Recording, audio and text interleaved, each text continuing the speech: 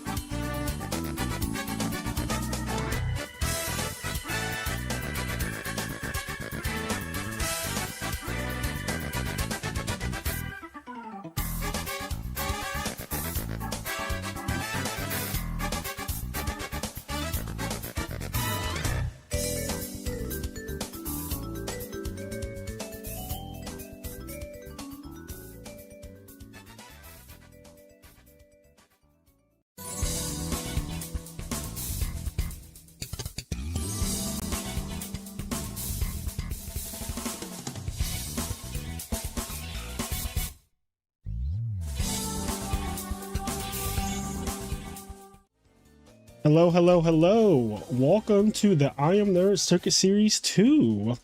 So we have a 1K. We have 50 players today. So we are going to be playing, I believe, is 6 rounds of Swiss. Let me just double check that real quick. Yes, we're playing 6 rounds of Swiss. Cut the top 8. And top 8 will be sharing a prize of $1,000. Okay, so let me do one thing. Let me get the bracket. So here's the bracket. So we have a lot of strong players today. We have AJT for the first time. We have our reigning world champion Televisual. We have Rawneck. We have Samuel Pisteno, who's won Deck Devastators twice. We have Spore. We have Tim Ponce. We have Dion Brett, who I just had on Teach Me How to Cook. Black Sanji, Hydro Pump, Joshua Johnson. The list goes Asante, Johnny the Giraffe, Fonte. Like there's a lot. There's a lot of really big talent today. So yeah, this is going to be a crazy tournament. I know that we also have a lot of other things happening today. There's a YCS today, and there's also a, let me just figure out who I'm going to watch first real quick. Yeah, let's do this one.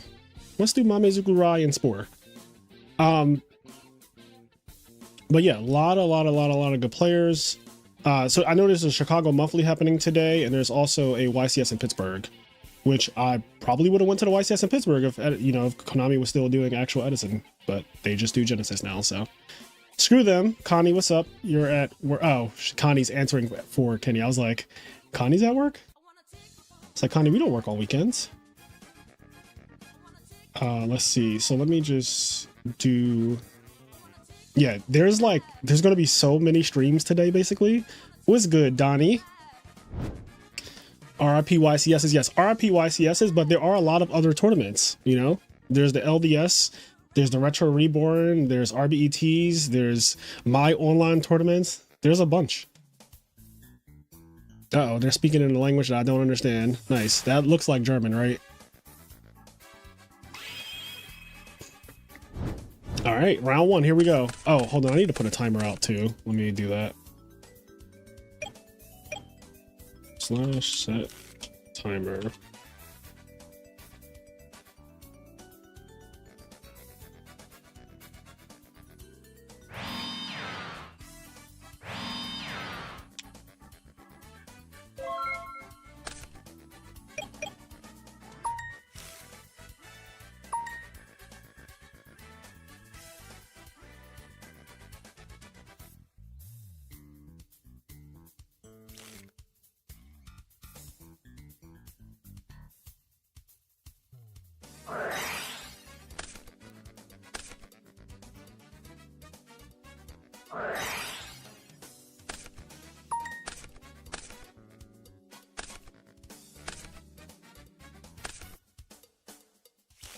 Mamezuku Rai tends to use the Lightsworn engine a lot.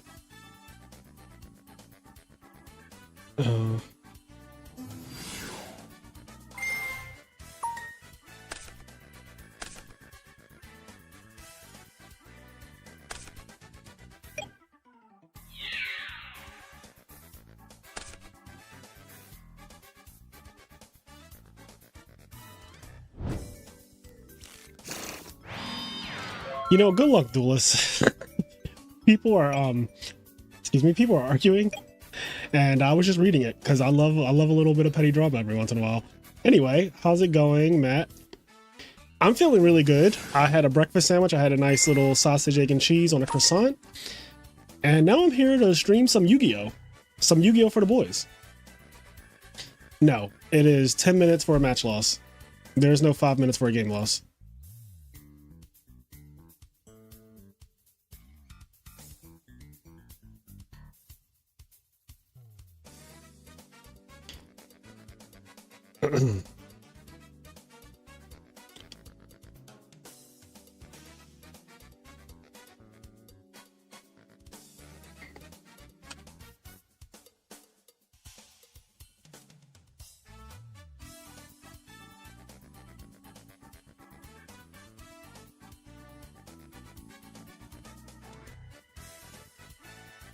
All right.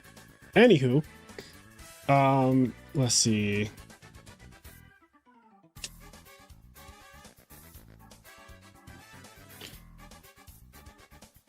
Oh, what is the? Oh, Spore's actually playing Gigavice today. I was wondering because Chess Prime is not playing. Chess Prime won the last one, and they won with Gigavice, which is the biggest tournament Gigavice has ever won. Was the IMNerd Circuit Series 1 in August.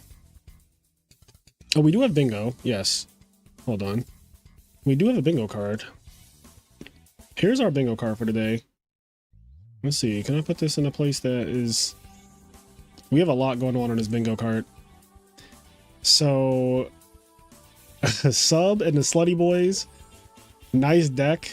Is that two of them? Low Tier Hero, Judge, Jet 2 Holiday, Kill from 8K, a Mirror, Random Act of Caius, Daddy's Home, It's a Trap Dust Shoot, Not Like This, Ever Been Down Bad. And I guess Gigavice was mentioned, so yeah, I mean, I have to fill this out, right? So Gigavice was mentioned because literally round 1, Spore is playing Gigavice, it looks like.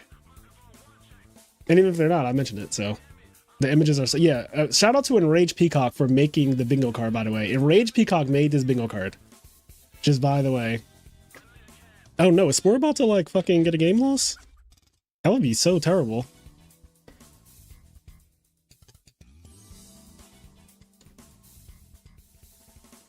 Abused as a child. And listen, I didn't make this bingo card, so Enraged made it. But I love it, I endorse it, I stand by it, I stand beside it. So yeah, shout out to Enraged.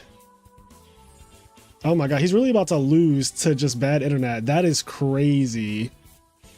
My man has 10 seconds to figure out his internet problem. That is so fucked. That is so fucked. I don't think we've ever seen this happen, which is crazy because we've been doing online tournaments for years now. I don't think I've ever seen somebody just flat out lose like this. Wow. Okay. Disconnect is just a game loss, so they can play the rest of the, you know, the rest of the set. But that particular game is over, and it looked like they were in a pretty decent spot too. All right, let me put Hydro Pump on. Yeah, that was definitely a not like this. Actually, chat. Thank you for keeping up with the bingo card because that was a super not like this. That was more not like that. That was probably the most not like this that I've ever seen. Like, actually.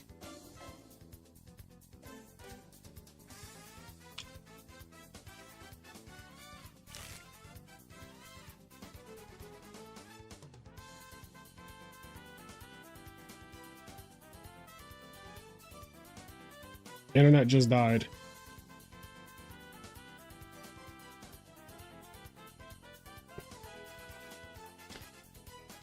I'm an OG GB player and I may or may not have been diddled. Diddled is crazy. Diddle is crazy. The opponent could refresh to reset the timer. I mean, we're past that point now. That duel's over. I mean, they can play games 2 and 3. No, I'm not making that a rule, Felipe. Also, does that even work? GB players are just full or first, but there's nothing wrong with that.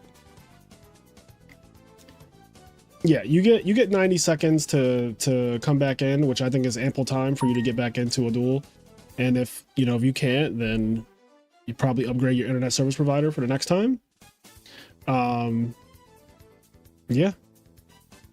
We typically don't have disconnects. I think that was the first time in 3 years that I've ever had someone in a tournament like disconnect. Oh, it's a rule in War League? Yeah, we're not War League.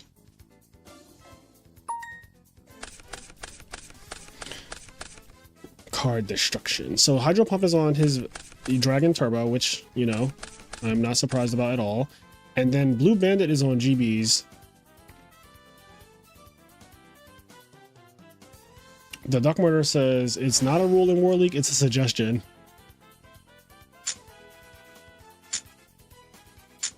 One time my router randomly went out, it was past 90 seconds. Yeah, I mean, that sucks. Because it's like the tournament just started.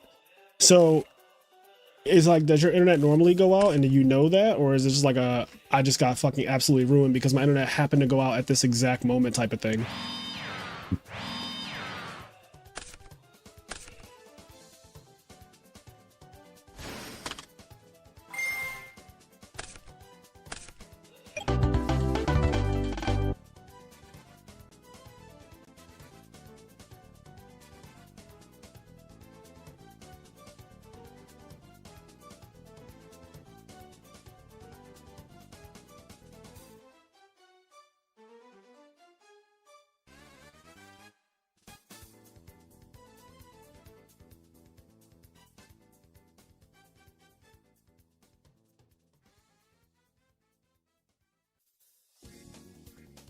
Yeah, Hydro Pump. I saw that field and I was like, this game is super over unless you pull a rabbit out of a hat. Waking up the Dragon Turbo round 1 would make me want to end it all. Yeah, we do actually abuse of the child. Yes, absolutely. Yep. This is Enraged Peacock made this, and you know what? I'm here for it. This could be a Jet2 holiday as well. I'm going to log into another account so that we can watch multiple duels at once, because y'all know how I like to get down. Y'all already know how I like to get down. I'm going to log into Fraser Smith. Okay, wait. Game 2 is starting. Duel room watch. I'm going to mute this one and put this up here. Okay, summon Prisma. Frame 1. Chapter 1, verse motherfucking 1.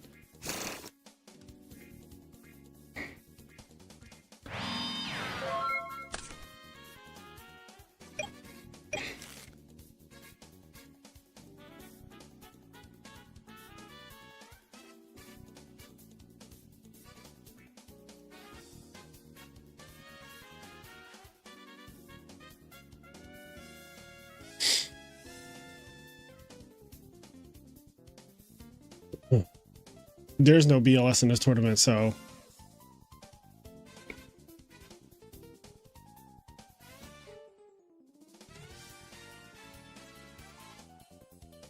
ever been down bad? I don't want to check this off yet, but I do feel like last game my man was down really bad.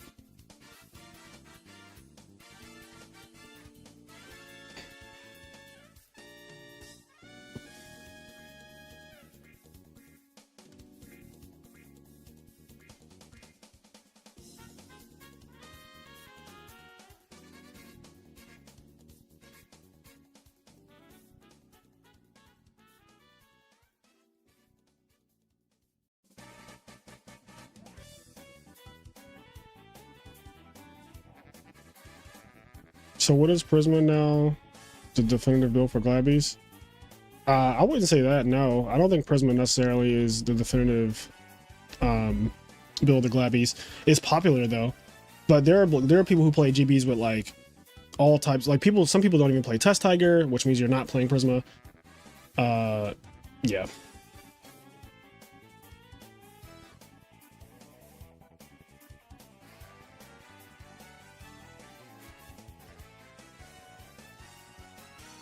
Also, we have Nova judging today, so shout out to Nova. I see he's getting tagged. Not playing Test Tiger is wild. There are GB builds that are more like a stun type thing, and they want to just go like summon set 5 more often, so they don't play Test Tiger. They play like just a bunch of GB, not a bunch. They play like usually 12 to 14 GBs, and everything else is traps and 3 Book of Moons, basically. Yeah, GBs does not have a standard list. There's no such thing as like a standard GB. Like GBs is one of the most unstandardized decks in the format, and I think that makes sense to me though. I actually talked about this recently with I forget who, but I was like, GBs really can't be standardized because I feel like the deck should change based on format trends, because GBs is very adaptable in that way. Whereas like a Hero Frog, a Blackwing, or a Value Turbo deck, the big 3, those decks are going to get you to good results no matter what. No matter what's going on in the format, those decks will forever be good as they are. You don't really need to change them for them to be good. They will just be good because they are overpowered against the field, even against themselves. GBs needs to have like specific choices that are being made because, oh, I know that there's a lot of frogs now, so like double Ready Ari makes sense, right? But then if there's a lot of Blackwings, then the double Ready Ari thing starts to be like bad. And just like choices like that, like a lot of things depend on what's going on. Like Waboku is better, you know, if you're playing against like Blackwings and Value and stuff like that, Waboku is a lot better. Waboku sucks against frogs for obvious reasons because they just, you know, monarch you and you have a Waboku set and you're like, fuck, I got my shit banished and now I have a Waboku set. It doesn't help. But against a deck that has to attack, Waboku is amazing. So it really comes down to like what you expect, and if there's trends happening in the meta, that kind of shapes how your GB deck should be built. I don't think GBs will ever have a standard like this is the GB. Oh yeah, this is definitely fucked right now. Who are we just watching? That was Hydro? I'm glad you said something. I was just sitting there looking. like a fool. Yeah, why does DB do that? Where sometimes it just literally, it just stops showing the game. I don't know why it does that. That's like a new thing to me.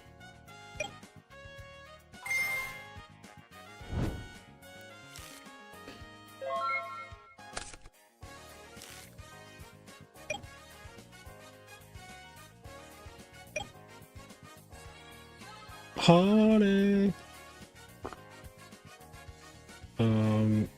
Condense this down like some sweetened condensed milk. Move this here, move my music, turn my music up. Okay, also I'm gonna put the little thing that shows what round it is. So where is, okay, here we go. Round 1, fight. Transform, center, horizontally, boom, there we go. All right. DB seems like it's on life support sometimes. Yeah, like, is this frozen again? Chat. Okay, no. All right, he's at least thinking. I was about to say, like, bro, having it freeze twice is crazy.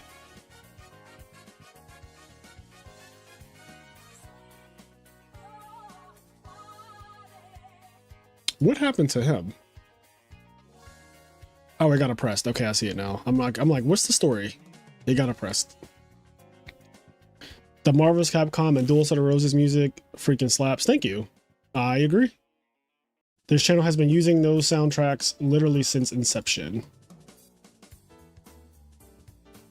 Nope.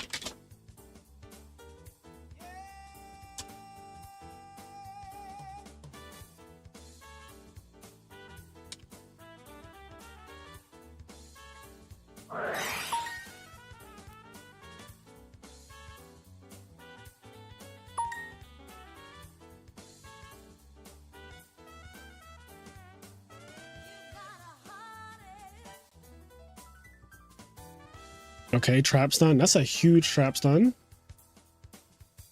That's a huge trap stun. It's awkward though, because this guy's on the field. And you can't make Jaizaris while he's on the field. So now I'm starting to wonder, is it a huge trap stun? Because I would be terrified if you didn't have Drago, because then they could just pop all your shit. Where do you have that playlist saved? Because I've been wanting you to share it with the masses for a while. I don't have it saved anywhere besides on my computer.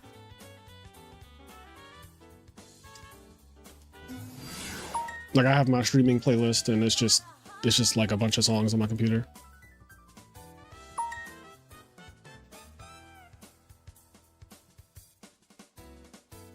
No, I don't use Spotify. I'm an Apple Music person. I don't use Spotify.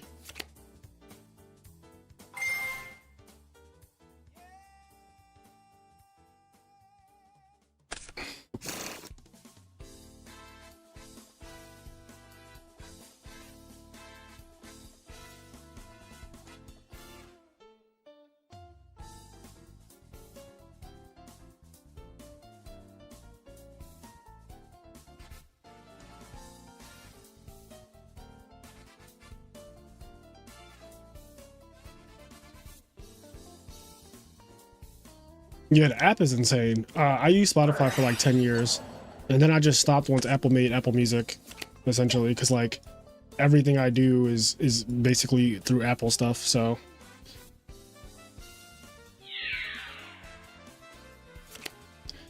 I was gonna say, doesn't he have pretty good defense? He has a really high defense, actually.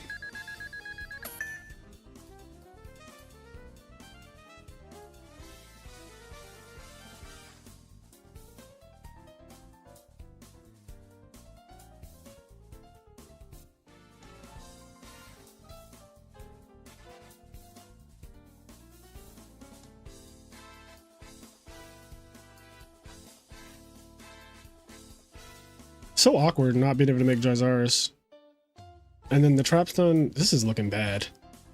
This is looking really bad. Yeah, Book of Moon is the trap stun killer. This card is so underrated in Edison. Like, I think this is the most underrated card right now in the entire format. Okay, very good. So now they got rid of Drago. The problem is Trapstun is going to finish. Yeah, so now Oppression is back online, which actually, though, Oppression might be hurting Hydro Pump right now more than Blue Bandit. He's at 3,800 life points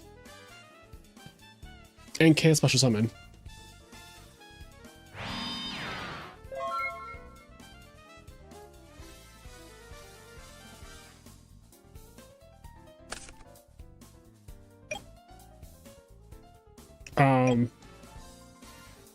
I'm not gonna like announce a date for the Winners Ball until like after this tournament concludes and I look at the schedule and stuff.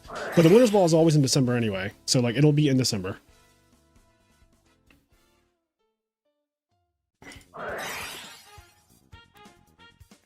Okay, TT into Compulse. And who's being targeted for Compulse? Prisma. So they're going to bounce the Prisma back. So them bouncing Prisma back could be them saying, I want to deal more damage while Oppression is up, because if they can get them really low, this won't do anything, obviously, which is really smart.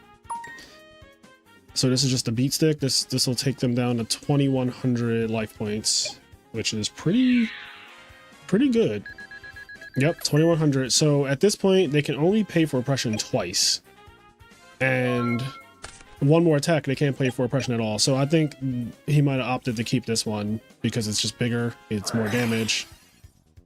Okay, Hydro Pump is like, I'm desperate, I need to draw cards now, which makes sense because Oppression is about to be dead, and then you will be dead.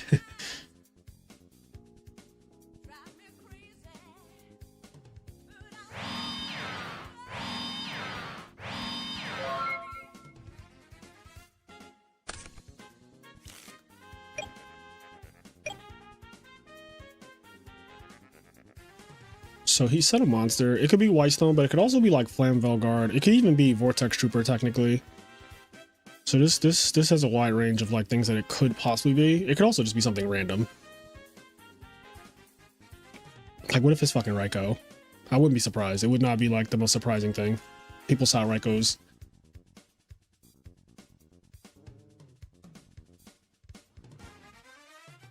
Yeah, Blue Bandit's graveyard is like really set up. Mirror Force. Okay, so now Mirror Force and Torrential have both been used. Hydro has sided into like some super trap heavy and Book of Moon, like so many traps, just playing this super slow grindy game now.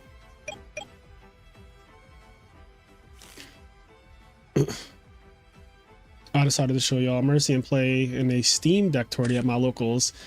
Good luck, Ryan.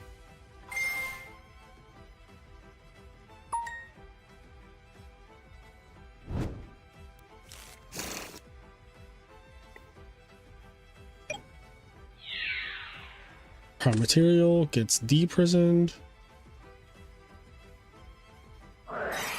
Another Book of Moon. Holy shit. Also, this guy is extremely hard to clear without specifically deprison. Like,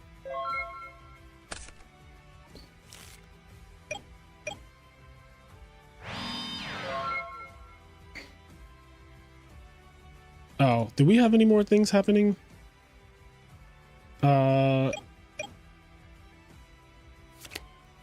Prime Material got flipped.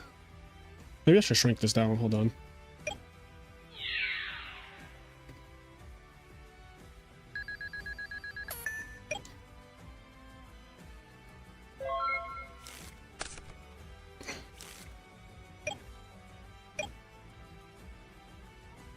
Enrage, what is Who Is You?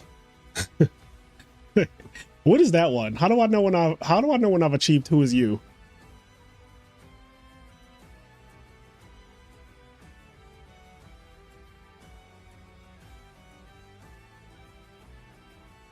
I need you to explain, since he made the bingo. Enrage Peacock, shout out to him, he made the bingo card. I don't know what Who Is You is. The rest of them I can kind of understand. Like who he thinks he is. No, I need Enrage to tell me.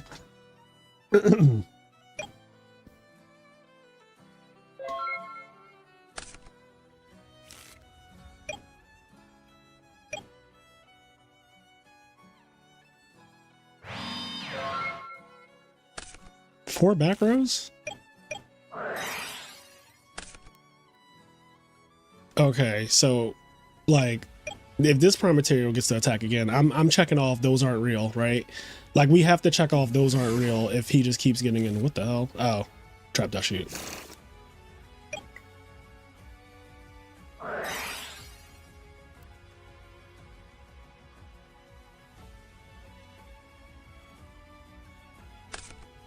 Lag.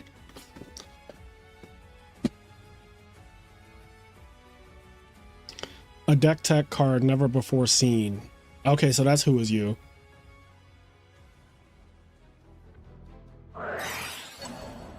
Is Fish Beat my favorite deck in Edison? No, Fish Beat is not my favorite deck in Edison.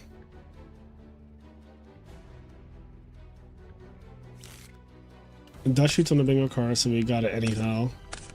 Oh yeah, we did. Is that a trap dust shoot? It's a trap dust shoot. Here we go. We got that. But we didn't get those aren't real because he did have a Compulse, which honestly Compulse is pretty good in a situation to put back the Prime Material Dragon simply because it's not easy to get that shit back on the field. Every time you drew a new card when you played Fish Beat, you genuinely made the most hilarious expression. The expression loudly said, "This deck is so ass." Yeah, I was not happy playing that shit. That deck it was so bad. It's like an overcook. Like somebody just, they went to cook and they just overdid it. Connie says, "Who is you" is a great name though. It is.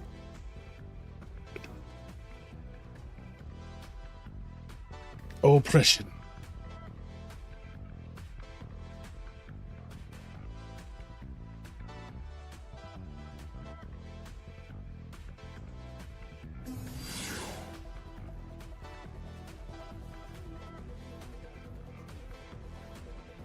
I guess you can bottomless this because you couldn't bottomless Prime Material Dragon.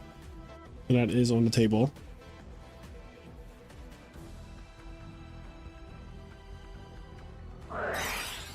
When you cook fish, it always smells so bad. I think some fish smells good when it's being cooked, but if you're talking about, like, I don't really prefer the taste, or not the taste, the smell of raw fish. Like when you're in a fish market or the fish section of a store or grocery store, like fish typically smells really bad. But if it's like fried fish smells amazing when it's being fried. Like that shit smells like heaven to me.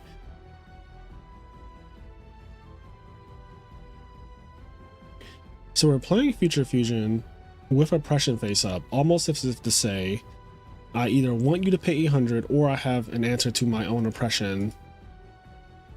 Very interesting. Grilled salmon goes hard too. See, I stopped eating salmon because as a kid I had it too much, so I have not eaten salmon in my adult life at all. It's just one of those things that I completely stopped eating. Like I haven't had salmon in probably 20 years. Like actually, like I don't think I've had salmon in 20 years. It's funny because a week ago I had an opportunity. I was on a date and I had the opportunity to eat salmon, and I just did it. I just looked at it. I was like, I'm sure that it's good. I'm sure that people who like salmon will love this salmon, and I just did not eat it.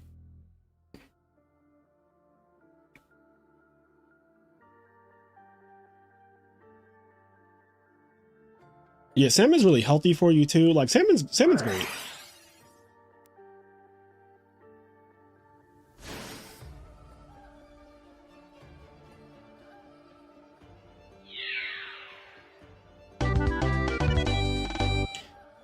Okay, Hydro Pump ended up winning.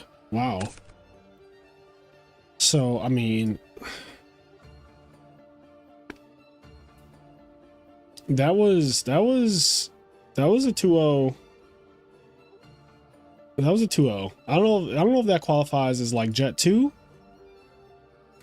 But it was definitely a 2-0 of all time. Kill Switch is playing Jonoichi and Casper Zoo. This might be a value mirror. I think this is a mirror match. Unless this is Black Wings, but we might have our first mirror, which I believe is on the bingo card, and it has, yep, it has the Spider-Man pointing at each other. I just gotta confirm that this is actually value, so once I see that this is value, I'll confirm.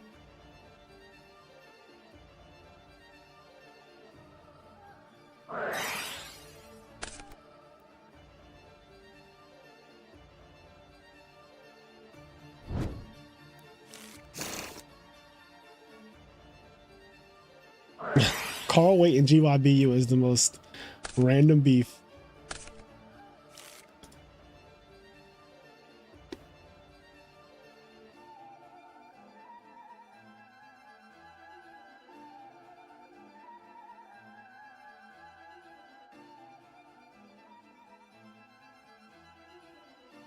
It's never going to outbeat the steak option at any wedding, though. Yeah, I mean, steak is really, really good. I mean, steak is my favorite food, period. So there's no fish that is contending with that. Can you enter the tournament with your Slay Aspire deck? Sure. If the bot will allow you, sure. Junoichi usually plays zombies. I think we'll be surprised if this was Ultimate Offering Zombies, citing Sirocco for value, but let's see. See, and that is why I didn't want to say that this was guaranteed a mirror match. Because seeing a Sirocco in the game 3 doesn't mean much, so I'm, you know.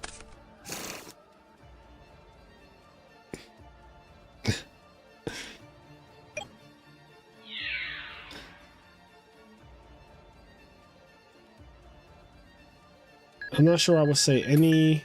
Oh, what's your favorite cut of steak and why is it ribeye? No, my favorite cut is not ribeye. My favorite cut is actually a bone-in fillet. If you give me a bone-in fillet, I am super, super, super in heaven. Like a bone-in fillet will always do it for me every time, especially from a really, really high-end steakhouse, which in Philly we have a lot of. We have Barclay Prime, we have Steak 48, we have Del Frisco's, and all of them make really good bone-in filet mignon.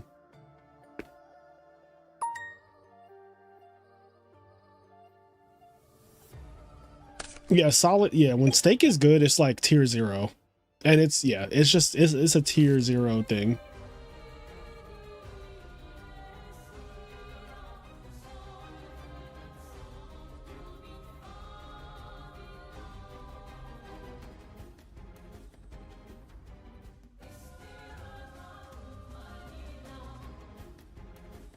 Now, in Philly, we have cheesesteaks, and they use ribeye meat for cheesesteaks, which is, you know, pretty good meat to use for a cheesesteak. So I eat ribeye whenever I get a cheesesteak fairly often, and it's great. But in terms of going to a steakhouse and sitting down and ordering a ribeye, I pretty much have never done that. It's always been either a porterhouse, filet mignon, or like Wagyu.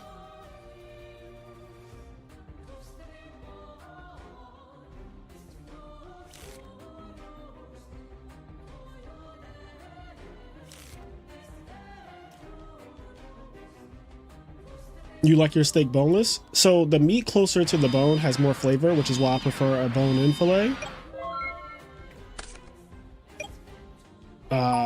No, not a New York strip.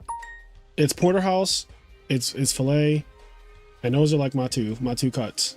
Filet being number 1. Filet mignon. There's some champagne.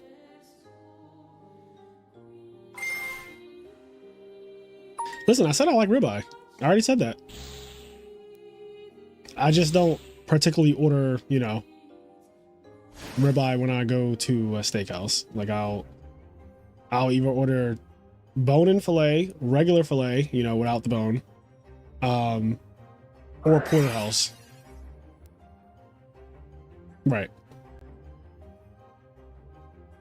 There's no type of Wagyu that I won't like eat. Like if when I'm in Japan and they're like, this is Wagyu beef, and they serve it up with that crazy ass sauce they use in Japan, like almost every restaurant, I don't give a fuck what part of the cow you're giving me. If it's a Wagyu cow, I'll take it. Yeah, you gotta try the bone-in filet.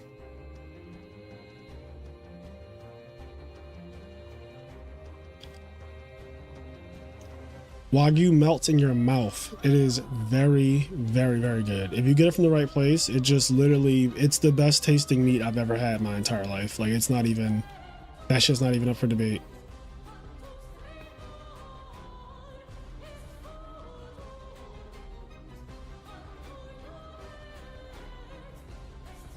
You're a chicken breast kind of guy? I like chicken breast.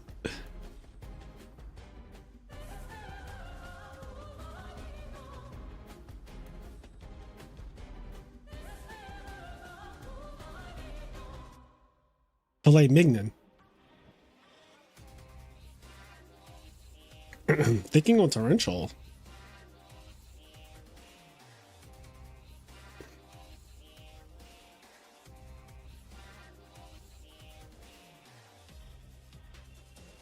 Japanese A5.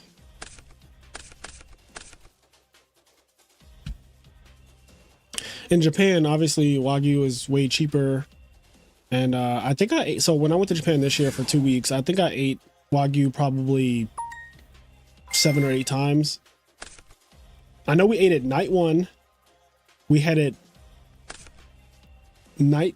day 2, not night 2. Night 1, day 2, day 4.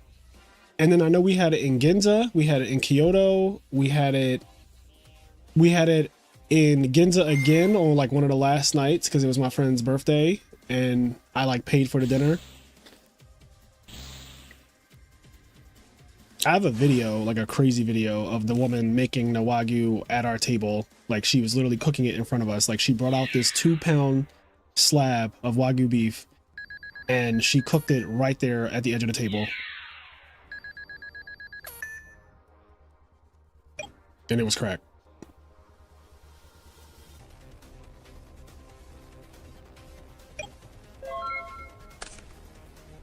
Do you guys like dry aged steak?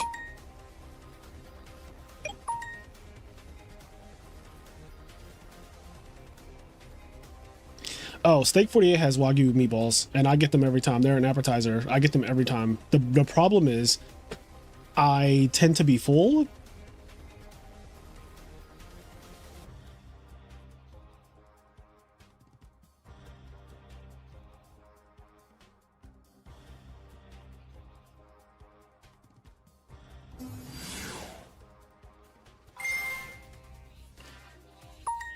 What's up, Campa? Dry aged steak is going to be a no for me. Growing up, I thought I hated steak because my grandpa or my grandma would make it well done and put ketchup on it. Ooh, my God. On display so people shopping can watch too. Nice. Just tuning in. What's up, Joe? Oh, is it assault mode? It's definitely not a volume mirror match, though. We can confirm that. This is no longer considered a volume mirror match. Fire as thumbnail. Thank you. Dry age is a bit much for me. I do like to salt my steaks overnight. This might be the assault mode deck.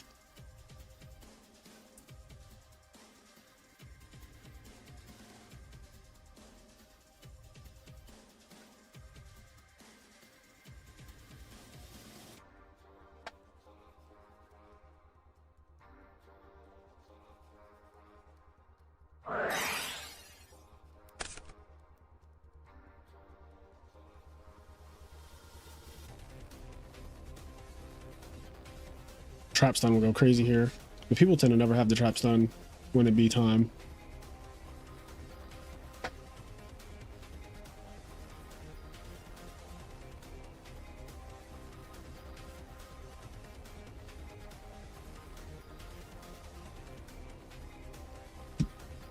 A YCS is happening in my city and I gotta go to work.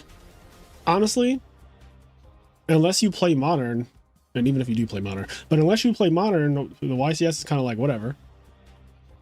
You also don't play modern. Yeah, so if you don't play modern, the YCS is super just like if there was a YCS happening in Philly right now, I would still rather be doing this because there's nothing there for me besides like some of my friends, but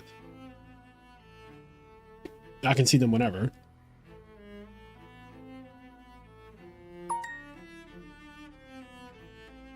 Yeah, even if you play modern. Meh, deadass. So brain control happened. Oh, trap stun did happen. Oh shit. They really did trap stun the they really did trap stun the deck Debbie. That's just a straight up like, you know, you just lose 2 cards.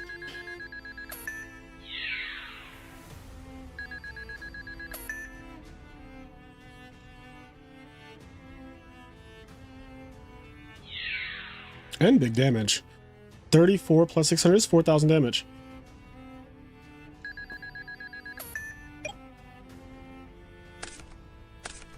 This is a huge swing in tempo. Is this game? This is game 3, right? Yeah, this is game 3. So this is like pretty important. This situation that they're in, that they find themselves in. Also, let me check the bracket. Who else is playing? Most people are done. So the match that we're watching is Jonoichi, which is right here. There's a few others playing. Always nice to see stun stopping things like virus or dust shoot. Yeah, trap stun is actually a really good card.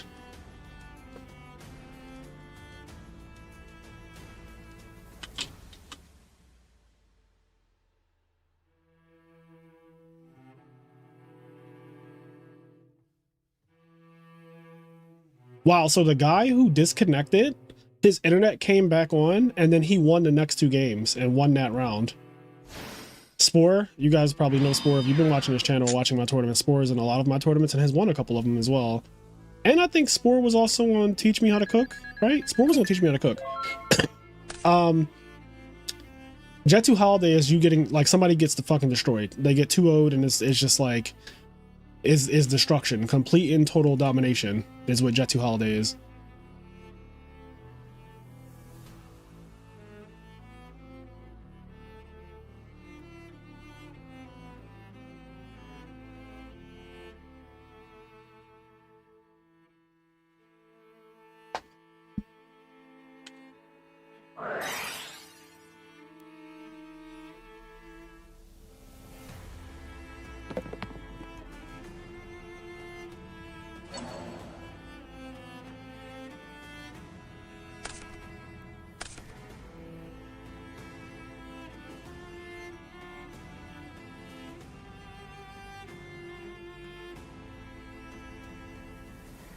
Not like this is when Spore disconnected and actually the 90 seconds went down and he lost that game from a disconnect, which is the most not like this thing I've ever seen. Like, actually.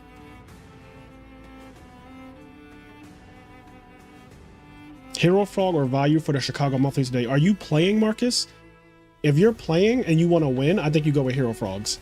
If you want to top, I think you go with value. That's my personal opinion.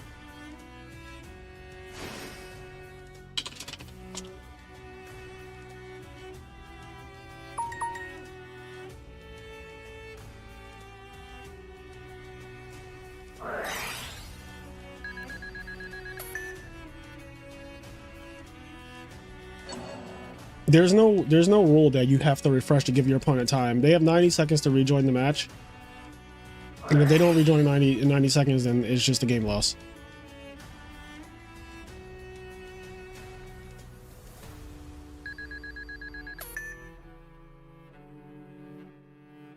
They tried to go for game. Summon Cyber Dragon, Brain Control. But now we're at 700. This is only 400 damage.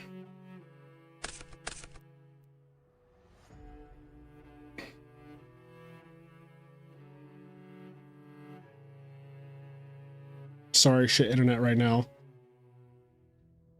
I'm not doing double game loss, no. No, I don't think the double game loss rules really are necessary for online. I think that what I've been doing the entire time I've been hosting tournaments is just, if it gets to time, it's just end of turn. Thank you, Justin. I'm wearing my favorite Rick Owens bucket hat. But yeah.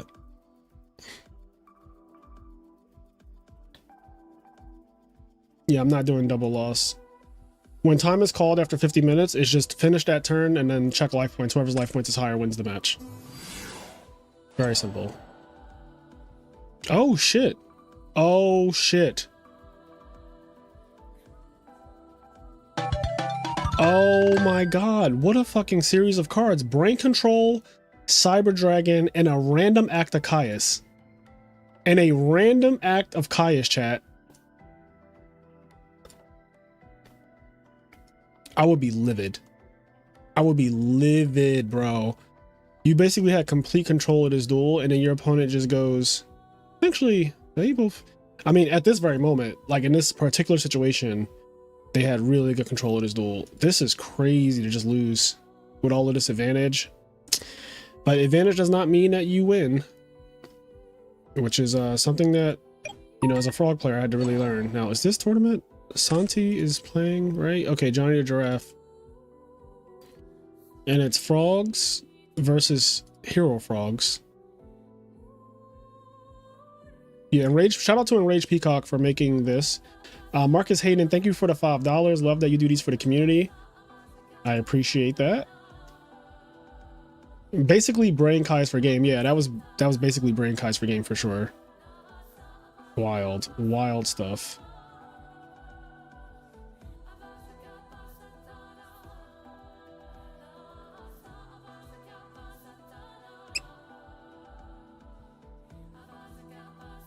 Activate Solemn was so unnecessary. You think so? Because if they brain control the Brionic, it depends on what his back row were. Like you can't really say that if you don't know what their back row were, right? Because they had back row, but if they're fake, you can't let them take your Brionic and just attack you for game, right? Should you order a breakfast burrito or a bagel breakfast sandwich? So I'm not really a breakfast burrito guy.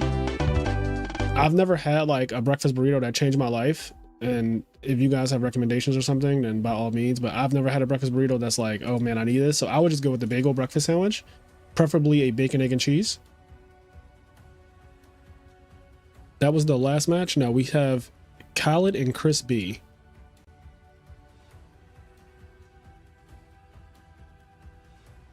Are they even playing here? Okay, I don't know if they are. I'm going to put this on and then I'm going to check. Oh, what the fuck did I just do?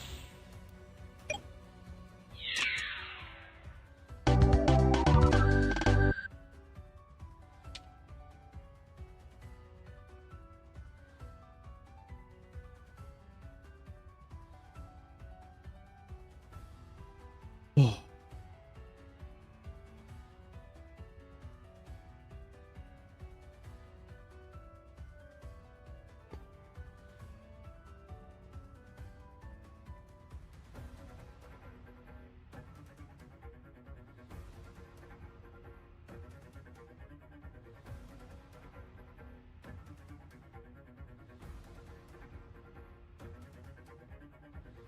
No, round two. All right, set timer. There we go. Set timer 0 hours and 50 minutes.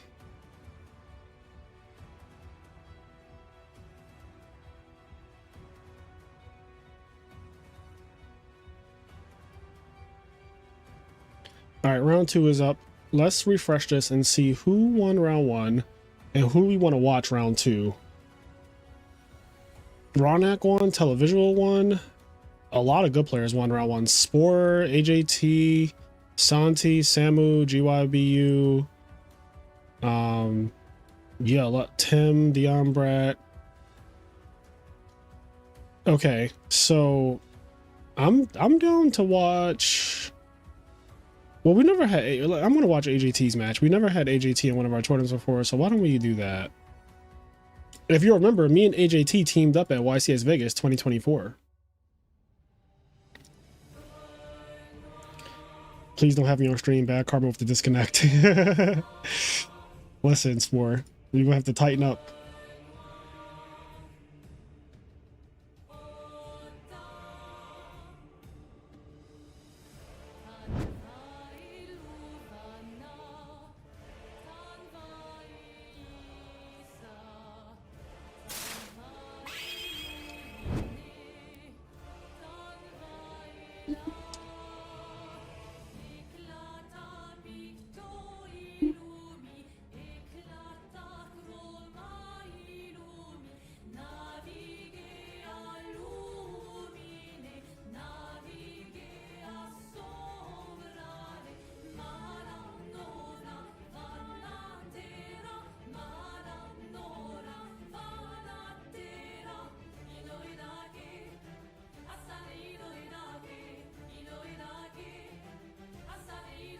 Is it Casper Zoo versus AGT? Is that who is playing? It is. Okay, this is the right. Did this freeze? Or are they just not? Bro, what the fuck is going on with Dueling Book? Oh my god, I'm so annoyed. Why does it keep doing that? That is so weird. And I don't have anything like installed that would be doing that.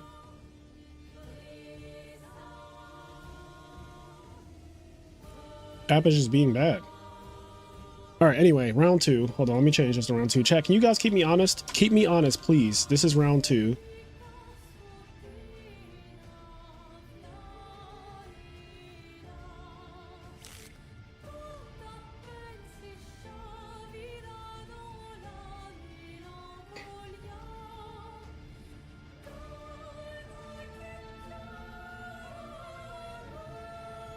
You love the theme in the background. This is from Claire Obscure Expedition 33, the game of the year.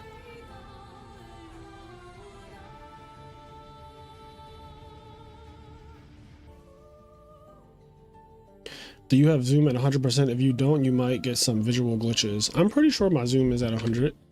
Yeah, it's at 100. Zoom level is correct. Game of the year 33, that's right. If you know, you know.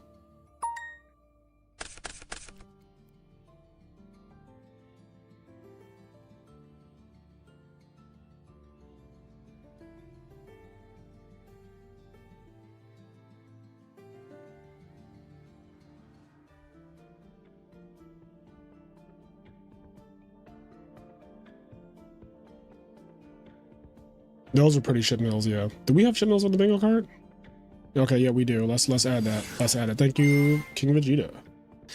That was definitely shit mills. That was definitely, hold on. Shit mills. There you go.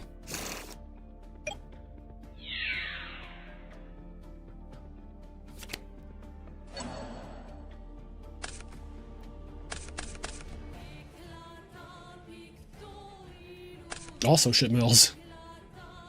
Shit mills. No one's milling good.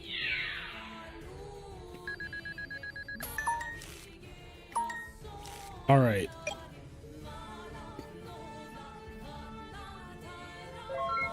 A Chaos Sorcerer right here would be really good, I feel like, to get rid of the Card Trooper.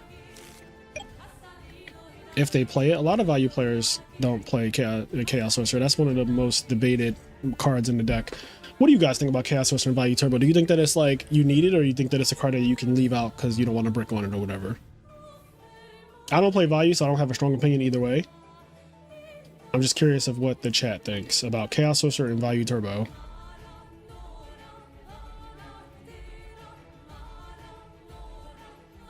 William says Sork is broken, so you won't leave home without it.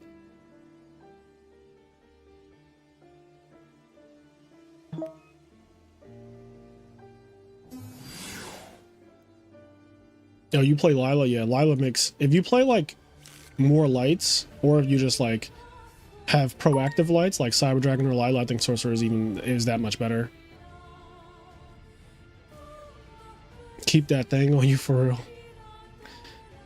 His name is Sack Phase. Unfair bombs is how you win in this format, so I feel like you're handicapping yourself otherwise. So, bruv, you are a Chaos Sorcerer believer. The macro deck? What's the macro deck?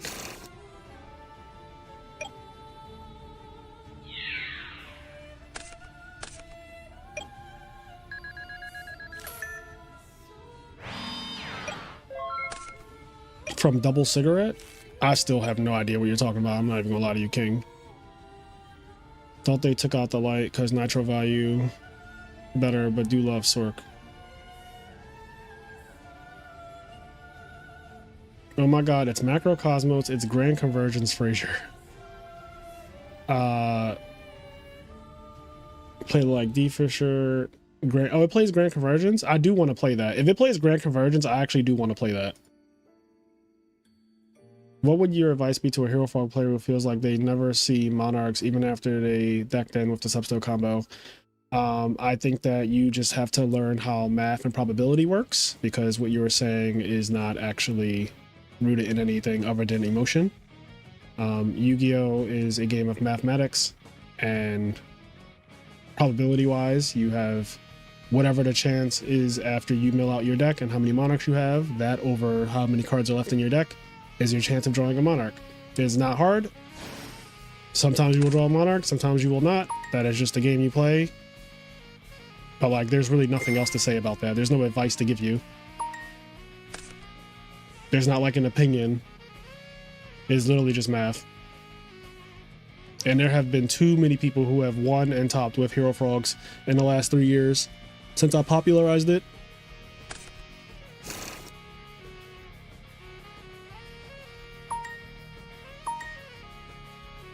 He made a video on it. I watched and played it. I don't play much Edison, but that list was fun and was cooking. Yeah, we might feature that on Master and Disaster.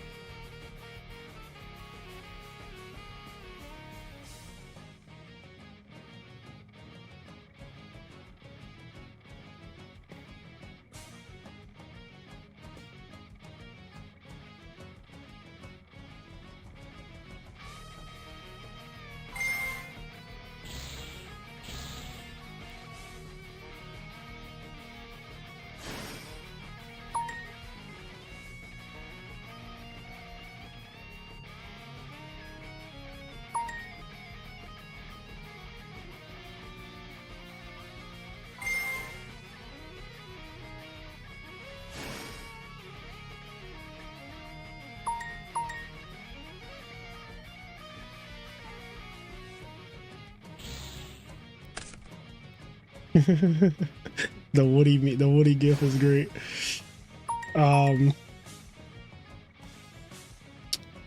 What's up, Thunder Dragon?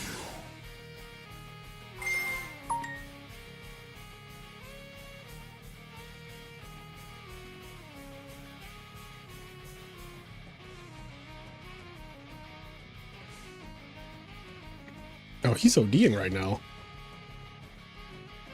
Oh, he's ODing.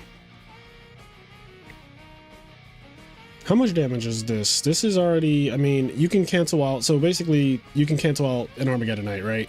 So it's really 31 and 25, so 56 plus an additional 25. And that's assuming that this back row doesn't like trigger Stardust or something like that, or just be a deep prison. All right, so we're sending a Necroguard into the grave. Bruh. Oh, okay. So like, you just said fuck his couch. Where's Daddy's home? Isn't there one that says Daddy's home? Here we go. Oh my lord. Put all my cards on the table with a Stardust Dragon and it's game in every language. Yep. Okay, so now we have a chance for Gores to save lives. Actually, they have a guard now. Does that doesn't change anything. It needs to be, the Guardian does not change anything. This is lethal here, right? Or no? 28, 20, yeah, this is lethal here.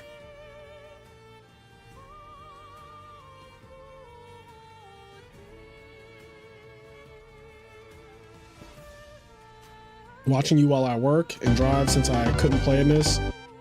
Very nice. Yeah, this is going to be a nice little stream. I think we have a total of 9 rounds today. We have 9 rounds in total.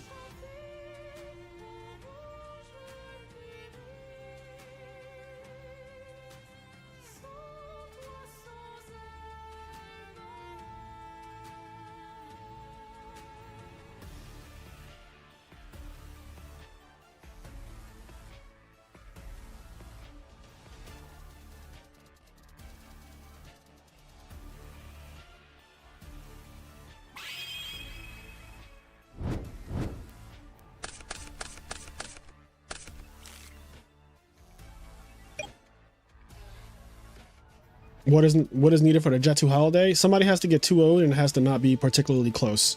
So basically, if AJT were to win this game in a similar fashion, that would be Jet 2 holiday. It's like when you just get cooked, like somebody got fucking cooked. And also we have this nice emote for members only. But yeah, if you get fucking cooked, it's a Jet 2 holiday. Sending him to the gulag. Here we go. Nothing beats the Jet 2 holiday. And right now, you can save up to £240 for a family of 4. Don't miss out. Book now with Jet2 Holidays.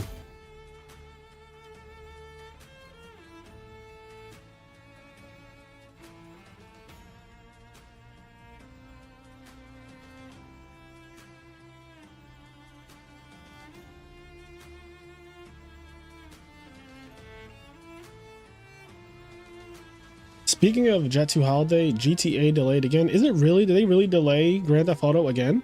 I didn't hear about this.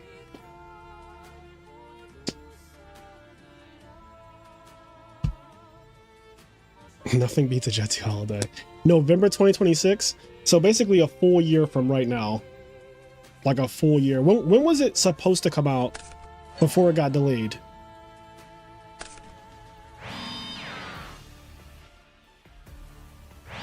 In May, so they pushed it back 6 months.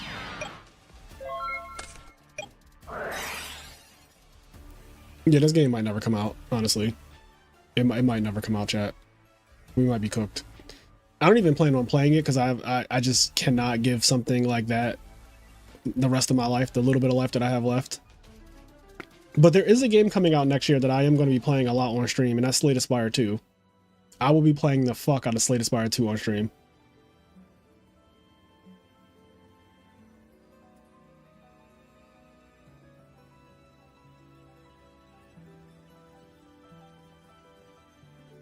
You guys are going to be seeing me play Slay the Spire 2 like a fiend. That is coming. That day is absolutely coming, chat. And I believe it comes out in Q1 2026.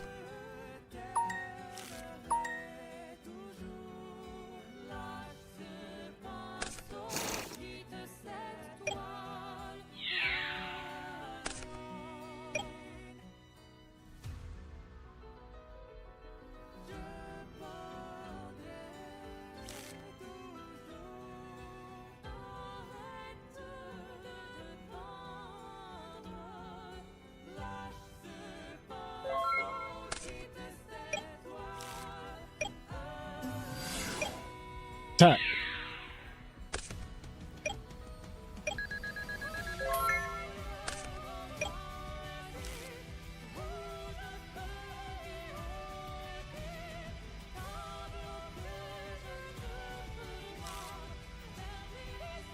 Was there a time where Value Turbo used to sometimes play like malicious? Like, was there ever a time where that was a thing, or am I making that up? I don't know why I feel like there were people who were playing like Value Turbo with malicious in it. Did you have like Greph or Armageddonite, Plague Spreader Zombie?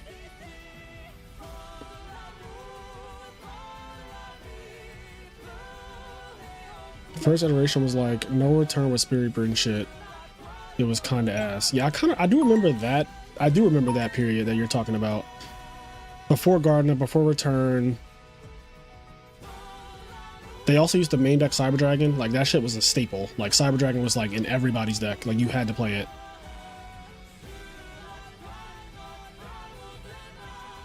Like, it's a deck that I could believe seeing malicious inside. You know, I can see malicious being in Value Turbo. It's not like a crazy, you know, early days. Maybe not now. Or maybe somebody could cook it now. I don't know.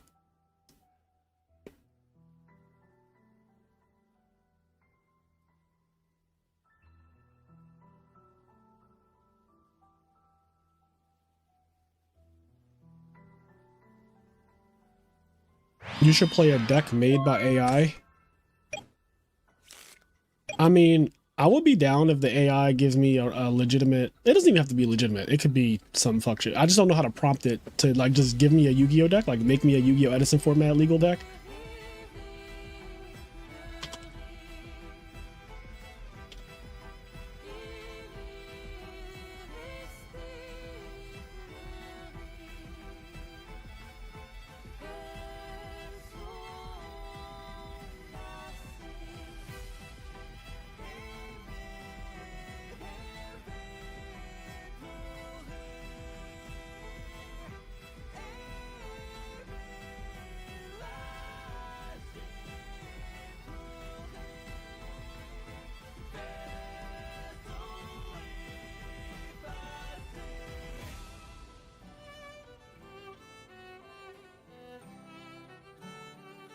Oh my god, imagine if AI solves Edison in the future.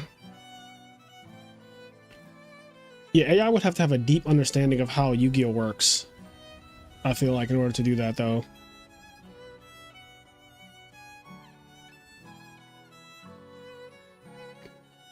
I feel like Nitro Vayu could get close to it. Basically what Nova's saying, like, if you take out the Hamster Echo package, you could fit in other good dark monsters.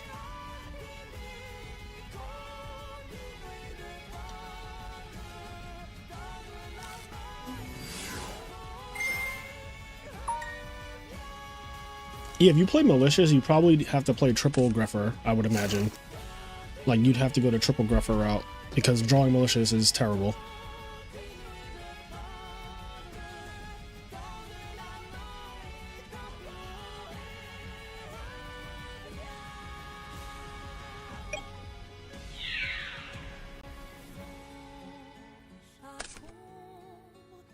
Okay, 3 darks.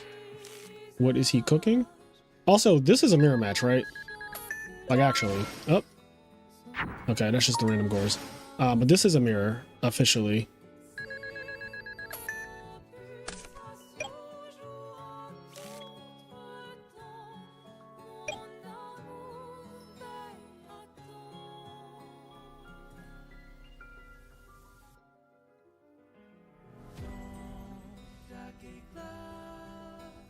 Also, he had double, we got this one too. Is that 2 of them? Game 1, he had double Armageddonite on the field against an Armageddonite, by the way. So there was actually 3 of them on the field at one point.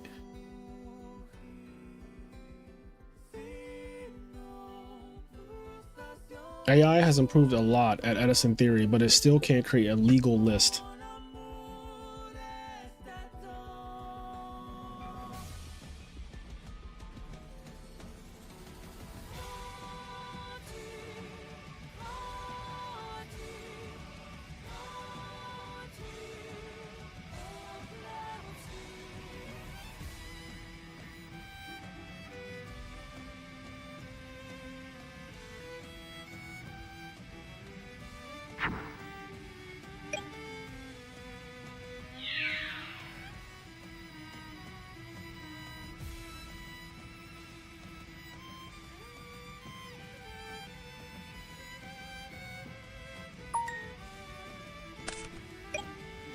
Google AI says solemn warning is legal in Edison.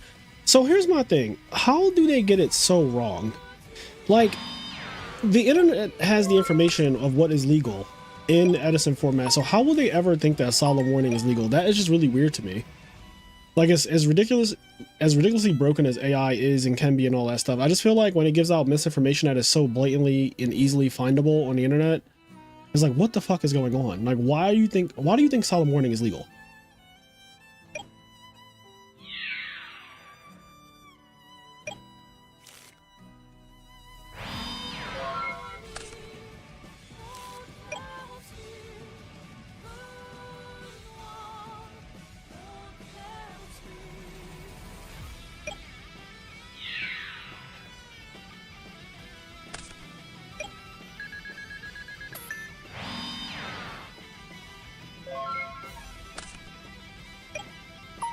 I think if you give it a link to the legal card pool first, it would be fine.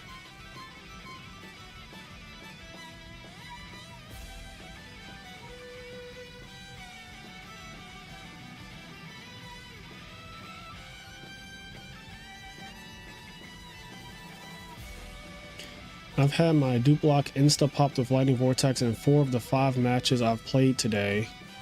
DB just gluing it to my opponent's hands. Yeah, lightning vortex is a good card, especially if your deck can have a bit of a problem with dupe blocks. Like, it is one of the best answers to it.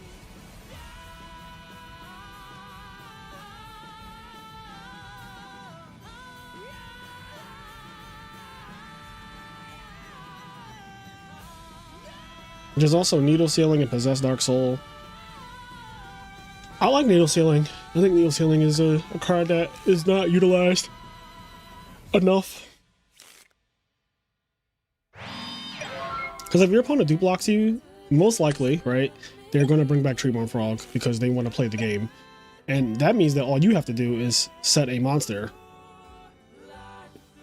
that'll be 4 monsters immediately. Like if they have a dupe block and you just set a monster pass and they go bring back Treeworm Frog, like right there you have your 4.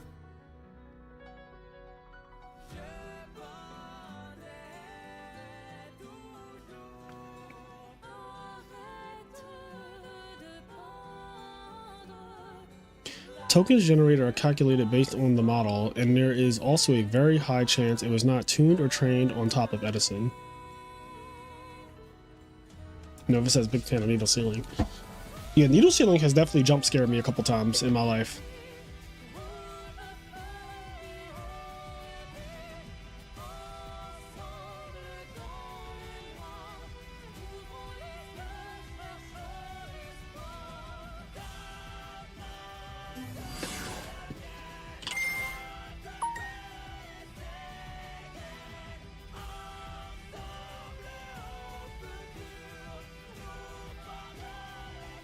I lost on the bubble at the PPG in Dallas-Fort Worth. Earlier this year to Needle Ceiling playing Hero Frogs. Ouch. Yeah, AJT is Moscow, yes. He was ranked #1 on the ladder for a while before it reset.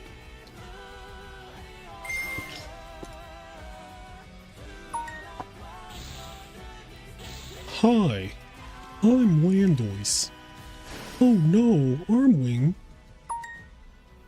It would be a shame if he DDV'd. I have set things here. Fraser, you flying anywhere soon? No, I'm not flying anywhere soon, thank God. By the time I start flying, 1, it'll be next year, and 2, hopefully the government can get their shit together. What are your thoughts on Possessed Dark Soul? I think Possessed Dark Soul is good against Dream Frogs and potentially Frog OTK as well.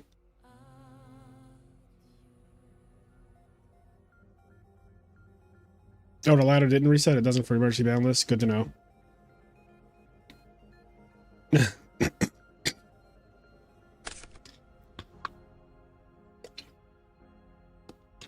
Your flight in February is being delayed? Fuck, I just spilled water on myself. How are they delaying a flight that's not happening for 4 months? That sounds ridiculous. That sounds absolutely insane. Mind Crush is just meh to me. I'm not really a fan of Mind Crush. I don't really like cards that don't deal with the problems that are already on the field. I feel like Edison is more of a the field matters more than what's in the hand format. I've learned this the hard way over my, course of playing this format for a while. And I just think that card, like, this is why I don't like Soul Release. I don't like things that if the field already has the problem, then drawing these cards or having these cards after the fact is really bad. So Soul Release, for example, is really fucking bad. And I feel the same exact way about cards like Mind Crush. I feel like Mind Crush is only really good against something like, obviously Dragon Turbo, right? There's some very obvious, like this deck before it does its thing is going to telegraph what it has in its hand. But then the best 3 decks, Black Wings, Value Turbo, and Frogs, it's a crapshoot because they have so many angles. And so Mind Crush isn't really great against the best 3 decks. And so I just wouldn't side it or play it at all, personally. And most people who see success in Edison never even touch Mind Crush because it's just it's completely unnecessary to play that card. Like most decks that have won or topped in Edison just completely forego Mind Crush because it's completely unnecessary in this format. And more often than not, I think you're going to find yourself having to call something and hope that they have it, which is not where you want to be. We don't do enough searching. If you notice, Edison is an inconsistent format. The decks are all inconsistent, no matter how good they are, no matter if they're in the big 3 or not. Every deck is very inconsistent in terms of like the hands that they draw. This is not a format where we're searching a lot. So Mind Crush is not as good as it is later on, where there's so many more cards that like add this to your hand, search this from your deck, like a bunch of that. We don't have that.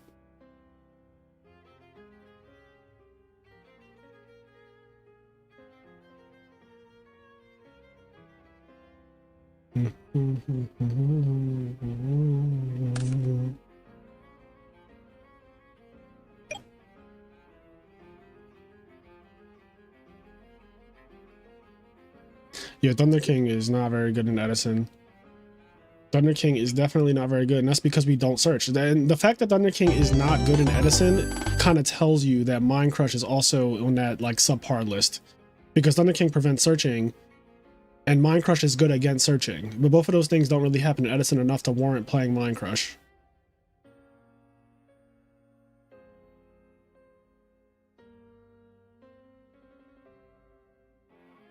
Like Thunder King becomes good when Pot of Duality is in the format.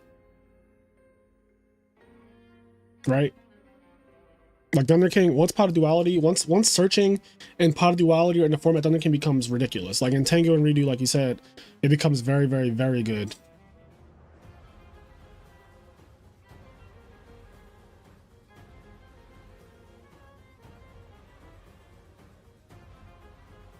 Okay, so this won't be a Jet 2 holiday because they're already going to game 3.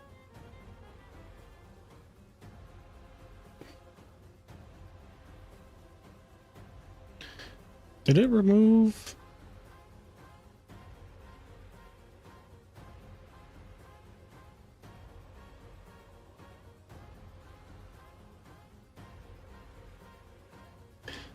$1900's also just unplayable in Sirocco format. That's a good point as well. Sirocco and Card Trooper format, right? Like we have both of those things. Let's see something. Okay, so I guess it is dropping people. Yeah, it is dropping. Okay. Yeah, okay, it did drop them. So people who are dropping are actually getting dropped by the bot correctly. Yeah, we have... So Thunder King has to contend with Card Trooper, Raikou, Hamster, and Sirocco. And all of those cards are commonly played. You're going to play against those. You're going to play against those cards multiple times in any competitive environment.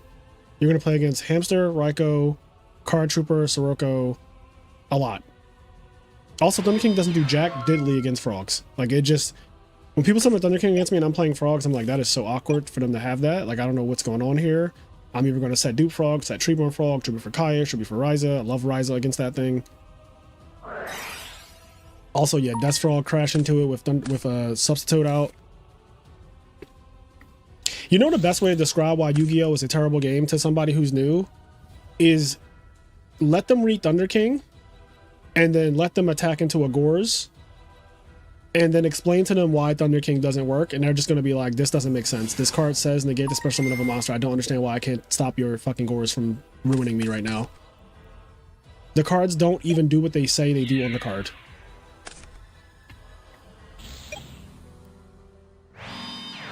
Like every time a newer player tries to play Thunder King because they're like, man, this card seems really good, right? Like you read it and you're like, this card seems amazing.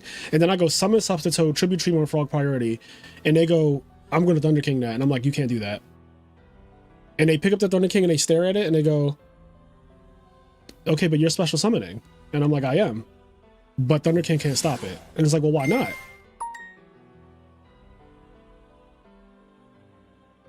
Because Konami said so. It's so bad. The cards don't do what they say in this game. It's one of the biggest problems. It's one of the biggest barriers of entry. Like, why does this just not work?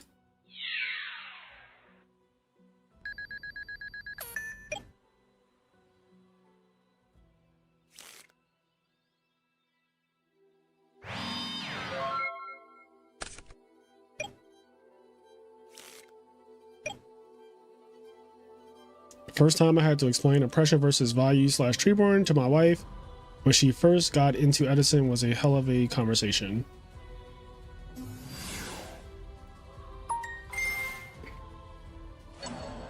Yeah, you can't... Yu-Gi-Oh! Is not a game where you can read the cards and actually know what they do, and I think that that is very problematic. Like, when I played Magic, when I played Kaijudo or Duel Masters, like, I would read the card and I would completely understand exactly how they work.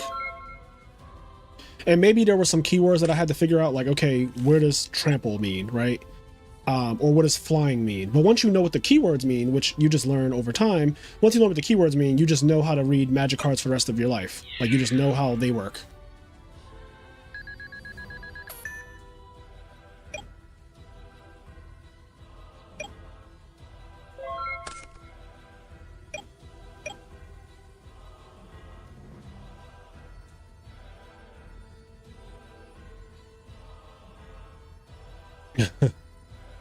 Thunder King isn't even that good into Lightsworn because Jane just runs it over. Jane is good, by the way. I'm from the future.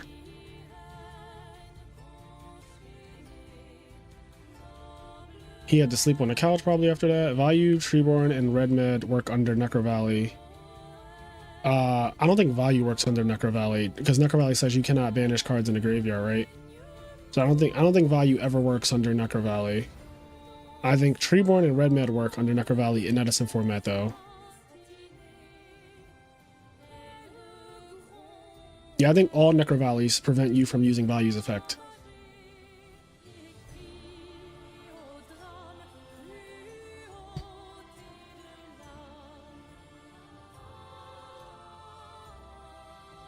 When I found out that Necro Valley does not stop Red Med from bringing something out of the graveyard in Edison format, I was so fucking mad. That might have been on a video. I might have tried to play GK, like, and I think we ran into dragons, like not even Dragon Turbo, just like trap dragons, and he summoned Red Med and started bringing shit out the graveyard. It was like, you can't stop that with Necro. Like Necro Valley doesn't prevent him doing that. That was one of the moments where I was just like, yo, I'm over this. Like I'm so good. Like Necro Valley GK is so fucking bad in this format. As much as I would love for it to be good, you know.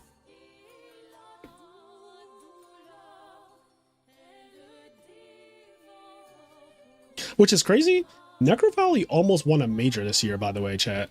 Very random. I want to pull this list up, but if you guys remember at the beginning, the first tournament of the year, which I streamed, was Retro Games. And like GK fully got second. And honestly, GK was in winner's side of grand finals. Topher, Topher's in this tournament right now that we're watching. But Topher got second place with this list. And GK could have won. This was the first tournament of the year, I think. This was January 19th, 2025. This might have been the first tournament of the year.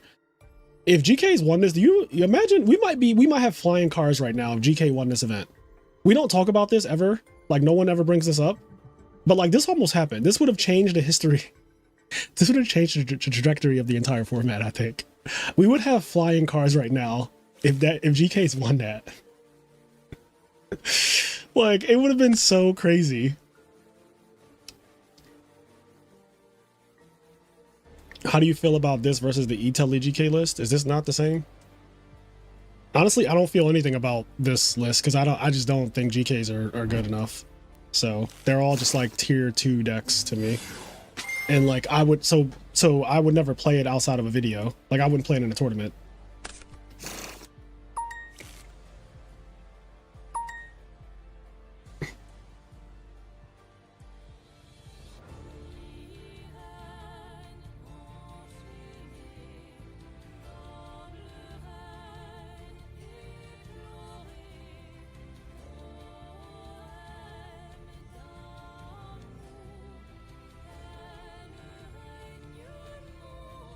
Yes, AJT is Moscow. Oh god, something is about to happen.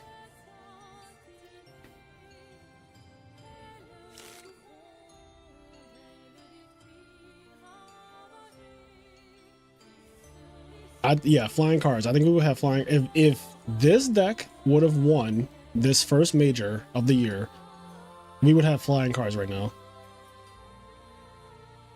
We would have flying cards.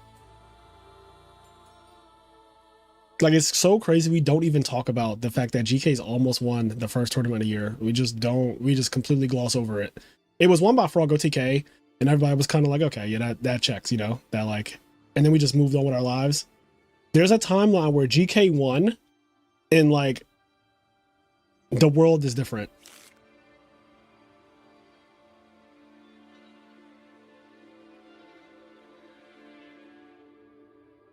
He did beat Forgs the first set they played each other in winners finals, and the GK deck beat Forgs, and then in grand finals, the GK deck lost to Forgs twice.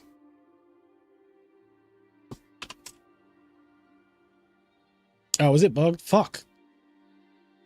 Oh my god, that's so annoying. Oh no, they actually are right here. It wasn't bugged, bro.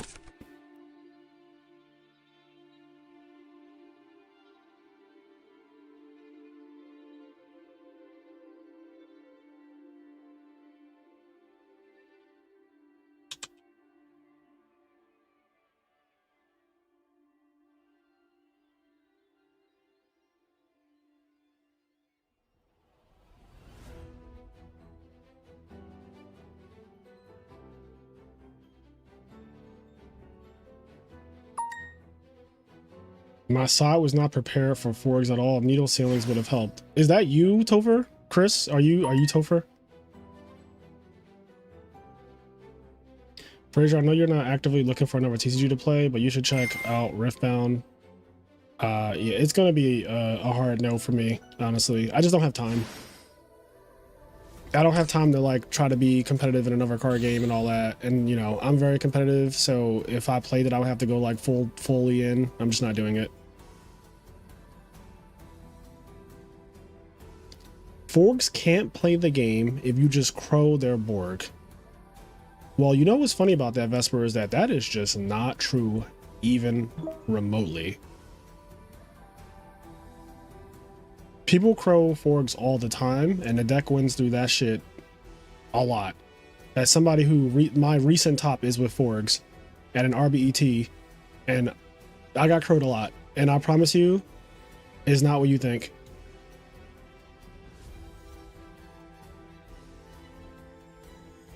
The only thing that Crow can do for you, and this is not even guaranteed, the only thing that Crow can do for you is make it where you don't get Colossal Army Armed or whatever. But like the deck can still just play you without Fishboard Blaster. And like it has to, right? Like it would not have won, I think it won 4 majors this year. It won the last Deck Devastators that happened like a week ago. Or 2 weeks ago now. I guess it was 2 weeks ago. It won the last Deck Devastators tournament through DD Crow. And it tops all time. Like a crow is not enough to just be like, oh yeah, like your deck falls apart. Like it's just not that, it's not that fragile.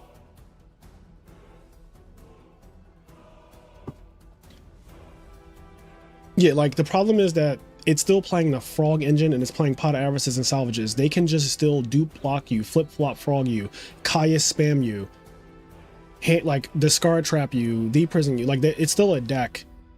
After you put in your crows, they put in resilience. So you put in crow and they side into resilience against crow.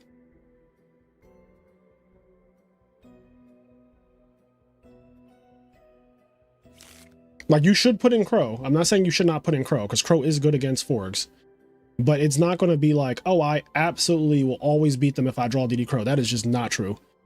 That is not even remotely close to being true.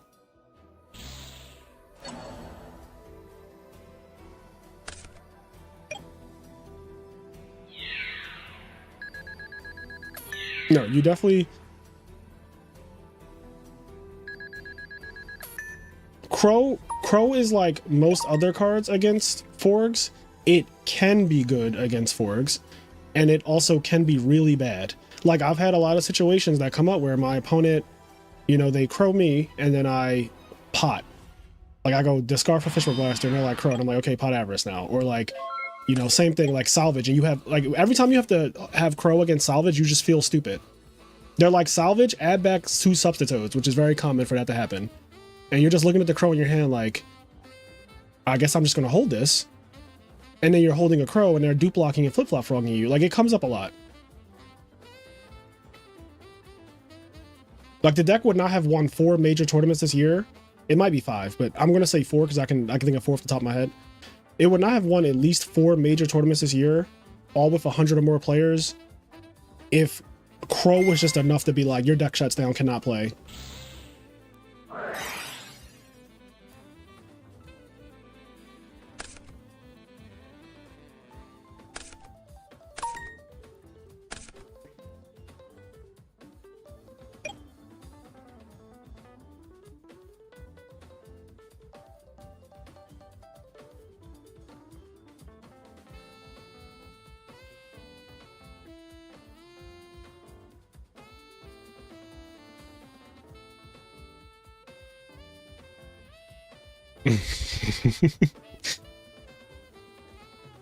Jogging technology. I'm from the future, by the way.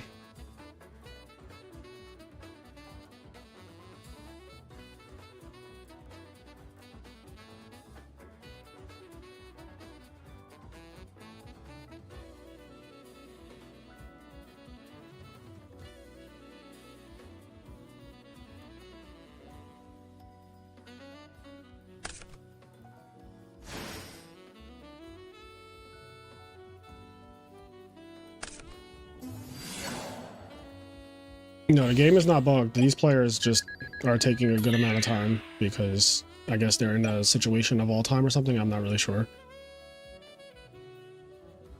Fraser, which deck would you like to be better than Edison? Except GK.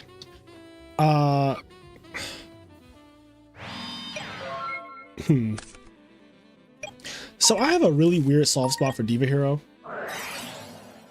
And like Diva Hero is not bad, but the way it loses, which is primarily to Oppression, Dyna, and Vanity's Fiend, which is funny because like I'm a Frog player and technically those cards could beat me too, but they don't beat me at the same propensity that they beat Diva Hero. Diva Hero really folds, whereas Frogs have like a lot of answers to even the cards that people sided against it, which makes it what, you know, that's why Frogs is one of the best decks in the format. That's why it won the last two majors that we've had.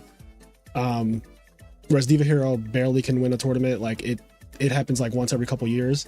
I like Diva Hero so much that I would like it to be better because I also want a true hero to play Diva Hero because I feel like, you know, when he's playing that deck, it's like magical. So Diva Hero is probably one of the decks that like I really wish it was better in Edison format, but like I don't really know if there's a way to fix its main problem, which is like games 2 and 3, the side deck cards just really fuck that deck.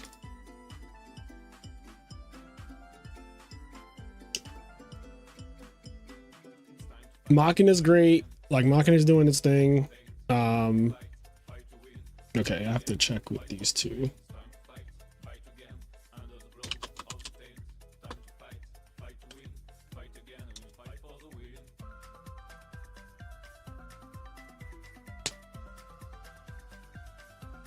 Oh, my opponent has reported. Interesting.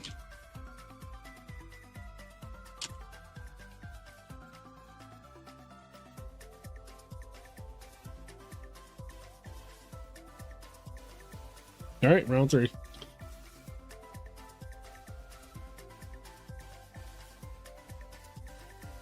All right, round 3 is starting. I'm going to change this on the screen to say round 3 chat, and then we're going to go /set timer.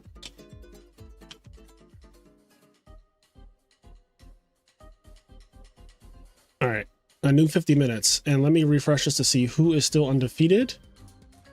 So Hydro is still undefeated. Rawneck is still undefeated. I want to watch Rawneck this round. I want to see good Frog gameplay, and the only way you can really see good Frog gameplay. Oh, he's playing AJT. That's amazing.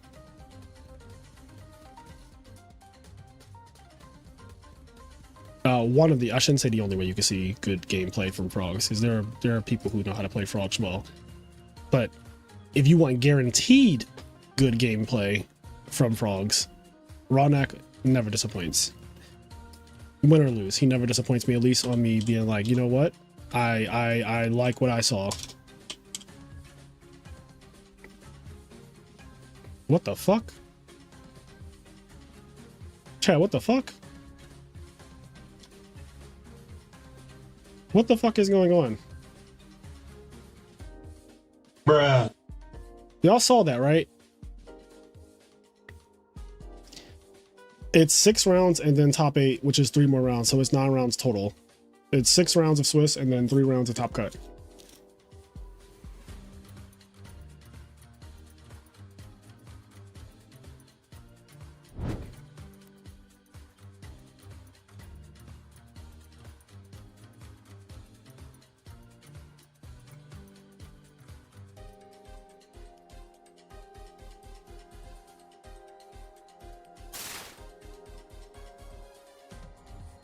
Did we get, is that 2 of them?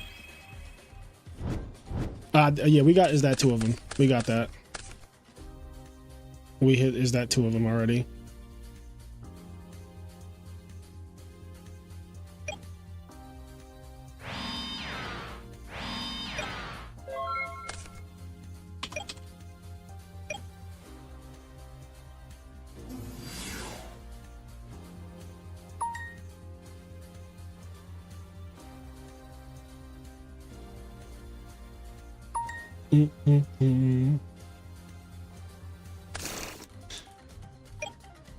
All right. Oh, we're attacking face down. That is interesting.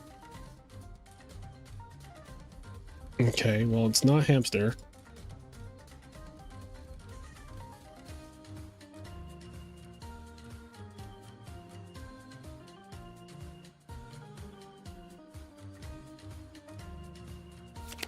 Oh, it is hamster. What the fuck took so long?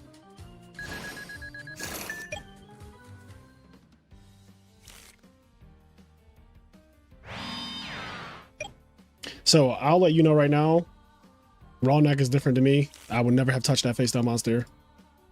You will rot with that face down monster.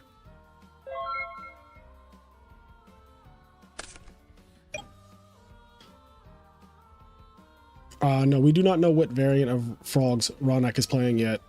He has been playing Diva Frogs for the last several tournaments though, and he's been really successful with it, I feel like, as well.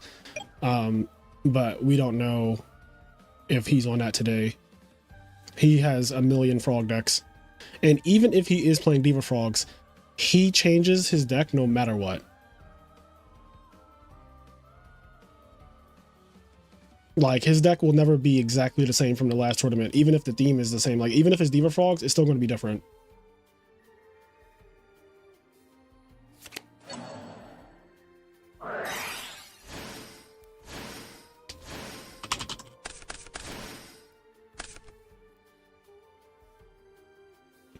See, he's on Scapegoat.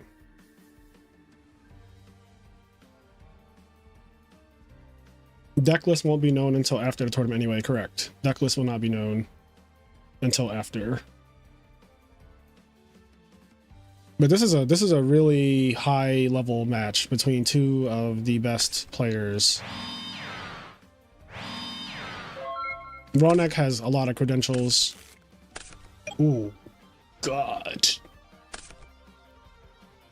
Oh my lord. Oh. Bruh. Swallowed up. Have you ever been swallowed up? Have you gone through a time of swallowing where everything was overwhelming and you... No, we don't have anything for deck devastation. Also, we had so many judge calls.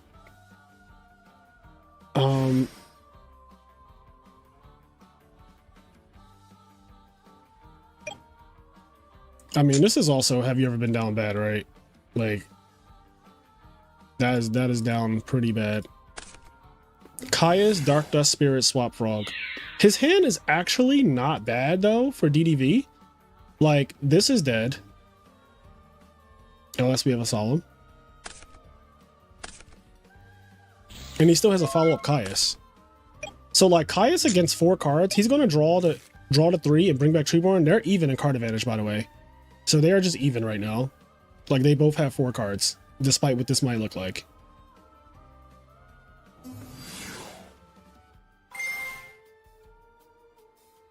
Unless, of course, he literally kills him right now and he never gets to see those 4 cards. Frogs is a ridiculous deck. He got deck devied for a lot. He got deck devied for a Scapegoat, technically, Diva, Substitute, and Swap Frog. So 4 cards, and he's still like not out of the game. It really depends on what back rows Moscow has. Like if this is a Solemn, for example, it's over. He draws another Caius. So now he has double Caius. He can't have a Swap Frog in his hand though, from DDV, right? So what? Oh, Swap was Creature Swap. I was like, it can be a Swap Frog. It was C-Swap.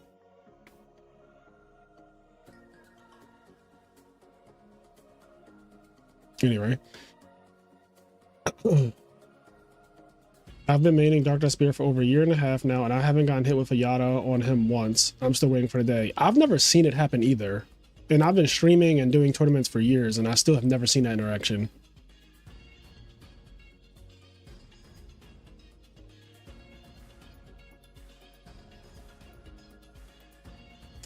Attack mode Treeborn is always a power move. Give me something nice.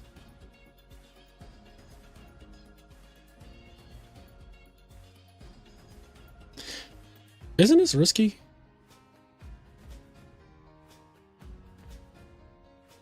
Yeah, this is a good song from Expedition 33.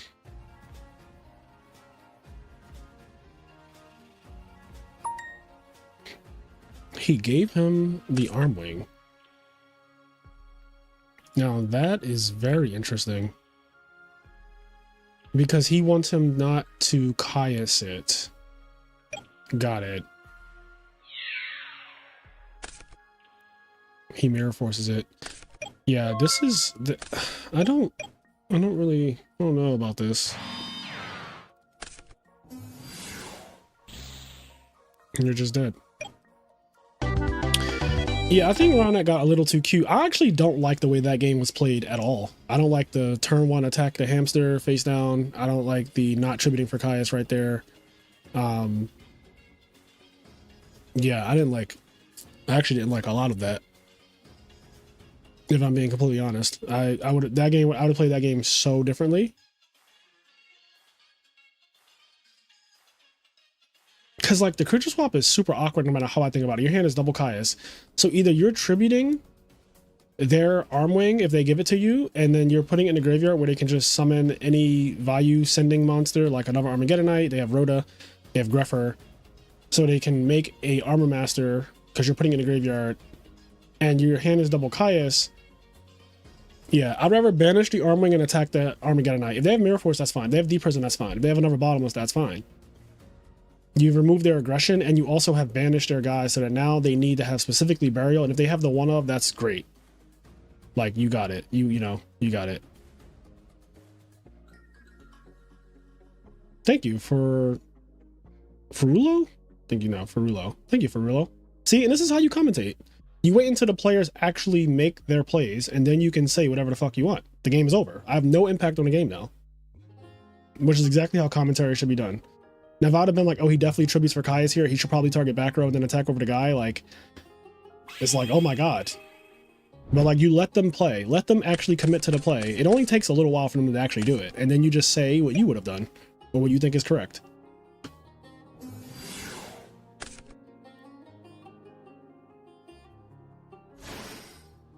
Okay, so we got a turn one Toad into swap, which is a very standard opening.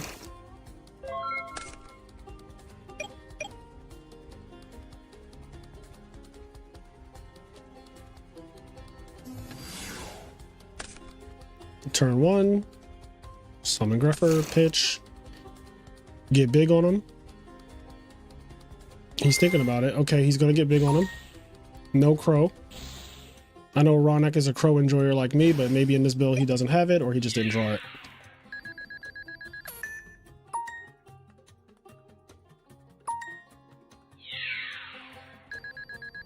There's not a delay in commentary to live play, no. Like, my stream doesn't have a delay. So if I say something, you basically know that I said it if you're watching the stream within seconds, like very few seconds.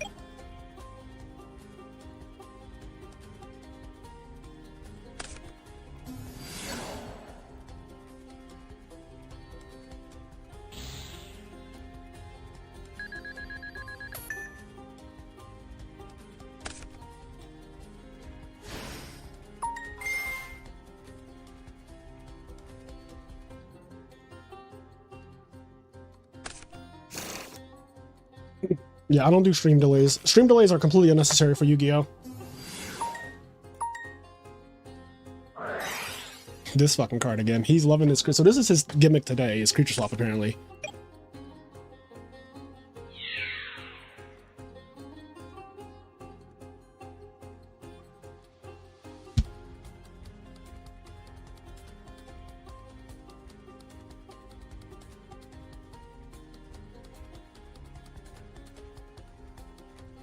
And if you're unaware of why I do not use a stream delay, because I can't interact with chat if you have a stream delay.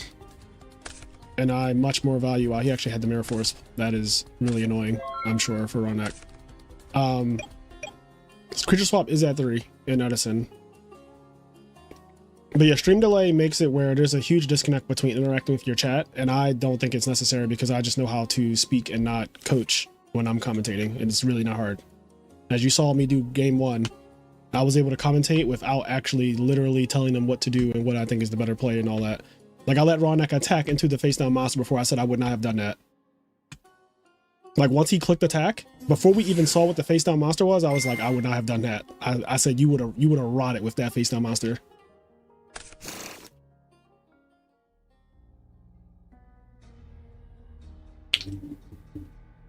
Oh, fuck. My water bottle was open and I just started spilling it on my desk. I'm so crazy.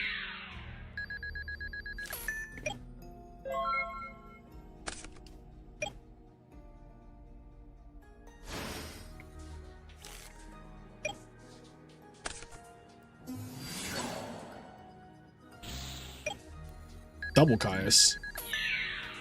So Ronick has drawn double Caius 2 games in a row. Because he got DDV'd and he had a Caius in his hand and he drew another Caius. Double Caius against Vayu is a cook, but he's so low and there's so much more game to be played, especially with a Plague Spreader in the graveyard. It is highly likely he will lose this game. There are so many things that can go wrong. Brain Control being one of them. Very close to Dark Arm here. Okay, this helps a lot. This helps tremendously.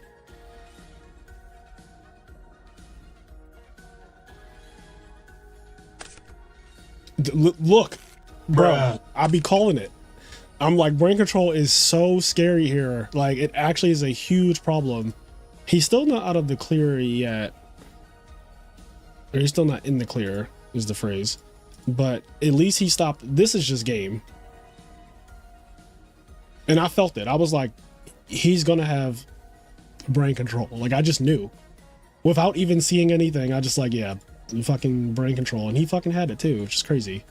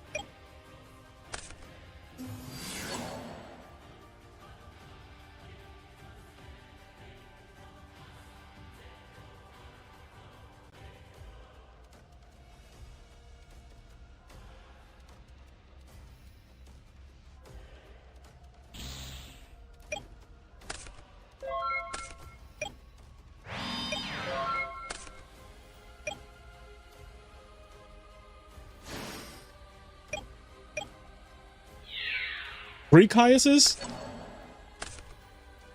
What did I miss? Those were some Shit mills. did we hit any more bingo, chat?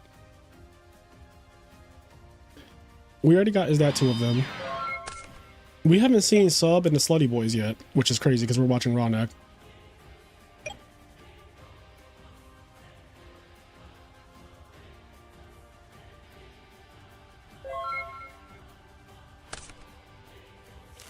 Damn, he's still at 6,000. It's one of the reasons I like Hero Frogs. When you talk about, so I think the reason why Hero Frogs is like top 2 frog decks, in my opinion, the damage output rivals Value Turbo, which is like the highest damage output deck in the format. It rivals that in that a simple like swap frog Miracle Fusion is 4,000, the same way a Greffer Pitch is 4,000. And then if you add other things to that, like Stratos and Caiuses and Brain Controls and all of that, you deal so much damage to your opponent so quickly. And it really prevents them from drawing the outs, or like drawing out of the situation that they're in, because the game just kind of ends really quickly once the deck starts rolling, and it starts rolling very quickly. Like even Stratos beat down. I talk about this often, but I think attacking with an 1800 monster, do you know how bad it is to get attacked by Stratos twice directly? Like think about it. You get attacked by Stratos twice directly. That's basically half your life. It's a common thing. Like Stratos just attacking you twice directly is like fuck. Because people don't want to bottomless Stratos, which is an entirely different conversation. But like people often do not want to bottomless that monster. Now it does get bottomless all the time, but a lot of people just don't want to do it. Or you could just have bottomless after it's already on the field, which is that bottomless card. Y'all know how much y'all love. I know y'all love bottomless Trap Hole.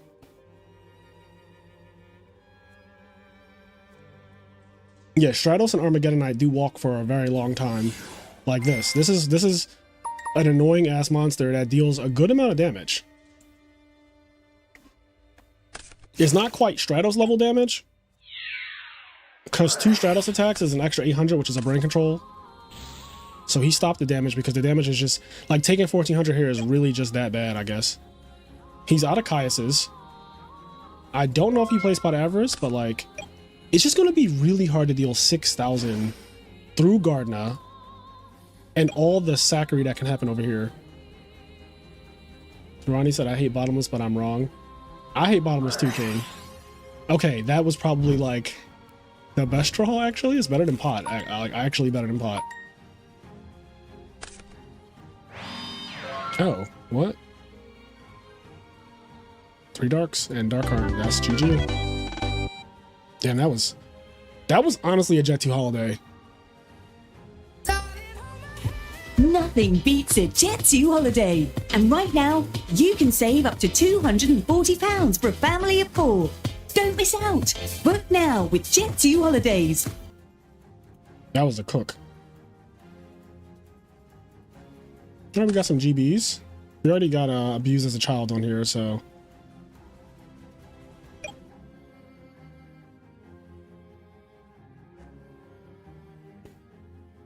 By 2026, you'll see bottomless way more in the side than main, I'm certain. I don't think people are that quick to change. I think it takes people a very long time to let go of things that they hold dear.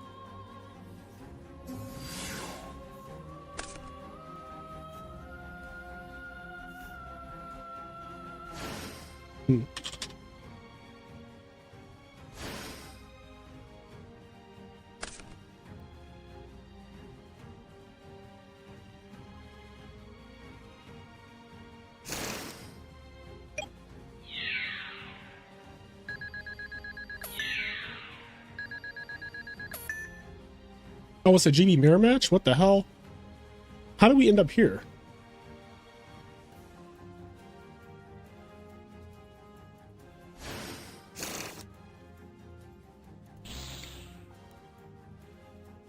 The problem is The problem is Bottomless Trapple is really good against Blackwings and Lightsworn. Right, but Blackwings and Lightsworn are not the bulk of what you play against. I actually think that you're going to play against more decks where Bottomless is just mid than not. And there's also the fact that, like, even against those decks, Bottomless is great against Blackwings. I'm never arguing against that. Bottomless is a fucking god card against Blackwings. But, like, even against the decks that it's good against, like Lightsworn and Blackwings, it still has the other problem of having it after the fact. And I don't think people talk about that enough or even acknowledge that that's a thing. Like, oftentimes you're losing with a Bottomless Trap Hole set.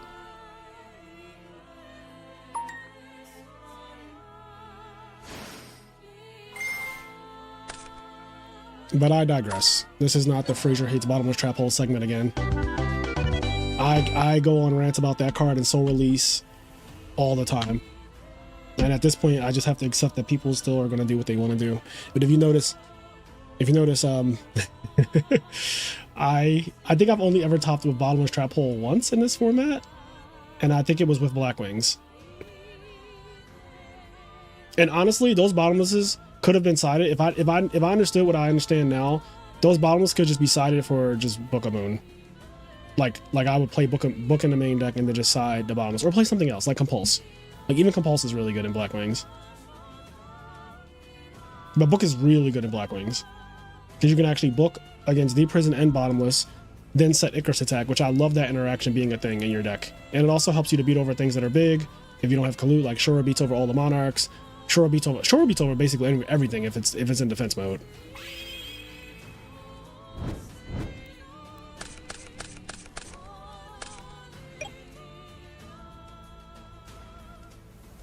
Yeah, if you're not on Bottomless, you have to be on Compulse or Discard Traps or something. I think Discard Traps, Compulse, and Book of Moon are all good cards.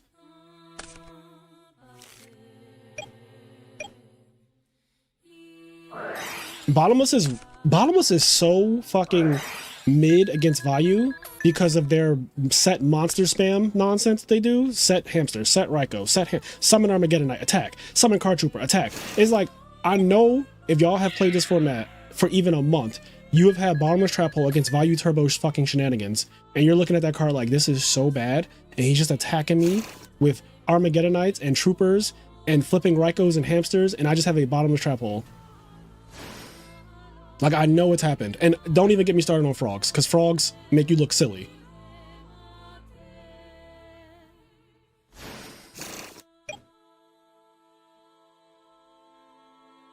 So really, out of the big three, Bottomless is only good definitively against Blackwings. Out of the big three, definitively it's only good, specifically good against Blackwings. It is not good against Value, and it is not good against frogs, in my opinion. You can debate your grandmom.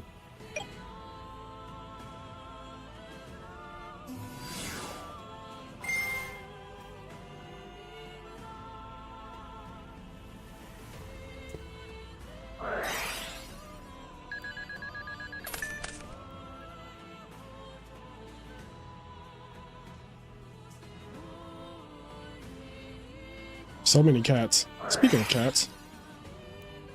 But that cat wasn't good. Some cat good. Some cat good. Some cat good. Some cat is cat good. Do we not have cat on here? All right, yeah. See, I should have edited some of this. I just kind of. And Rage, you did a great job with the bingo card, but you always got to have cat on here. All right, cat has to always be on here. Always. Some cat good. Is Power Filter any good against frogs? So I'm not gonna lie to you. I don't think I've ever been power filtered before. So I don't know, but you need to make your question more specific.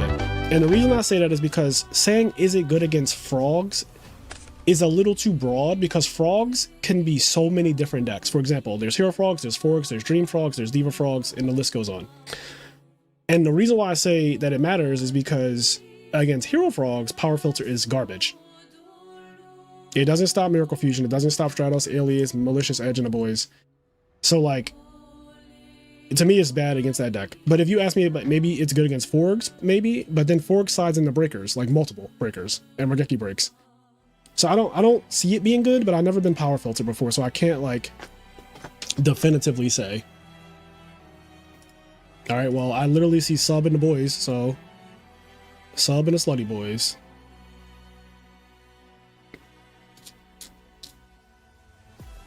What do we need to get bingo, chat? We need Gores to save someone's life. I was just in this match earlier for a judge call. What happened? Oh god, there's a whole conversation. Oh my god.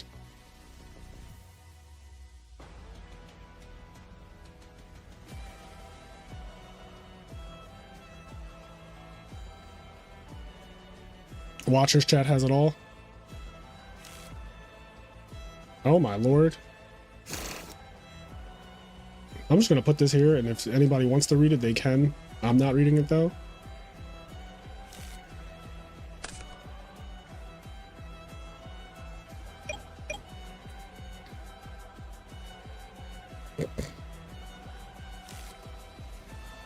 One second, chat.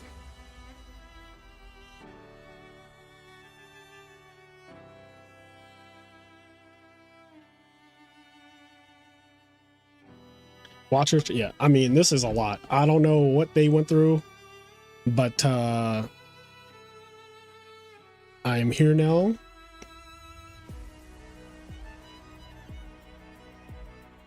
He tried the sharp on a misclick 4 seconds.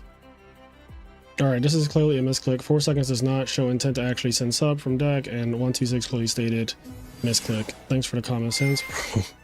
Oh. I'm sorry, my part. Sub is being sent back already. Okay. Yep. Listen, they're playing for, you know, when you play for money, okay, some people,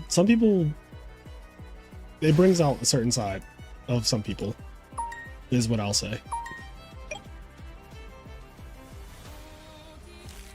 I'm not saying it's right, but some people are, you know, you're not yourself when you're hungry. Eat a Snickers. It gives that vibe.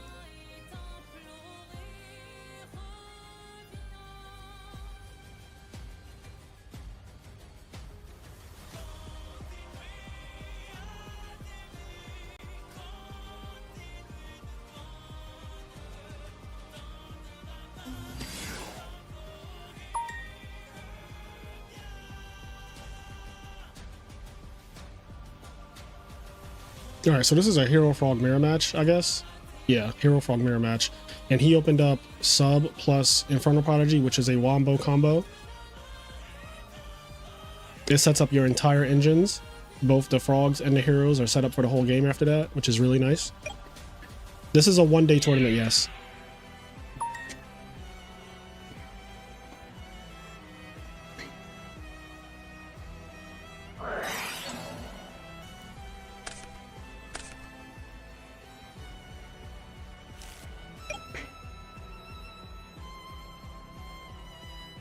The only way I would make this a 2-day tournament, and this is something that I could do in the future or might actually just try, is if I made top 8 double elimination.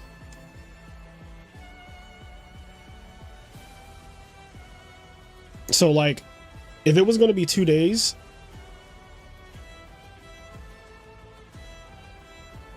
I don't know what's I'm not watching what's happening. Anyway, if it was going to be 2 days, I would have it be top 8 double elimination on Sunday.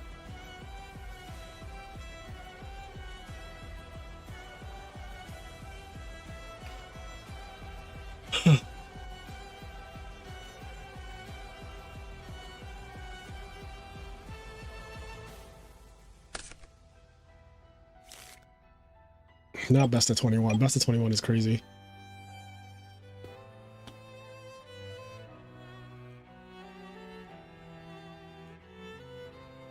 They have Treeborn, but they also have a back row, and I'm just wondering what the fuck this is. Oh, Torrential. Ooh. Oh, this is in your hand, but yes. Yep. Very good. These all miss timing. Amazing way to out the dupe block. One of my personal favorite plays.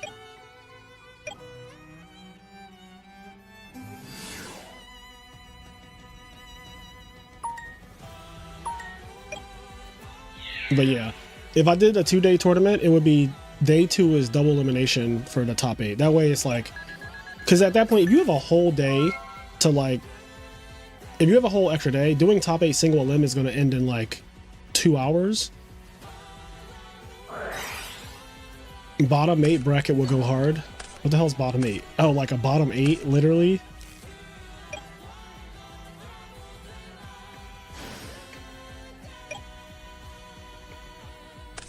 Vanity? Vanity. Could you imagine if Majesty's Fiend was in this format, chat? Y'all know what this card is, right?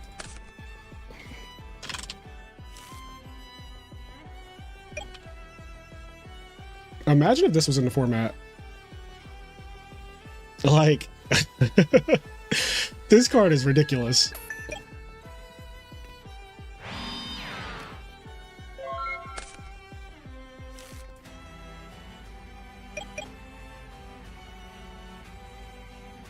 There was a long time when I thought that Vanity's Fiend was a girl, and then I started staring at it a little bit more, and I was like, wait, that's a guy.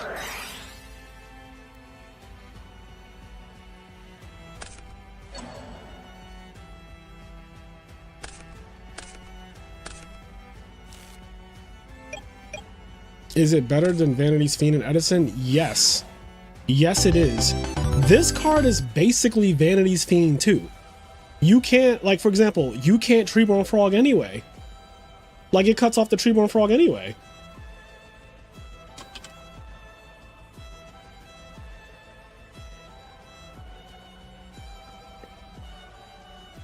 Yeah, no, this would be ridiculous. Think about it. It stops Raikou, it stops Hamster, it stops Stratos, it stops Swap Frog and Substitoad's effect and Caius, and like, yeah, monster effects cannot be activated is wild. Like, actually wild. Like, this card would cook. It would absolutely cook. Also, it stops Gores just like Vanity's Fiend. Like, honestly, it has so much overlap with Vanity's Fiend and Edison, and then it does extra.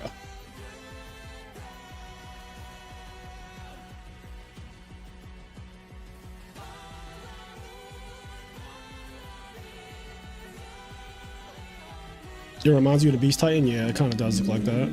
I can get with that. Oh my lord.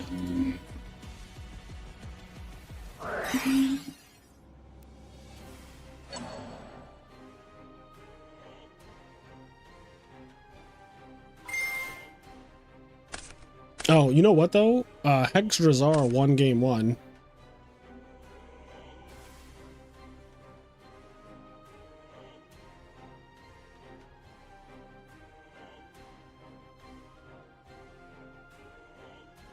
Only thing is pretty much every synchro Brio out. Yeah, but it's hard to make a synchro when that thing is on the field. Like, it would be very hard to make a synchro with that on the field. Like, you can't use Plague Spreader Zombie, for example, which is one of the most common ways that people make synchros. You can't use Junk Synchron.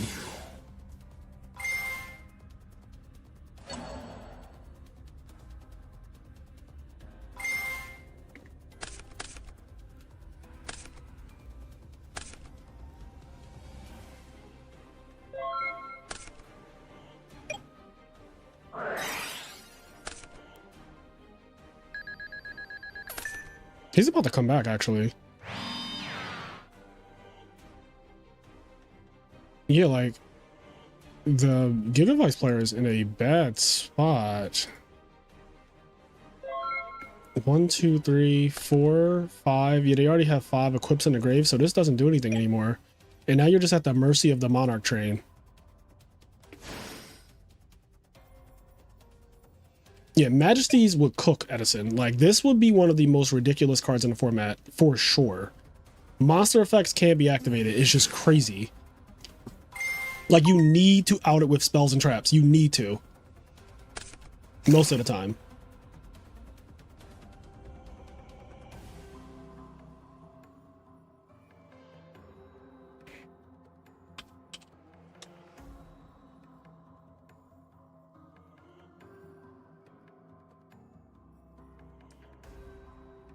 Yeah, you can't use Gale. You can't just like Gale half hit attack. We would be playing Book of Moon a lot more. Yeah, Book of Moon would actually be really good. Like, way better. You can't collude over it, exactly. Yeah, it would be good against Blackwings. You can't collude, you can't Sirocco, you can't Gale half, you can't Blizzard, which is crazy. You can't Blizzard into Vanities either, but like you don't even side Vanities because you can just get colluded or galed, right? Like Vanities just gets colluded and galed over. This guy can't even get colluded and galed over. And he stops Blizzard like he's a Vanities Fiend. The thing that makes it so ridiculous is that it's basically Vanities Fiend plus. Like, I genuinely think it's an upgrade to Vanities Fiend in this format specifically. Because they both get bottomless and deprisoned all the same, right? So like you can't even say that like that's the thing that hurts both of them.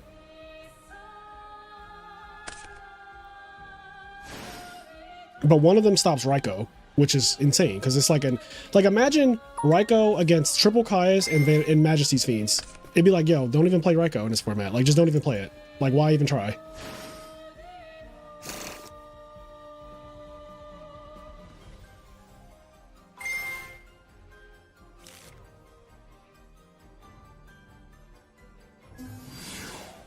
Here we go.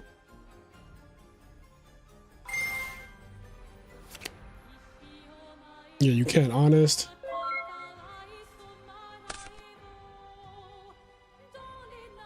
They need a fusion monster of Vanities and Majesties, and he negates effects and you can't special summon. I would love that.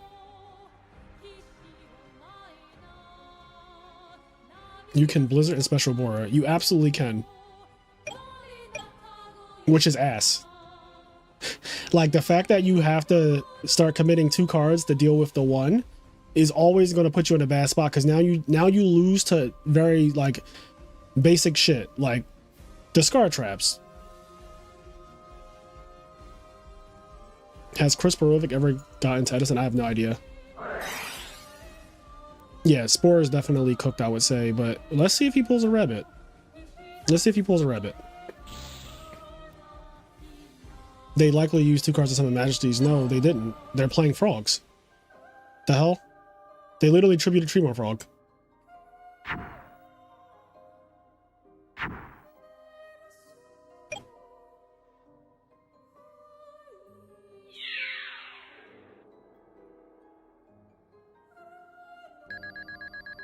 This is a bad situation. Unless there's something I'm missing, but this is not great. Yep. And then you don't even kill the flip-flop frog, which is crazy. So that shit's still there. Is there a tribute for a Gigaplant? Nope. Just... econ stocks way up if Majesties were in Edison. Yeah. Majesties and Vanities work so good with Tyrant's Tirade. What's Tyrant's Tirade? I forget.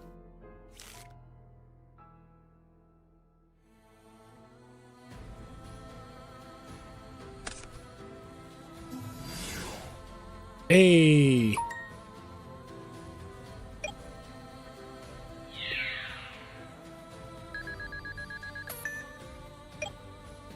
Chat, we are so cooked.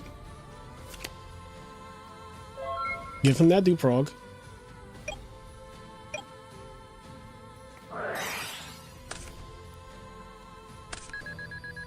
I don't think that this is like Hero Frogs either. I am wondering strongly if this is either Dream Frogs or if it's Frog OTK that sided into Dream Frogs. Or it could just be like, this could just be Frog Monarchs. I don't know what this is, but whatever it is, it certainly cooked 2-0 against Gigavice.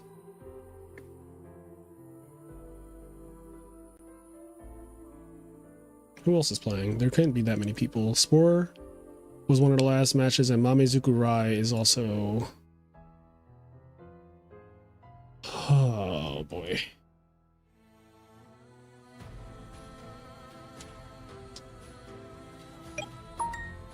Game 3, another Frog versus whatever the hell this guy is playing.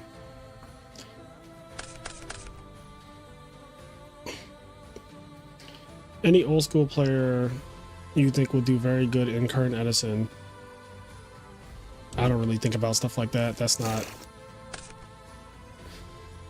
You'd lean towards Dream Frogs, Tim? You think it's Dream Frogs? Tyrant says, tribute to monsters. Effects of effect monsters that activate in the hand or on the field cannot be activated. Huh.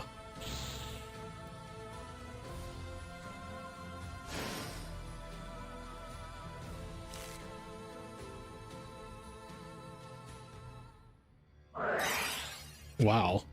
This looks like turn 2, by the way. It looks like turn 1 was Sentry Born to the Grave pass, and this is turn 2. So this is a fucking wild field for turn 2, or in like Pot Avarice specifically. And they get to keep the Gardener. This is really bad.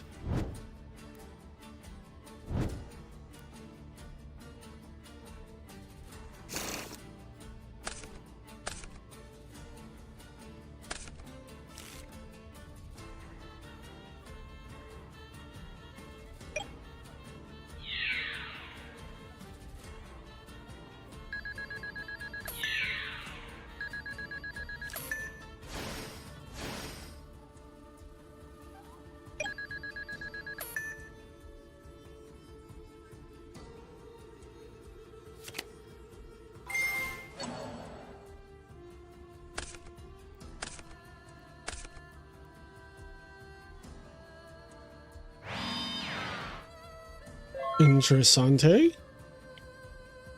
So Gores didn't save lives or anything right there, so we can't check that off yet. Yeah, can't check that off yet. Is anyone playing machines? Am I going to find a machine player in this tournament? Won every match yesterday at locals except one where I got cooked by my wife's Twilight Sworn. Junk Synchron is the go for Hero Frogs for real. Yeah, Junk Synchron is one of my favorites. This needs to be a comeback turn of all time. Ooh, that's a good... Okay, that's good. That's a good heavy. If your heavy can get rid of a Pulling Narog and then you Monarch, which clears up all of this, that's a great turn. Okay, Toad is also really good here. Fight back. Are there any dragons? Yes, Hydro Pump was undefeated with Dragon Turbo. I'm not sure if he still is. Hydro Pump is undefeated with Dragon Turbo right now. So, yeah.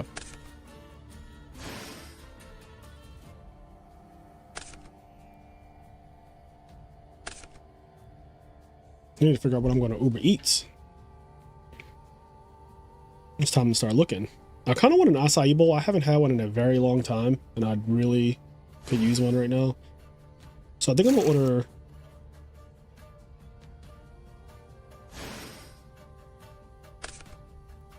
I think I'm going to order acai bowls. I think I'm going to order 2 acai bowls, actually.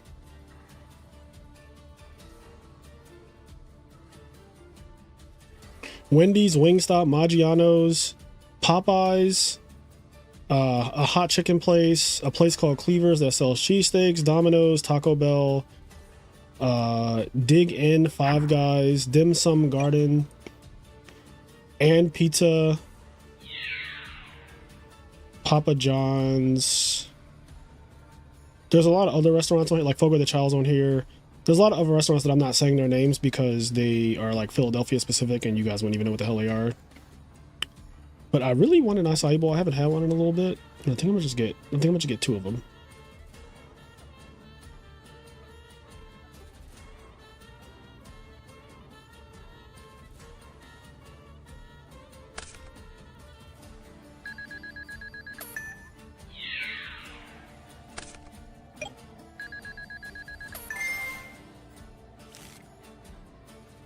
And the reason I'm getting 2 of them is because I have a promotion from Uber Eats that says I get 40% off.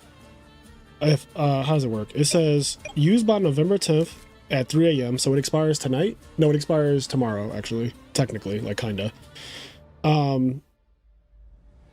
It says $15 minimum order excluding promotions.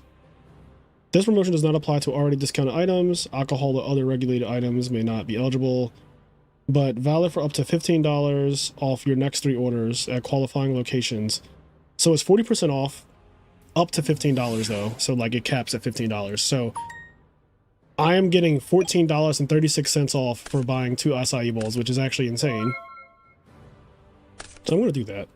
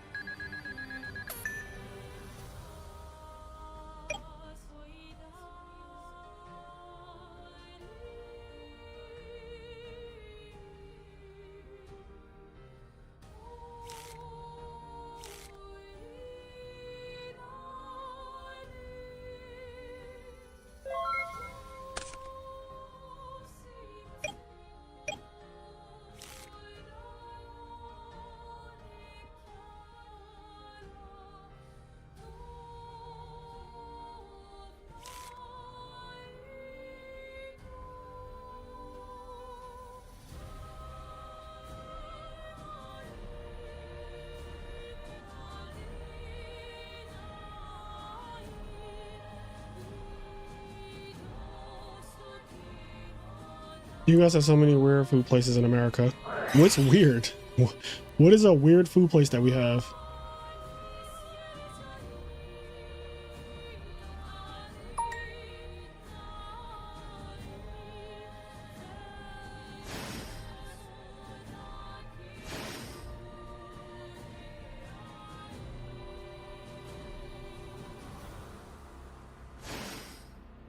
All right, what's happening? I haven't been paying attention, chat. What I miss?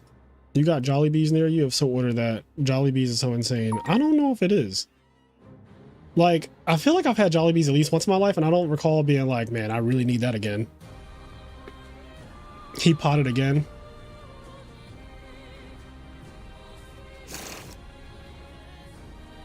This is a really good field, though. Lightning Vortex cooks. Lightning Vortex. What is he playing? Do we know what Mamezuku Rai is playing, though? Because this is hard to break without, like, Vortex. Like, this doesn't do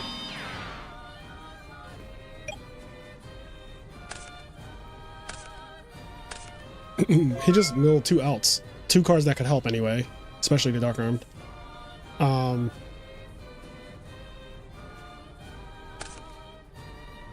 Yeah, I guess this could be Twilight. Dashu. That's a good Dashu, because you need to stop Monarchs at this point.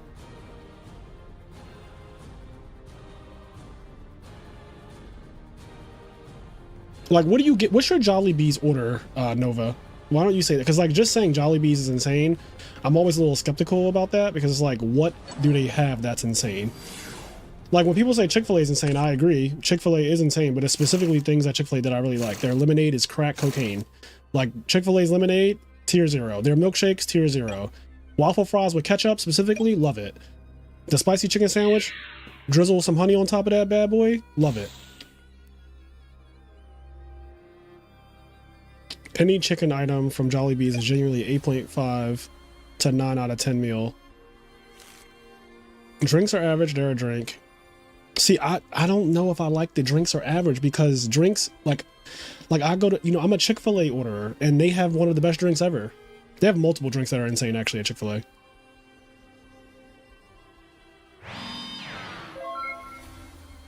Mirror TT swap. We're not attacking the Aaron.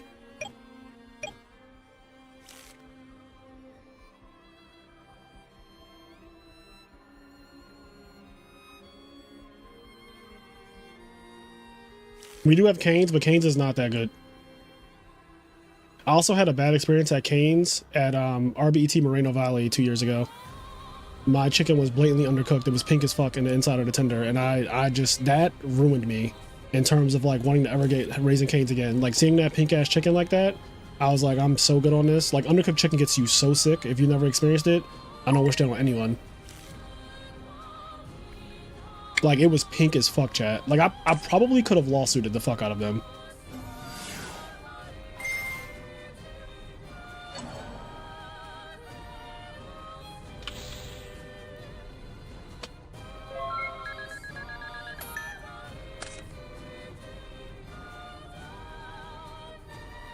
All right, is timing around finish this turn?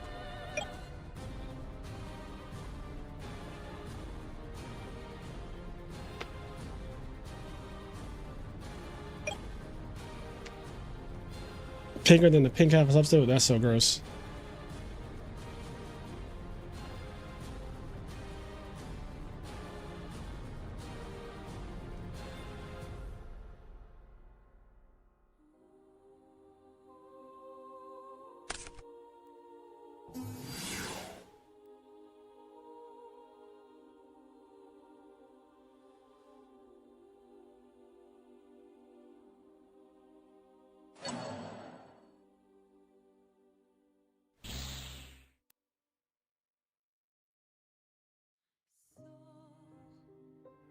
Where is this going?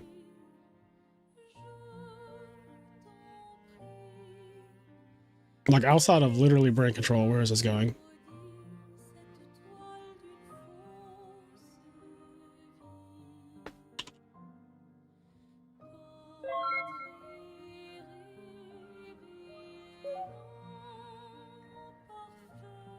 Alright.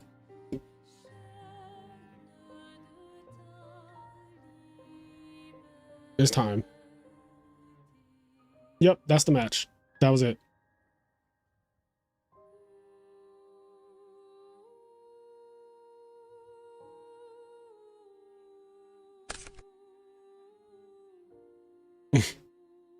All right. Now you still playing, Mamizuku. Mamizuku, stop playing.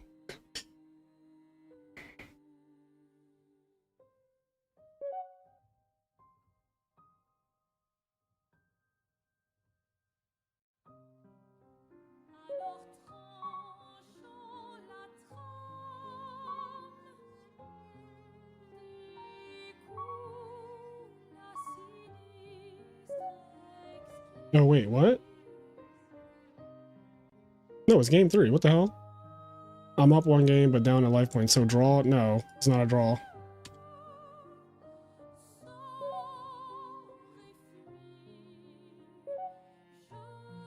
This is game 3. Yeah, no, this is over. You lost this game, and you're in game 3.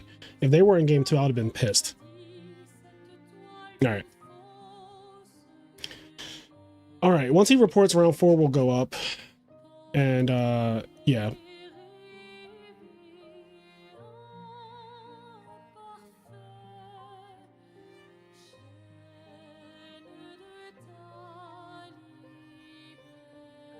All right, he reported round 4. Let me change this to say round 4. I love how quick online tournaments can just go. They just be like going.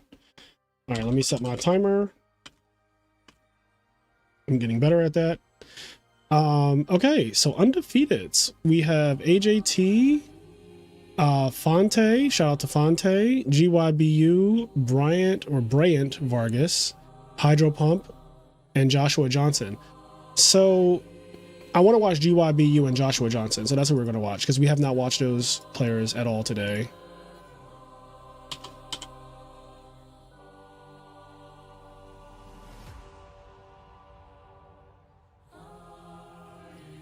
Oops. I remember getting a gold tank cruel from Burger King. How many entrants are there today? 50. There are 50 players today. Let's see. They say BK and McDonald's are very bad quality in the US, right? At least in Brazil, BK is crazy good in most places. I mean, it's not that they're really like bad quality. They're exactly what you get what you pay for with Burger King and McDonald's. Like, they're cheap, they're fast food, so they're gonna taste like how cheap fast food tends to taste in this country, which honestly isn't bad. It's just that it's extremely unhealthy, and I personally don't really fuck with McDonald's or Burger King, because it's just like, it's just like McDonald's doesn't even age right. Like, the food doesn't even age correctly. Like, I actually stopped eating McDonald's in 2010.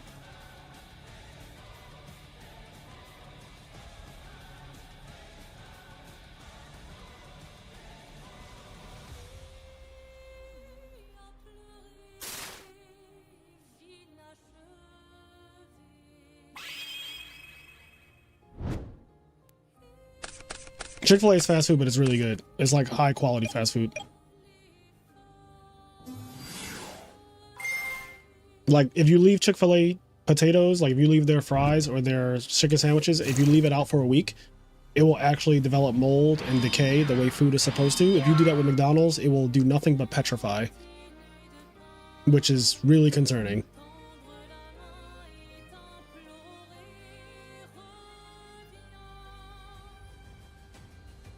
He said, I don't know about cheap anymore. Yeah, I mean, is there any weird decks doing well? I haven't particularly seen one. Also, a hero emerges, so Stratos turn 1. Here we go. Oh, we got bingo. We got bingo on the left column, chat. Look at that. We got bingo on the left column. So what else do we need?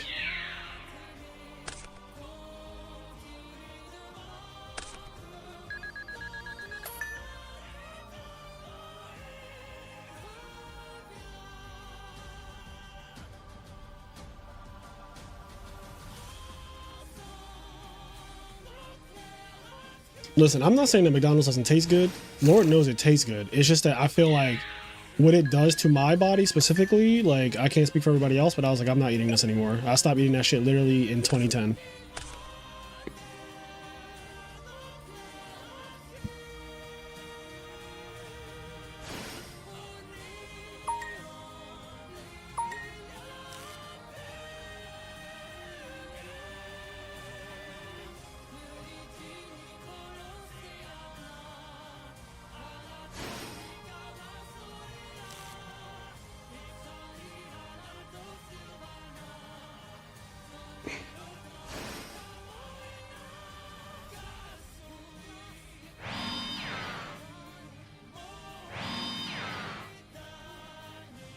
Yeah, I don't know what the cost of it is, because every time I have the inclination to order fast food, I just pretty much get Chick-fil-A every time, because it's just like the better quality out of all of them for me. So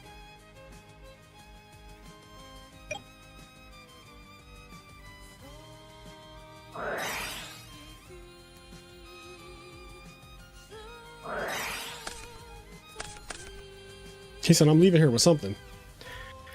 Good morning, chat. Good morning is crazy. It is fucking 3 p.m. Listen, chat. I need you guys to cover for me. Think of me like your coworker. You know, I've been here all day. If the boss asks where I've been, You're getting written up. I was here on time. You're fucking written up. You are 2 hours and 35 minutes late. Whoa, whoa. 2 hours and 35. That's not chat. I was here the whole time. The only reason I'm giving you a pass is because today is your birthday. Chat, can you wish Stango a happy birthday? Is it your birthday? It is. Yeah, happy birthday. You son of a bitch. Chat knows I was here the whole. Yo, honestly, I knew I was gonna sleep in. I only went to bed at 1, but yeah, I've me and had you such both went to bad bed at the sleep. same time, right? I think we both were like, let's call it Yeah, here. I've been just like having bad sleep all throughout this week. It's so his birthday. Why are you yelling? Yes. Anyway, It's your birthday. all right. We said as much. Tell That's them, like, Chad, Can I- it's Nick's birthday. Everybody make sure to tell Stango happy birthday. Wait. All right, I'm watching. I'm making my point. they, All right. they are literally saying happy birthday to Stango and have been for the last 5 minutes. So I've just had bad sleep this whole week, so I knew my sleep debt was going to be bad now that I didn't have to get up for work. Yeah. And that sleep debt, the Piper got paid. All right. He got paid today? He made his money? He made his fucking money on my sleep, okay? I'll just say that. Like he didn't scrimp on any penny. He wanted it all in full. Yeah, he got it.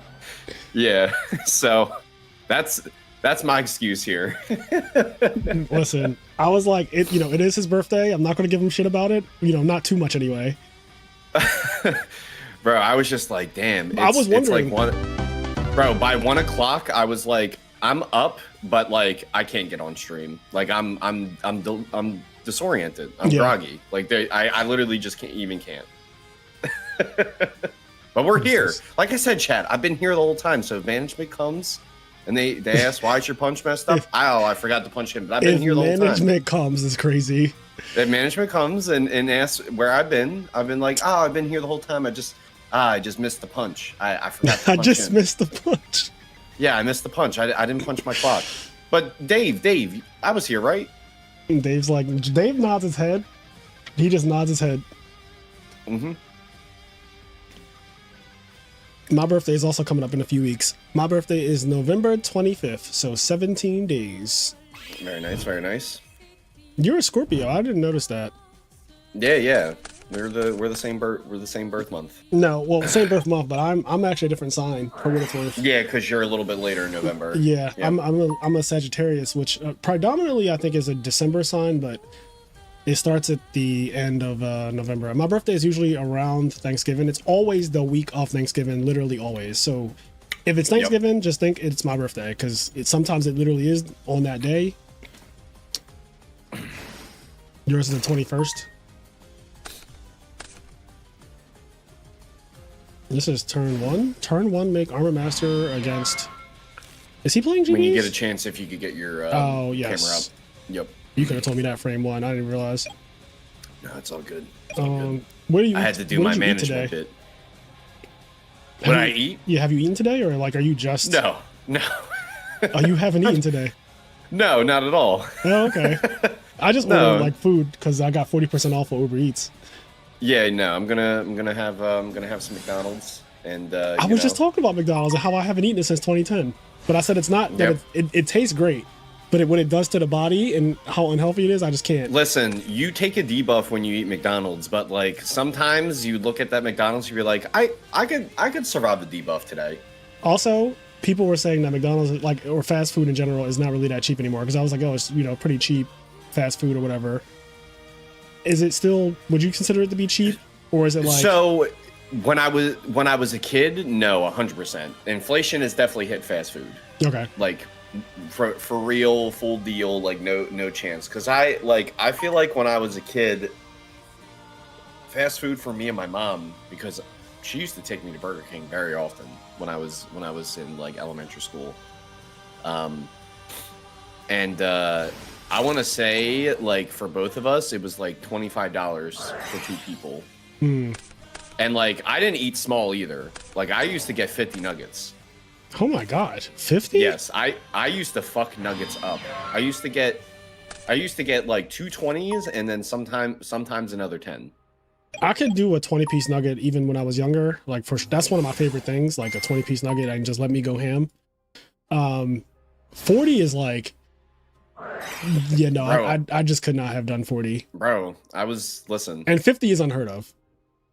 listen, when it comes to like our family, because you've seen how it goes down at Kenny's house. When someone else is eating, you got to eat too. Yeah. You may not be hungry, but you got to eat. All right. Yeah. That was us as like teenagers and shit. Yes, I had feral eating. Yeah. I could just eat like an animal. A feral upbringing, if you will. Yes. It's crazy you're not big eating fucking 40 or 50 nuggets like that. Right? I feel like that like, just makes you like, that would just make you huge. It's the thing is that's really funny as well is that like, obviously my later years now, this is the biggest I've ever been, but I'm not even really like big. I'm like kind of like old man big. Where Yeah, like, you have like a dad bod or age has whatever. just finally made me like bigger than I've ever been. Because we also just sit down for work every day. Like, yeah, you don't do physical labor at all.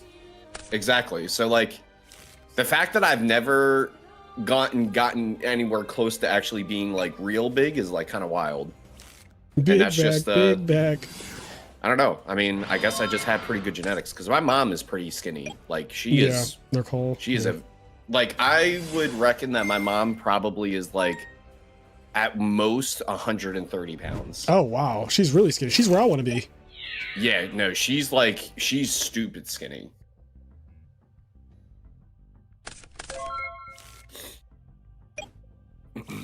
Okay, so it is GBs versus Black Wings. Ah, yes. A classical matchup of do they have trap stun or not? How much do you make as an accountant? I would never answer that question, Kevin. What kind of fucking question is that? That's just a crazy thing to ask somebody. Kevin with the IRS? Is that his username? Let me check the chat. Kevin from the IRS. This is such a crazy question to ask somebody who you don't know. Mm-hmm. Now, maybe if you've been friends with someone for a few years, asking someone's it's also crazy to ask somebody on stream, even if you do know them. Like, you wouldn't fucking ask me that. Like, that's a crazy thing to ask somebody. Actually, I was thinking about asking you that. I'm kind of mad that he beat me to the punch. It's not like I don't already know, but, you know, maybe I wanted to ask it. Like, why wouldn't you just Google that question of, like, you know, average salary of whatever? Like, that's what, if I don't know what, you know, if I don't know what someone makes, I wouldn't ask that person because that's just a crazy thing. But you could at least Google, like, what does this profession typically make?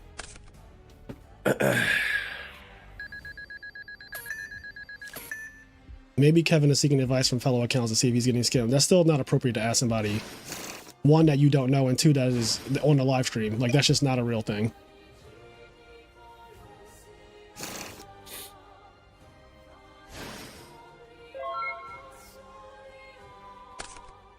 That's right. Get direct to the source, son of gun. Just Google how much Fraser Smith makes. Then you can cut out the middleman. You can just get an AI answer. You don't need to talk to this useless human. What's the point of talking to humans when you could just ask AI? You know what? I'm asking Chat GPT. Watch them have you. They're gonna cook your ass. They're gonna know exactly. All right, that was a cook. How much does Fraser Smith make? Here we go. Searching the web. Searching for Fraser Smith's salary. They're getting you. You're done. You're done. Not you're done. Yeah, you're done. They got you. You're done. That is hilarious, though. I couldn't find a reliable public figure, but if you could specify what Fraser Smith you mean, the Yu-Gi-Oh player. It would be scary though if like AI got to the point where it could start doing that type of thing. I'm sure it could do it for like celebrities or something, or give you a good estimate like based on. Well, yeah, it would just aggregate like all those fucking paparazzi sites of just like so and so's net worth. That's the funny thing to me is that like, and I think even people who are like somewhat computer savvy still don't actually understand how AI works in terms of like Chat GPT and stuff like that. For sure. Like people don't understand that like it's not that it just magically knows it just literally aggregates and searches the web faster than what a human could ever do. That's all it does. It's funny though because we were talking about this earlier. Like the question came up of making a deck list for Edison, and it was saying something about solemn warning was legal. So it like fucks that up a lot. And I'm like, where is it going to get that information? Yeah. I think one of the most interesting things that they could ever do with AI, because I think it would just be insightful to see how it works, is it being able to like cite its sources of where it pulls things from. Yeah. But you could probably ask it to do that. If you see something like it's a solemn warning, you could be like, hey, solemn warning is an Edison format. I'm curious, where did you cite your research when you said solemn warning? Right. It probably would tell you. I would hope it would, because where are you getting that wrong information? Like whenever it gives you a deck list, if you like, I have ChatGPT, I have the paid one, and if you ask it to make you actually, let me just see what happens. I'm curious.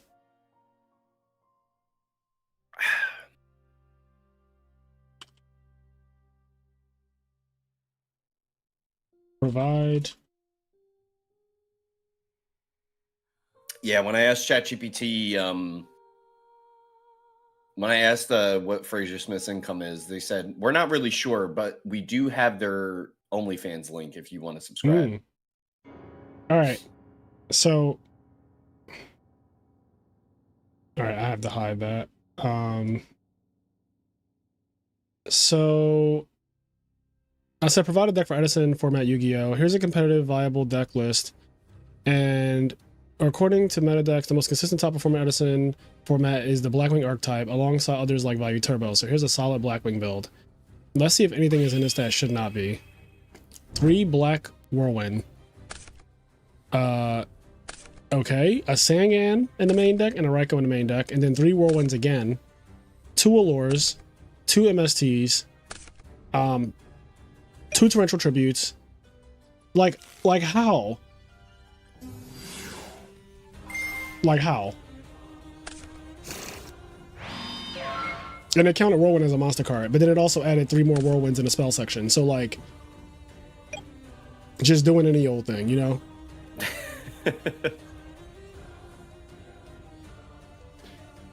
Don't put personal info into AI. Like, I don't think I did, right? I didn't put anything personal in there. I just asked it to give me an Edison deck. I think he's just generally saying that. Yeah. I was just worried that I put like something, like I didn't put like my address in there or anything. I mean, I'll be back. I gotta go pick up my food. Yeah, do your thing. Yeah, I don't think. You know what? I'll save this discussion when Fraser gets back, because I think it would be a good one to go back and forth on. But basically, I'm not one of those big. I'm not one of those big people that are worried about like personal information in the internet. You have no idea the things that you use every day, daily, that just completely, in a sense, invade your personal privacy, that you just elect to always because of the ease and convenience that it gives your life. Worrying about like how companies use your data and stuff like that is something that will never, because it just makes too much money. It makes way too much money for you to be overtly concerned about like what information of yours is out there. It's going to be out there. You can't do anything about it. You just got to deal. That's how I feel about it.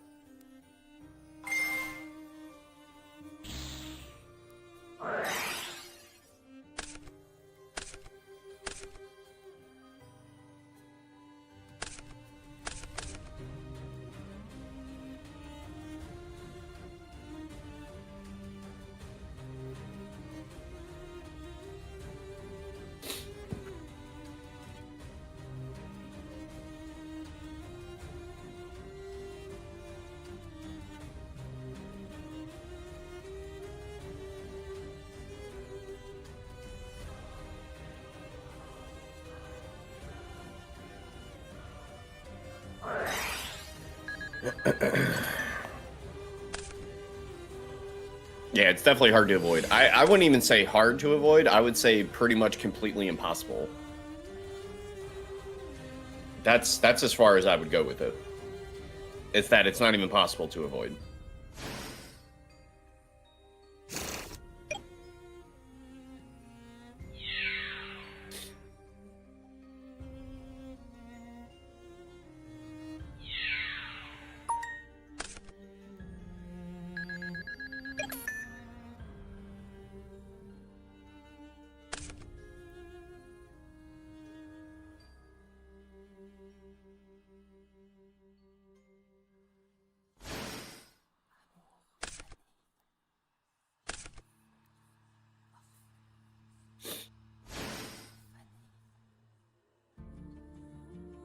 Feel no fear, feel no pain.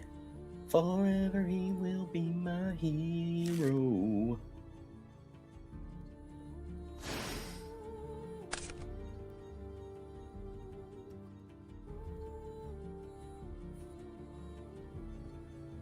Yeah, if you literally use the internet in any capacity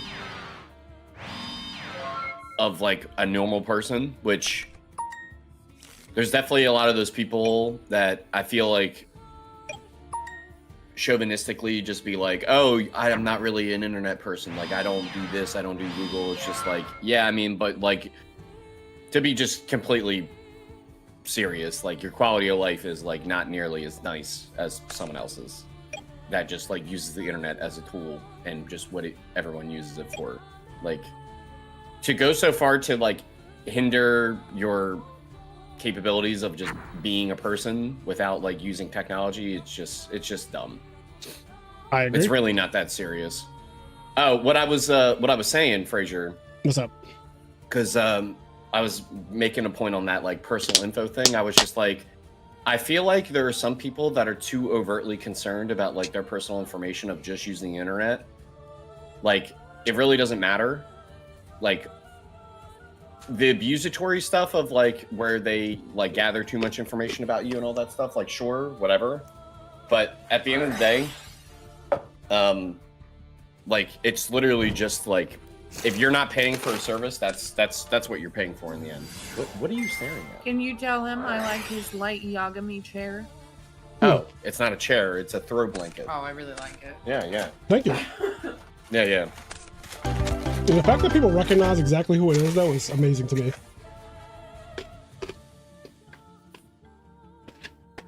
Even though, because of the way the blanket is laying on the chair, he kind of looks a little derpy. Yeah, because I always have him like where you can see his eyes. Yeah. And I have to pull Well, it. I thought it was because it's so like clung to the chair, you know? Yeah, no, it's on there. Like a skin for the chair. I'm sure somebody sells things that I could probably attach to this thing. This is a gaming chair from Secret Labs, I think. Yeah, that's what you bought. I remember when you were looking at them. I'm assuming your McDonald's came though, right? Yep. So what'd you get? Nuggets? No, I got a burger, some fries. I guess you did have chicken last night, right? Yeah. You had wings. Even after, you almost blocked somebody in chat because they told you were going to get wings, and then you were like, no. Oh, no, they're blocked. I banned them for 9 million years. Jesus Christ. Yeah, they're gone.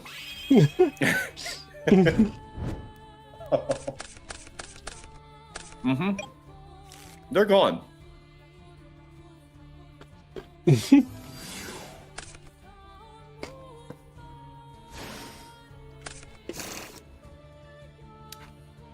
Yeah, that's my wife, Vegeta. That's Shen.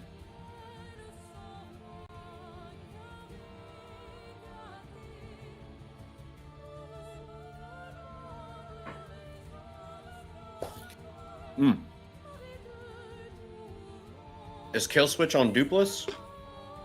I did see him do a substo combo, but I'm going to be honest. I was not watching too intently. I'm assuming the game just ended after he did that play because he just kind of cleared up his whole field. You can just rewind the stream. This is YouTube. That's true. I keep forgetting that. It's kind of broken, isn't it? Yeah, I actually don't like Twitch because Twitch I can't does have that, but I've only seen it on some streams. I think you have to elect to have that enabled. Or maybe you have to be like kind of like a super partner, because like I think Twitch sees the value of that feature, because that's something recent that they added. I've seen some streamers have the ability to rewind their streams. Yeah, I prefer being able to rewind.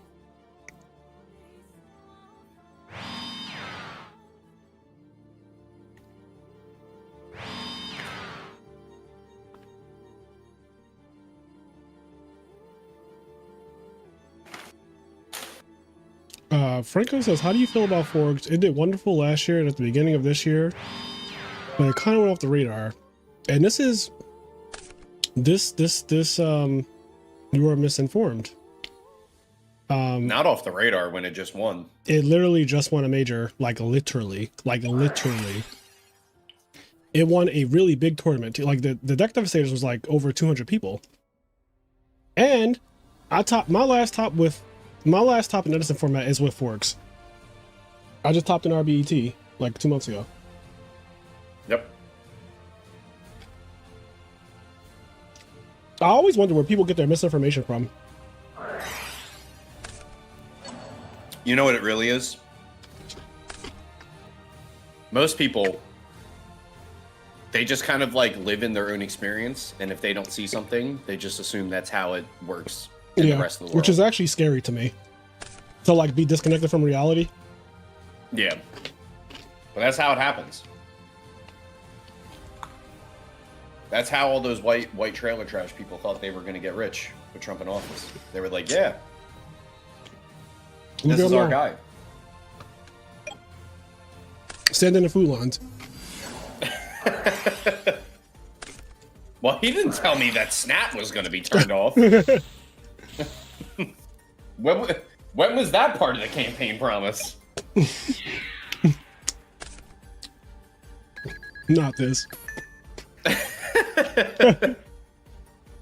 Anyway, chat, I'm eating my acai bowl. It is very delicious. Oh, that does sound nice. Nice little. It's basically a snack. It's kind of like a dessert almost, but it is food to me. I mean, there's a lot of depending on what you get in there, because like some people get like peanut butter and shit. There's a lot of calories. Very filling. It's like a very filling nothing that you eat. I mean, it's fruit. Yep. It's fruit. It's blended fruit, and then there's like honey, peanut butter. I got protein powder in this one too. Mm-hmm. Especially protein, like it's a very filling nothing that you eat, where it's not going to make you big for eating it, but you'll be full. You're not going to want to eat for like another 7 hours. And that's what I hope. You're like, I'm good. I did order 2 of them because I got 40% off, and I feel like, so the way it works is I get 40% off up to $15 though, so like it caps the discount at 15. Yep. So I ordered 2 of them and it gave me $14.63 off. So I was like, perfect, because I want to get close to the cap, but not exceed the cap. Yeah, honestly, when it comes to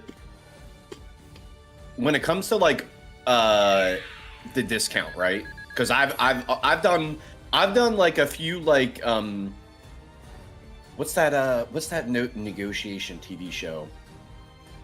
Is it called Shark Tank? I've done a few Shark Tanks like negotiations with the discount where I'm like, all right, I barely just hit the threshold to get the money off. Mm-hmm. So I'm like, okay, what happens if I add one more thing? Like, can you sweeten the deal for me? It's like, only $1.20 more to add this, the thing that I really wanted to add on top of it. Mm-hmm.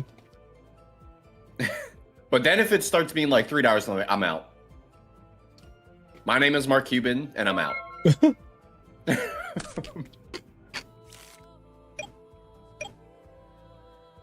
Stango, weren't you defending Omega a couple weeks ago? Listen, I actually think Omega is very good, but now fully seeing its experience with Edison format, all the other simulators, they don't have their infrastructure is just not built for a seamless Edison experience. For me, because like, let me explain it to you guys with Kenny. All right, so Kenny, he knows technology. He's not technology dumb, but like, when it comes to like using new software and stuff like that, it takes him a moment to like navigate all around it. I'm like quick and fast learning with it because I already known about like the errata stuff where you have to make it accurate and all that thing because I played on Yugioh Pro. And Yugioh Pro has the same thing when you want to play Edison format on it. You have to like, there's specific in Edison format errata like Edison cards that you have to like do it. So when you generate a general YDK, it's not going to work. So I was already ahead of the curve on that, and he wasn't. And I was like, all right, I'm not going to say that it's not unreasonable to be upset that this is the way it is, but this is the way it is. Like, it's an easy thing, but it's also not easy. Like, if you want to play Edison Omega, it literally should just be like, hey, these are not Edison legal. Would you like to convert them to the Edison erratas? Like, That should, yeah, 100% that should be there. Yeah. But EDO as a platform dueling on is very, very good. I think it's exceptionally good. We but just never it's got there not, because we couldn't find an opponent. yeah, it is not for someone who wants to plug and play Edison format, even a little bit.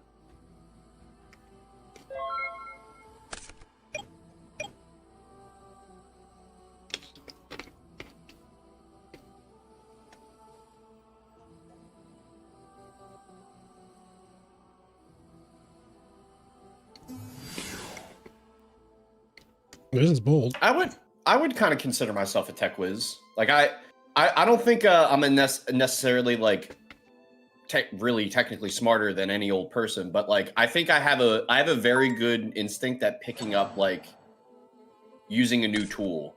Like, because I don't know. I guess it might come from my background in like IT. Like I'm very good at like thinking of an action where I'm like, oh, I want to do this with this, and like kind of like workshopping and like troubleshooting that action kind of deal. You are pretty tech savvy though, because even when you were a kid, you were showing me shit that I didn't know about, and you were like a child. Like I'm talking about like 7 or 8. Mm-hmm. And I was like, what the fuck? Like, I was like, Kenny, why's your little cousin know this type of thing? Like, you just knew how to like. Honestly, a lot of it was like shit that you really shouldn't have been doing, but you just knew how to do it. I'm like, okay. Oh, like torrenting and shit? Not just that. You knew how to rewrite your school's website to say that it was closed today. Yeah. I wasn't going to say it, but you were on some shit as a kid. And yeah, I literally wanted to, because everyone was at Kenny's mom's house, and I had to go back to my house to go to school. Actually, no, I was living there at the time, so I had to go to school the next day. So I inspect Element edited my school's website page to pretty much say like school was off on Monday, so I could stay an extra day where everyone was hanging out, and I showed it to my mom. And your mom, obviously, you know, she's much older, so like she has no fucking idea that's not real. Yeah. Like you were doing AI before AI. Oh, bro, listen. You know how like there's like a top 10 list of like any category? I might be like top 10 delinquents when it comes to like truancy. Like I miss so much school. It's like my school pretty much, they were fully in the camp of like No Child Left Behind. They did everything to get me through in terms of how much school I missed and how much I misbehaved. They did every possible trick to get me through. Oh, you misbehaved too? Oh yeah. Fraser, you know how I am.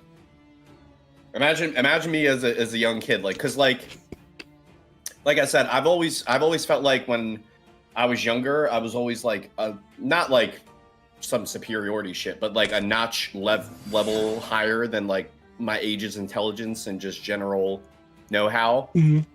So like I used to know how far I could push like being a bad kid. So like I would always toe the line and all that shit. Yeah. It's so crazy because like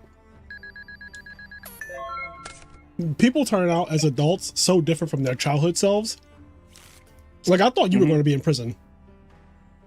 Not me. When you showed me the shit that you were doing on computers at like 7. Oh, you thought I was going to be on those card scams. No, I thought you were going to fully just be like a criminal, like a fucking cyber criminal. I was like, this kid is showing signs. I was looking at Kenny like, your little cousin is he's really bad, and like in a way that I'm not used to seeing. Like I'm used to seeing kids who are like in the gangster bullshit or whatever. They, you know, they want to be a thug or whatever. But you were like smart in a way that was used for evil. I was like, yo, he just made his mom believe that his school's closed tomorrow. Like what's going on in here? Like this little motherfucker is so bad. I was like, this is a different level of bad. Like not going to school is one thing. To show your parents something, and this is literally no exaggeration. This is probably 14 years ago.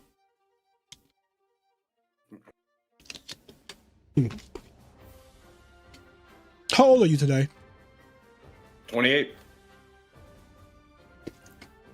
Nope, 28. I met Kenny 15 years ago, so you'd have been 13. Mm-hmm. Yeah, I was like, no, I don't know anybody who like. I've never seen somebody young just doing shit like this.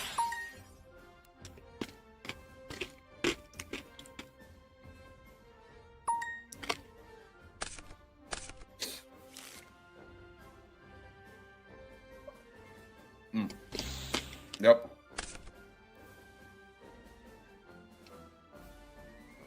My mom was laughing about it too when I told her, because like every time when you're an adult with your parents and like you start to have that conversation, or like the etiquette of those conversations with your parents, and them like recognizing you as an adult, you start telling them shit that they never knew when you were a kid.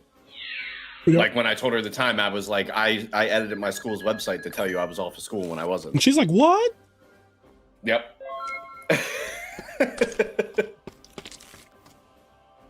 Because like from her perspective, that never happened. Mm-mm.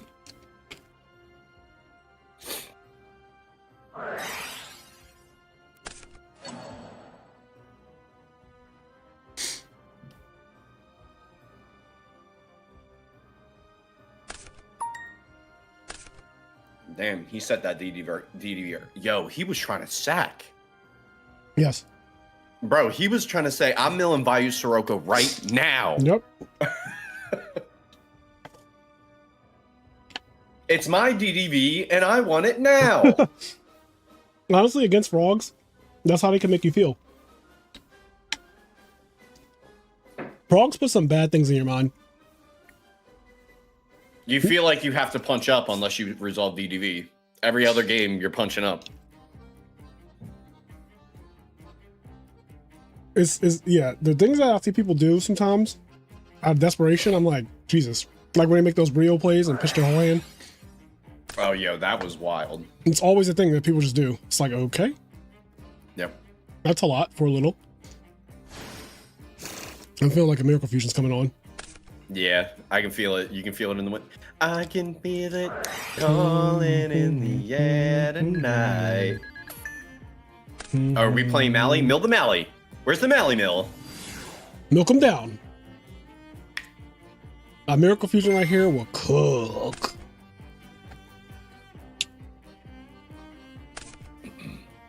We'll settle for a, steal your trooper, deal a bunch of damage, and then convert. Convert contact. Mm-hmm.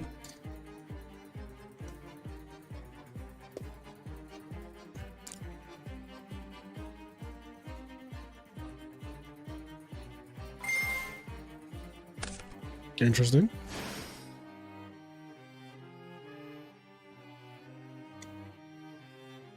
I guess he didn't want to mill with Card Trooper, which is totally understandable because I do not like doing that unless I need this card to be live and it's not live. Like if I'm trying to hit a hero, then I'll mill with Card Trooper. Honestly, I would have said fuck it. I would have did it. That's too much damage to be leaving off the table. In this situation, I think I agree with you.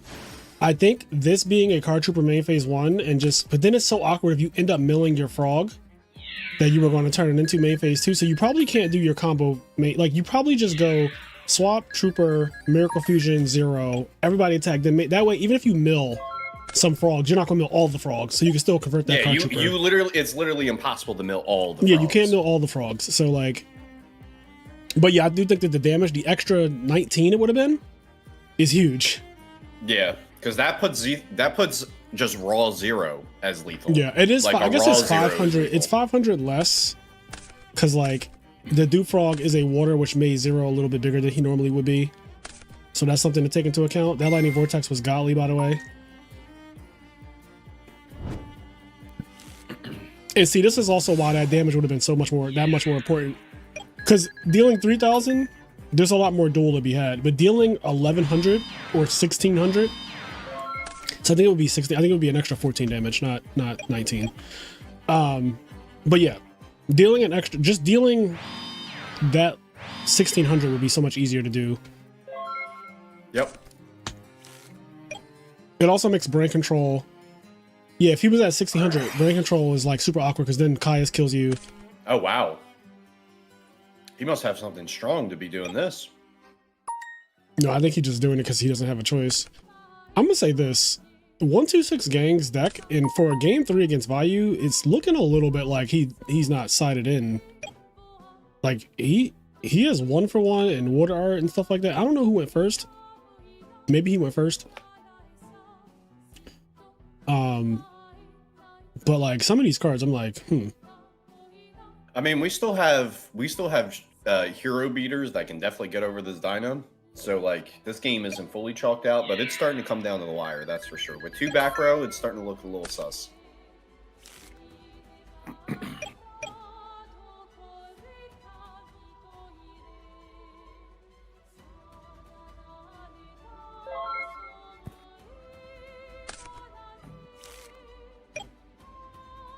Yeah, I agree with that, Donnie. From my experience of like going through school, I've met a lot of people that are like I've known are just genuinely like pretty intelligent just by seeing. I think there's like 2 categories of like intelligent kids in school. You have the kids that are like kind of book smart, where like just traditionally when, you know, hundreds of years ago when school was invented, they were like, this is the kid that thrives in school.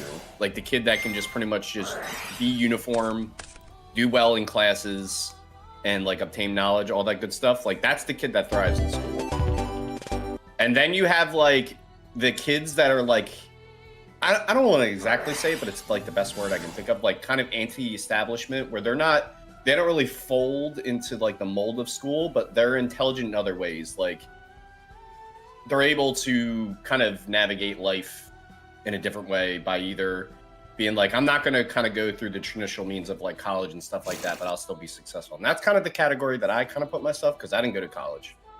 I pretty much worked entirely straight out of high school, and now I have like a good amount of experience in like, you know, the IT world that I can build a foundation off of kind of deal. That's kind of the path for me, because school, fucking hated school. Couldn't stand it.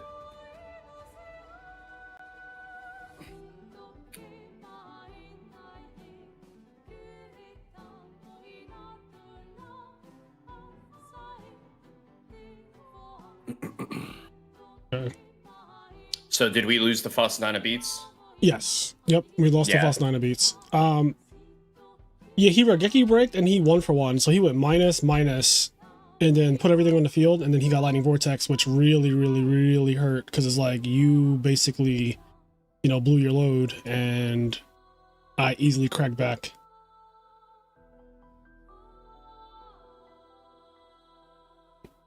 Okay, there's 9 minutes left. Yeah, I mean, when I saw the situation of like he did brain control, substitute on the card trooper, all that stuff with Miracle Fusion, I was like, well, you have no cards. So honestly, if this gets broken, you are in a bit of a bad situation, because the Vayu Turbo player had like 6 cards in his hand going into that field. Yeah.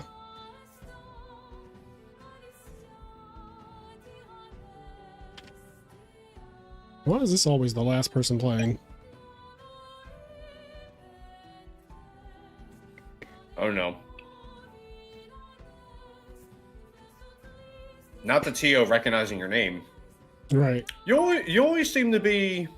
I don't know. You always seem to be on the last table. What's going on? Do you guys need help with something? Is everyone having fun?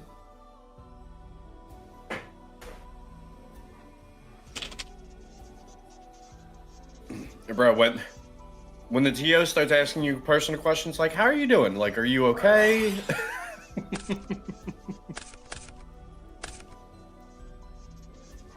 The ulterior motives are showing. I just somehow notice you guys are always at the last table. Like, I just want to, you know. Oh, Mirror Force is going and Torrential are going?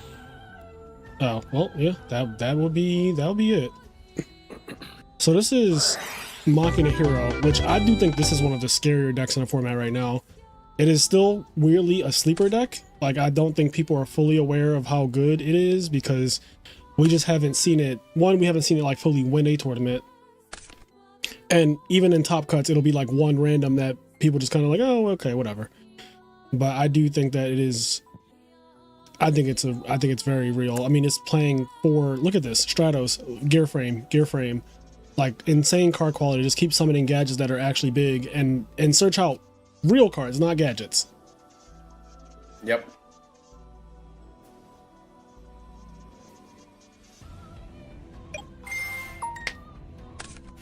I think we talked about this. I think you and I maybe did a tier list video, or it was one of the discussions that we just had about like Machina in general. Mm-hmm. While Machina is definitely strong, one of the biggest benefits to Heroes over Machina is that it makes use of its cards in the graveyard after they've done their thing on the field.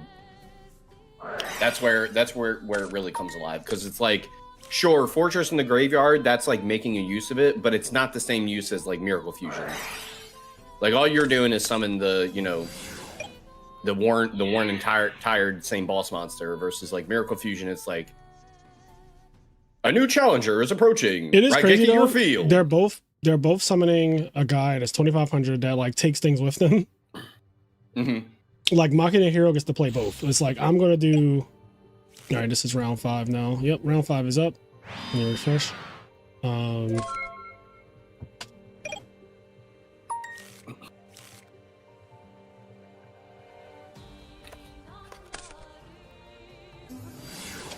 the interesting thing as well is that, like, I feel like with Machina Hero, maybe I don't know because I don't have enough experience with the deck, but I feel like a lot of the balance of like being a good Machina player is that you have to have good risk assessment of how you want to play with your Fortress in the back row. But it feels like in Machina Hero, you're like, oh, well, I'm good with Fortresses just kind of dropping like flies, because that just means the Miracle Fusions will walk. And like a Fortress already on the field versus a Zero already on the field are way two different beasts in terms of dealing with them. So like that's at least the way that I would feel about it. I would be like, oh, I'm good with the Fortresses dropping like flies. That just means the Zeros are just going to torment you. Not torment. Mm-hmm. That's Sure. at least how I see it. I don't really know if any Machina Hero players would agree with that, but I would say it feels like that you can be a little more liberated in the way that you play with your Fortresses. You're not so worried about them always running into a deep prison or bottomless as much as like a pure list.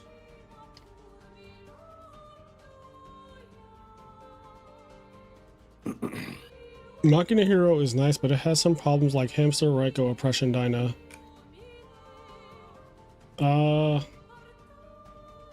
Yeah, I can see Hamster being annoying just because like you have to use something big to get over. You have to summon Fortress, or you have to summon Zero or whatever to get over a Hamster. Yeah. Hamster, I think, could be annoying. A raw Raiko is kind of whatever. Yeah, I don't think Raiko is the issue. Oppression's also a little questionable for me, because I feel like the deck generates so many +1s that like you don't lose everything for getting oppressed. Generally. Yeah, but it does stop your main plays, which is Miracle Fusion and Fortress. And Machina decks weirdly is so weird, but they do get cooked by Oppression a lot if they're not playing the Machina control build. You know, it plays like Lila, Raikos, and Hamsters itself.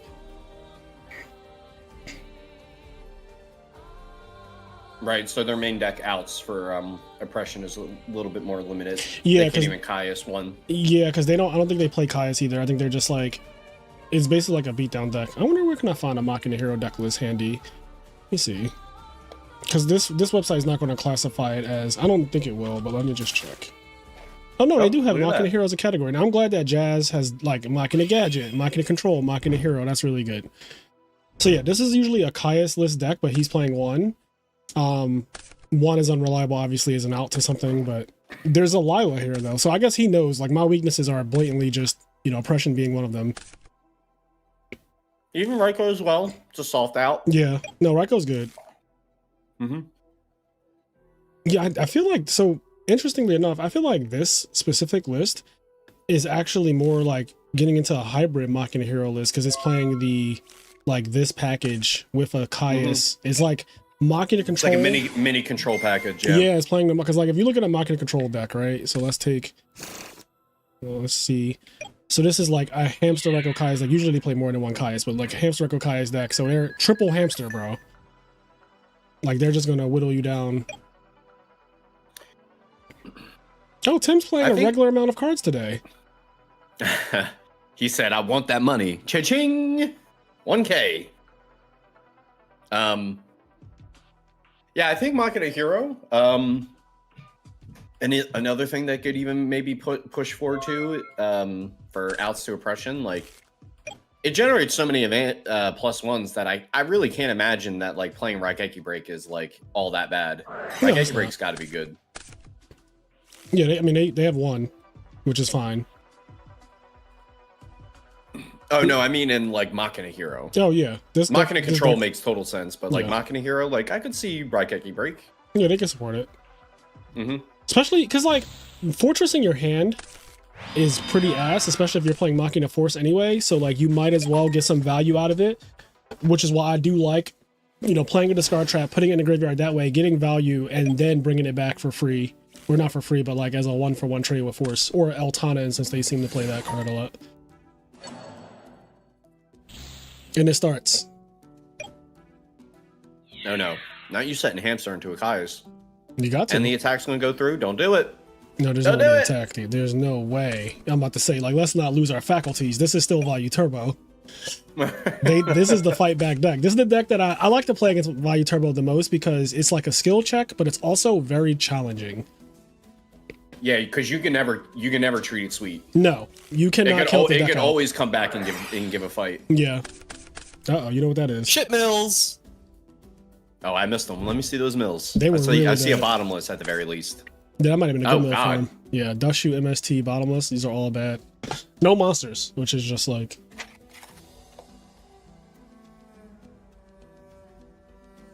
But yeah, Tim's playing a regular number of cards, which is. I think this is the first time I've ever seen Tim play a 40 card deck, so. Because you remember the one time when we were watching, he's fucking flipped the merchant and that shit took like 30 seconds. Not even 30 seconds. It's like a minute and 30 seconds to resolve.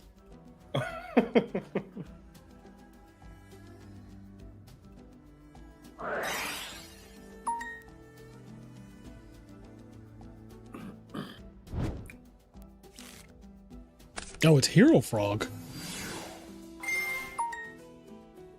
He about to piss me off and search malicious. I just know it. Okay, the malicious edge. Yeah. What? No, hold on. No, you said you said malicious. You didn't clarify. You're still pissed. Okay, we got better mills. Got a Sirocco. In Fraser's mind, malicious is like the nerd with the glasses, and malicious edge is like the cool guy that smokes cigarettes in the back of the school. I mean, he literally is edgy, so yeah. Yeah. Edgy ass hero. They're very even right now. Like, not too much has happened. We had a Kai's on a hamster, which was like whatever. The mills have been just whatever. Stratos did search malicious edge, but he can't use it right now, really, because his opponent's not putting a monster on the field. We know that the back row cannot be Dust Shoot. I'm thinking it's Torrential. It's the other bottomless, so the second bottom. So it is a summon stop. Yo, Ice Queen saying didn't search malicious because he has 2 in hand is crazy, by the way. Oh my god, that would be OD wild. And he's like smiling, but then behind the mask he's like crying. Yeah, the mask is crying. Mocking the hero, you say. That's right, Marcus. He hears that he's making Fraser happy. He's smiling with the mask. He's like crying. He's like, if only Fraser knew how upset he should be. Rough. These are my favorite game states when Junk Synchron just starts flipping and dipping his shit. Yeah. Yeah, he pitched a Swap Frog, but he brought it back immediately. Oh, he's bouncing the Treeborn. Synchroing for... I assume Android, right? Like, yeah, there's no real reason to make Catastrophe unless you're playing the spicy DDB. Right. This is why you play 57 cards. 57 cards is crazy. Tim gives me, so Tim is a junk frog player, and I feel like he's playing more than one junk synchron in his build. Like, I do not think he entered this tournament with just one of this. I think that there's definitely another one. If you had to ask me, I really can get behind up and up on the junks. Yeah, I like that card. Now, It's me a very, too. very good card. Also, Egg saying like, how good do you think Junk Destroyer would be in Edison? Isn't Junk Destroyer like literally like a Raigeki break on summon? it's more than a Raigeki break. It's for everything that you synchro with pop that many cards. Oh, that's broken. Yeah, Yeah. of course that would be good in Edison. Yeah, I'm gonna pull it up, but it's a bit much. It's like a level 7, I think, right? No, it's level 8. Oh, wow. When this card is synchro summon, you can select destroy cards on the field up to the number of non-tuners used as synchro material. So it just pops multiple cards on summon. And Yeah. it's up to. So yeah. Yeah, that's OD. Yeah, it would be really good. It would give frogs a very scary play. We don't typically make 8s, but if we had Junk Destroyer as an option, we would. Yeah, we can make a concession to make 8s. He's Yeah. also 26. He's not small. No, He can't he's- get beaten by Monarchs. Yeah, he's actually like a really high attack. Earth attribute, interesting. I didn't notice that until just now. Oh, Oh no.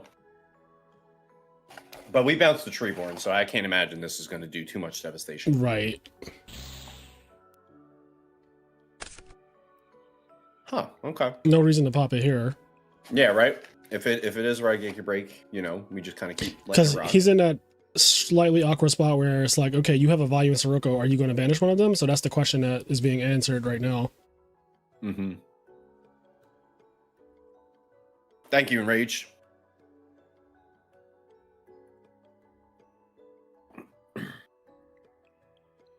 My locals is running a day where you can have one banned card in your deck. I'm thinking Twilight Sworn with Chaos Emperor Dragon is unbeatable. Thoughts?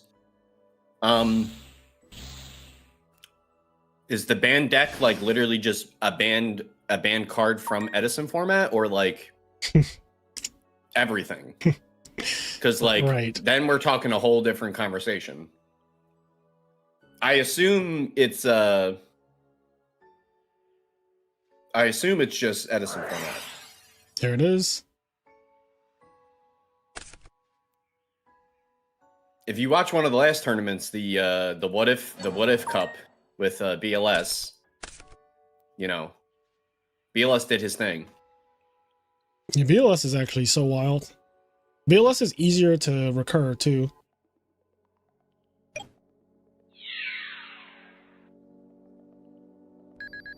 I don't want to spoil too much because I do have discussions on Chaos Emperor Dragon because that's all the way at the end. Yeah. So, you know, I'll hold my tongue on that, but you know, Yeah, we'll, we'll Twilight table Sworn, that one. I might start sliding you towards BLS over Chaos Emperor Dragon. That's all I'll say for now. Yeah, I don't think Chaos Emperor Dragon is the best thing that you could choose to play with off the Edison ban list. If somebody said you can play one card off the Edison ban list in your Edison deck, I don't think Chaos Emperor Dragon is... I don't think that's the correct answer, personally. Nope. I don't even know if it's like top 3.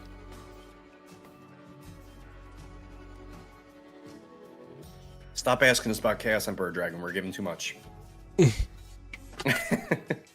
Y'all gotta wait for like 3 months from now when we get the Chaos Emperor Dragon. Oh, what?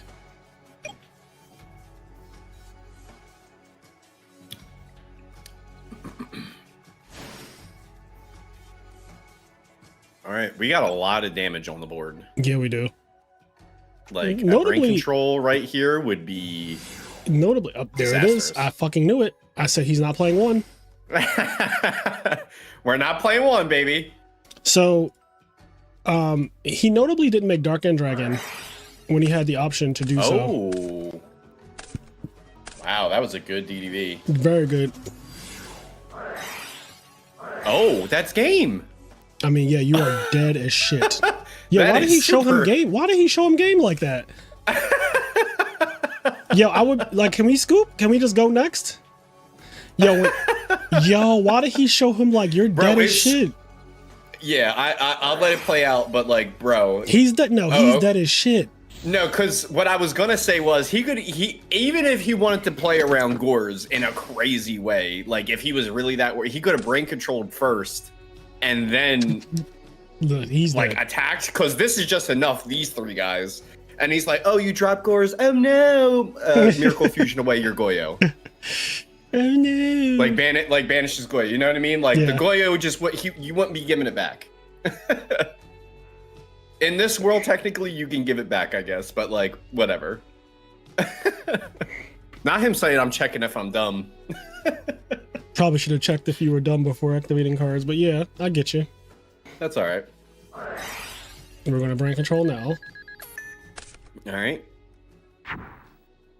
So this is a little bit okay. Yeah, I was about to say this is a little bit risk inning to Gores. You but can't like, survive that even with Gores though, right? Because like you attack with one of the guys, you have to drop Gores to drop it the next on the one. on the very first. So I can attack with the lowest guy. You have to drop Gores, and then Gores gets beat over by Goyo and stolen. Another guy beats over the token, and then the last guy attacks you for game. So like, there's no. That was a crazy. Yeah. I guess it is actually 100% through Gores. Yeah. Bro, that is so funny to me. He's just like. Yeah, he just showed him game multi DDV. Yeah, I thought when he started dropping, like when he first dropped the malicious, I was like, you already normal summon, you can't do that again. And then he was like Miracle Brain, and I was like, whoa. Bro, didn't I say it in the very beginning of the turn? I was like, this is a lot of damage on his field right now. And then he got DDV'd for everything. I was literally like, about to say, he's like a brain control away from losing the game right now. I mean, I wonder if he had Gores, because like he did make Goyo instead of making Dark End to get rid of some of the monsters that were on the field. But then like, so he said he had Brain in hand and Caius on top. Oh, okay, so he just yeah, he had the ultimate crackback, but he wasn't making it. He got cracked. His back got cracked before he could crack back.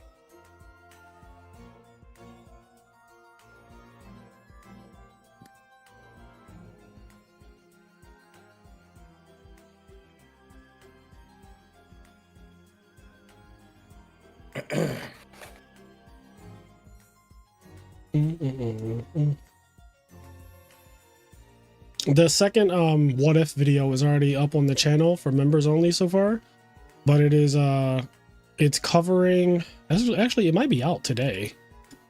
I think it came out today. I can check. Let's see. So we got oh, it's scheduled for tomorrow. It's scheduled for tomorrow. But if you're a member, you can see it now. It's been up since like yesterday or the day before. But it's on Card to Safe Return.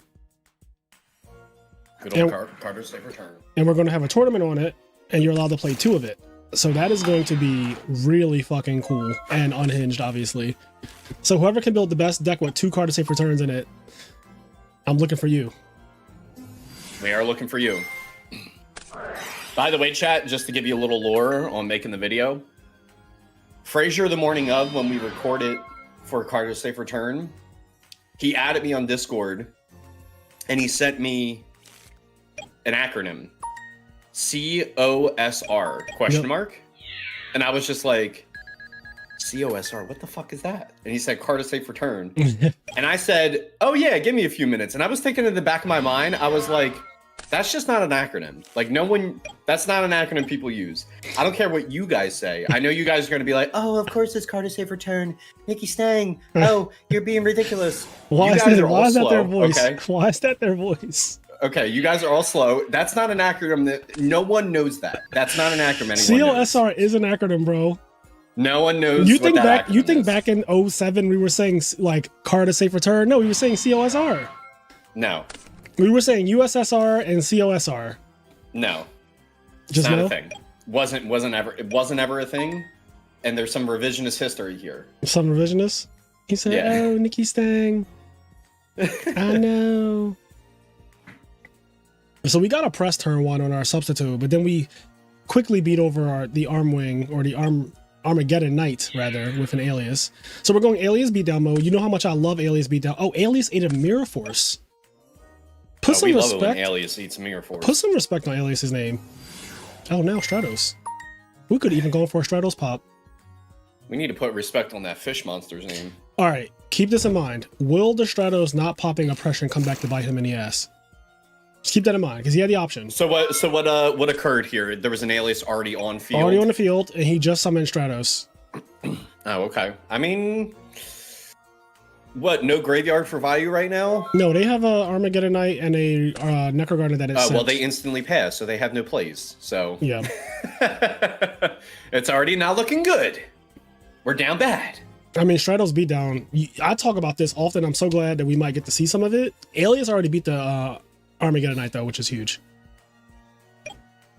Keeping value locked under roller pressure could be beneficial. I agree, Ice Queen. If Plague Sweater Zombie was accounted for, like if it was in the graveyard, I would be like, sure, I love it when they have oppression up. But like in this specific scenario, oh, okay, so the truth is coming out now. He could always get rid of oppression, which is why he didn't care. So this makes perfect sense because he's like, I could get rid of that when I want to. Oh. And he's going to make him draw it. Oh. Which this could also come back to bite. Interesting. Yeah, enough. I mean, it would have to be like a few different kind of cards. Oh, never mind. Oh, never okay. Mind. It's not biting. It's not biting. It's not biting. Stop. It's actually never biting. Call the fucking cops. It actually never, but not for me. Call the fucking police. Yeah, it's actually never biting. Is what it's not doing. Also, I have to share. Are we going to see some more of that spicy lightning vortex action that we saw from Yugioh last time? We saw some spicy lightning vortex. I definitely have to share this video with you because I feel like this is the same kind of video that you would find entertaining because I did last night when I found it. I gotta find it. Where's it at? No, I called it. Yeah, lightning vortex seems to be starting to become a pretty popular side option. I feel like I've seen it against frogs, but like I've seen it more often nowadays. Molly is negated by Shadow and Imprisoning Mirror, just by the way. Saiba XY. If that's the ruling question that you guys have. What, like a Mally that banished from the graveyard? Yeah, like Shadow and Imprisoning Mirror negates it.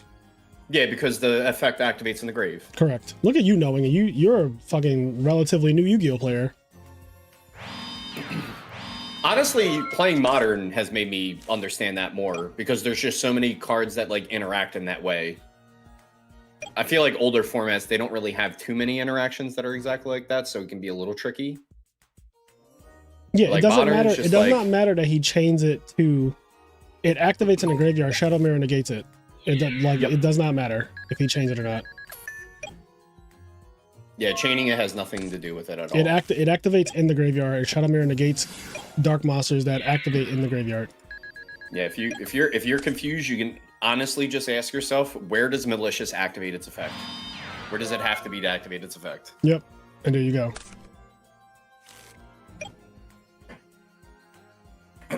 No problem. Hope you don't draw that malicious afterwards. Yo, that would be the ultimate, like, I'm pissed. To get your shit shadow mirrored and then to draw that malicious at any point would send me through all the stages of hell. It's called Enemy Controller. Oh, Matt, you caught that? You caught that video? Oh, that's a great one. Bro, that was one of the best videos I've been in a little while. Yeah. Listen, it's been a while since I've been on the YouTube. I get in there first episode, we get some gold. We got some gold right off the rip. That was definitely some gold. That needs to be made into some merch. I just wrote it down. That's a funny idea. I've been telling Frazier, and obviously I'm telling him because I'm like, well, I don't have to do the work. But I think we've had a big enough catalog where like we can do like a IMNerd Yu-Gi-Oh best hits from like Master and the Pupil, Master and Disaster. Many. Oh, we have so many. I'm sure that the old Master and the Pupil goes so unbelievably crazy because we just ran into so much nonsense. Mm-hmm. That episode was S tier. I was like, let me throw it on before bed and then stayed up for the next hour. Yeah, also, Stengo, I want you to be the guest for Teach Me How to Cook this week. We're using your fire deck. Oh my god. I It's need not it. even mine. It is though. We kind of cooked it together though. Yeah, we did. Because I think it's wait, cool that it came from a different Right, format. Don't spoil, right. don't spoil it. I guess in a way it is kind of mine because like I was just like, well, I want to play this in Edison. Yes, and then we brought it over and I helped you to like fix it up, and I think that it actually would be a good idea. It'd be a good deck to watch in a teach me how to cook. Yeah. And maybe someone will be inspired and they'll actually cook it harder. Yeah. What are you willing to do? Yeah, Okay. after you're done spectating this duel, I feel like you need to watch this YouTube short I sent you because I feel like the humor. You want me to watch it on stream or do you want me to? Yeah, you could watch it on stream. It's nothing bad. Okay. I think the exact humor of it, I think you would love it. I think it speaks to you. It's a YouTube short? Yeah, it's a YouTube short. Okay, Yeah. cool. So it's not going to take me anywhere. Oh, torrential.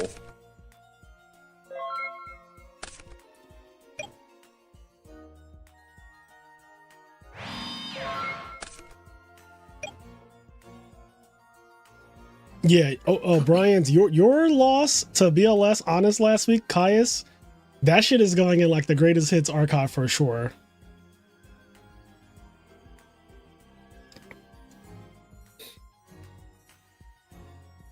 Yeah, the idea I was mentioning the Fraser, I was like, I think you need to do a greatest hits, but then like afterwards, it needs to become like a yearly thing where like every year of the Yeah. IMNerd, like best of 2025, best of 2026. That's a good idea. I really need to get somebody to go through and like I need to get an editor to go through and just compile that into clips. I mean, technically, it's probably not that hard because I could even start back from like 2022 when we first started making videos into this. So our first ever video was December 2022. So I technically say we started making Yu-Gi-Oh content in 2023. So we go back to then, and like some of the titles I can just remember from the title alone. Like, oh, I remember this one. Like this is where this went wrong. Yep. Like I remember the Evil Hero one is one of my best rants of all time. Yes. Yes. It's one of my absolute best rants of all time. The Evil Hero video, I'm about to find it right now. That is when I lost it, chat. Like I lost it in that video. I have to imagine the Burn Frogs episode must be pretty good because it's just a funny deck in itself. Oh, I found Chat, it. Oh my god, I found it. Yo, this video right here, chat. When Edison format goes wrong, triggered. When I tell you that, look at the Jordan meme. Like this video, if y'all never saw this video, because it only has a 1.6k views, as opposed to our shit now that has all like 5, 6k and all that. Like that video starts off with me losing my absolute shit, bro. Seba, Yeah. brother, I was at work, but your tournaments are dope. Happy for you. Thank you, Seba. You know I love you, bro. Yeah, that's one of my favorite, like, you know, I can laugh at it now. I wasn't laughing when it happened. Oh, he was not laughing. I'll tell you that right now. I'm playing that right after this duel concludes. I do want to see who wins this because he's at 1100. After this duel concludes, though, I'm definitely putting on the first like 20 seconds of that video because I just lose it.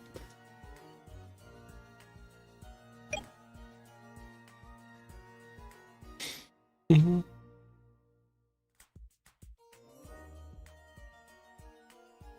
The funniest part about that Dark Gaia video was it was a mirror match. That is so ridiculous. Oh, not us putting him on the fucking world's longest clock. Bro, honestly, I fucking respect it. I would do Treeborn then if we're talking like this. If we're gonna do all this, is Treeborn to cut the clock in half? Right? Because now it's Kaya's burn for game. Oh, it is But now Caius burn, but there's only one Caius left. That's so like, I mean, play to your win conditions by all means. So Tim is doing the right thing. Now you are a Caius away from losing the game. What I will say is that there is a high chance that one of these is pulling a rug. Like a very high chance. He hasn't seen a pulling a rug yet, and he also I don't think he's monarched or done anything to trigger these back rows since they've been there. So like, and I think game 2 ended too quickly for us to even know if there's pulling the rug in the side. This is game 2. Oh, sorry. I thought we were game 3. No. Oh yeah. So Egg's on the back foot. Yeah, Egg is on the back foot hard after he got Miracle Brain controlled game 1 and all that through potential gores. Like he still died. Yeah. Oh, also, we didn't. Have you seen the bingo card that Enraged Peacock made? Look at this. Oh no, I didn't see this. I should have asked. All right, so let's see. So I see the fishborg, so I started blasting. Oh, we had a fucking yo when he revealed his hand, and it was brain control, miracle, kill you. So that's a bingo. Oh, you guys, we've done fucking work on the bingo board. Look today. at this. No, Enraged really. Oh, I mean, yeah, we have bingo on the left already. Yeah. Well, we have bingo on the bottom, bingo on the left, Oh bingo shit, in the yeah, middle. bingo on the bottom. Oh, I didn't. You even, have 3 bingos. You don't even know. I didn't even know. I literally didn't even know. Yeah. Oh, I see. We don't have loud and wrong. That's the only one we're missing. Loud and wrong would have been good. I told him that he's missing a couple staples. Cat has to be on here always. I need my cat. I need cat. Actually, I'm going to put a couple cats in chat. Just because, like, just to remind people. But you need cat. Gore saves lives. Gore's hasn't saved a life yet today.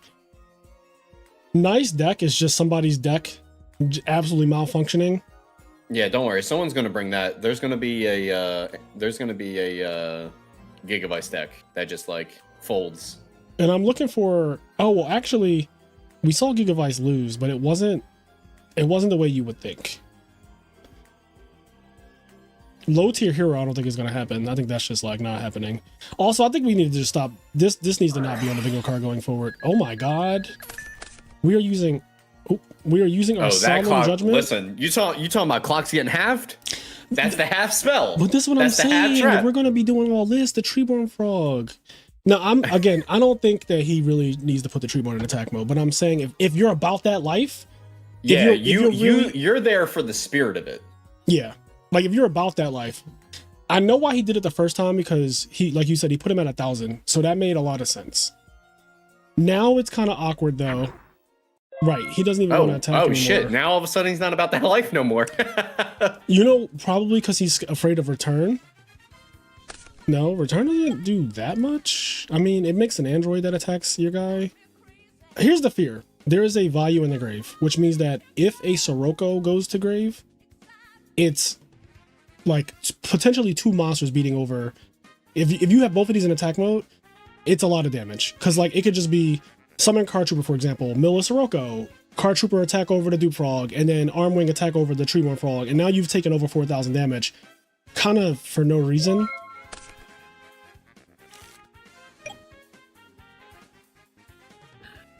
I gotta say though, 500 life points is like, it's 500 life points, right? Like, I don't know what Tim has, but the allure is there, man. The allure is fucking there. The allure is to just start swinging on him.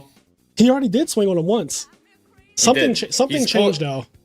He's pulling his punches. I don't think Tim made the decision to stop swinging on nothing. Interesting.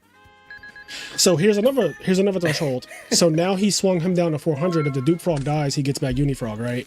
So now he's at another. So we were talking about Caius earlier. He's now past the Caius threshold. Now he's in a Uni, because frogs put you in these thresholds, bro. It puts you in these fucking pockets. Listen, all I gotta say is that Tim's on his Katy Perry shit. You're hot and you're cold. You're yes and you're no. You're in and you're out. You're up and you're down. You're wrong. Make your mind up, Tim.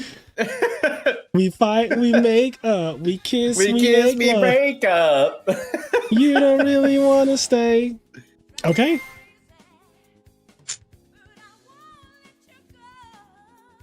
Oh boy.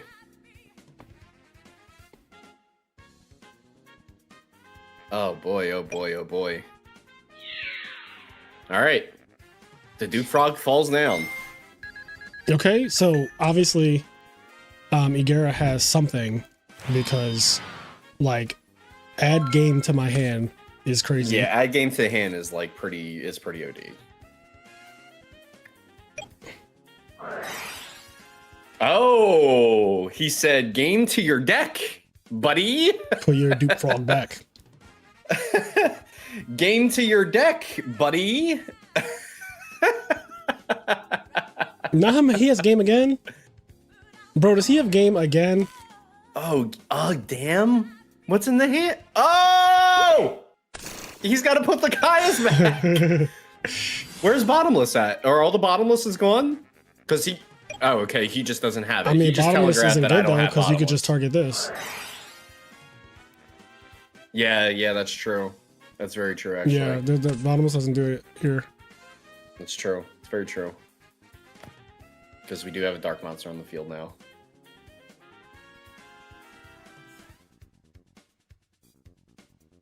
You still thinking about what the return into the... You only returned one.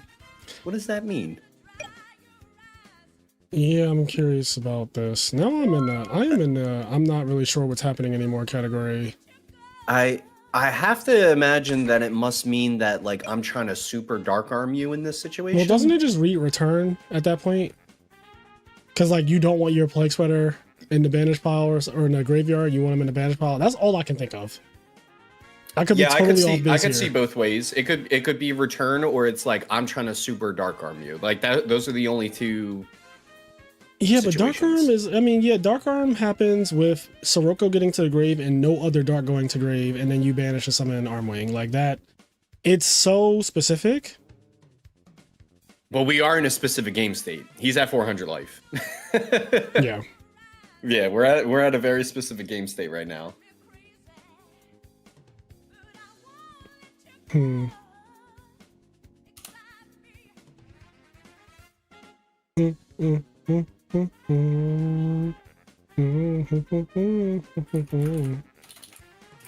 I missed the part where he was attacking with Dupe Frogs.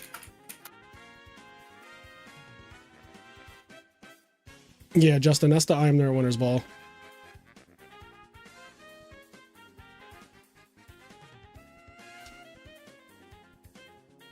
Yeah, I mean, there's like a few different things that could speak to it, but we'll see exactly. There's the return.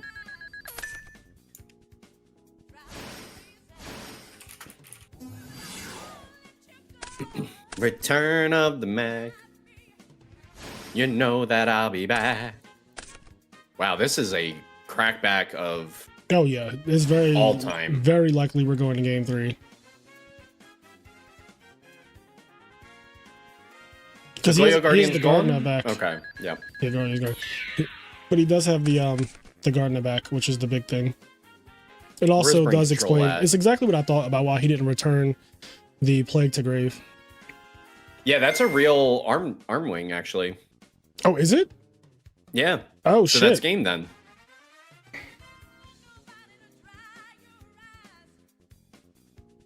Because he made it with Garda. He made it with Okay, yeah, Garda and yeah. Gale. Yep. Yeah, that's GG. You see the cognitive bias that Vayu Turbo puts on a player, where they're just like they see arm wing and it's like it's always negated. It's not Yeah. real. I mean, 99% of the time it's never, a real Right, one. but it's just, isn't it just a funny thing to think about, where it's just like every time you see an arm wing, you're like, it's always not real. You sound like that lady on the plane. She's like, that motherfucker back there is not real. Had Barrier return 2 DDV, Vortex 2 Oppression. That hand is terrible.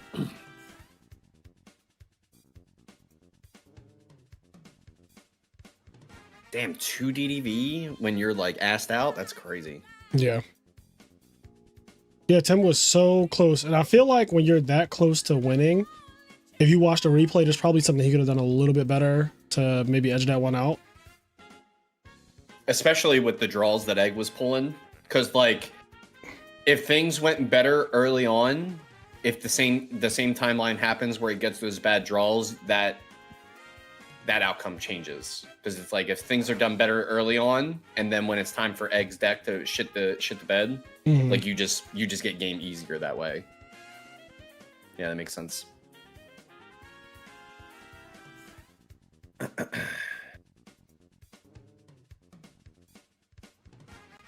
Newest YCS on the new ban list? Yeah, on the new ban list. Pittsburgh. Oh, really? Yep. So YCS Pittsburgh is today. Kind of have it on the side watching it a little bit. Yeah. And there's a new ban list coming out?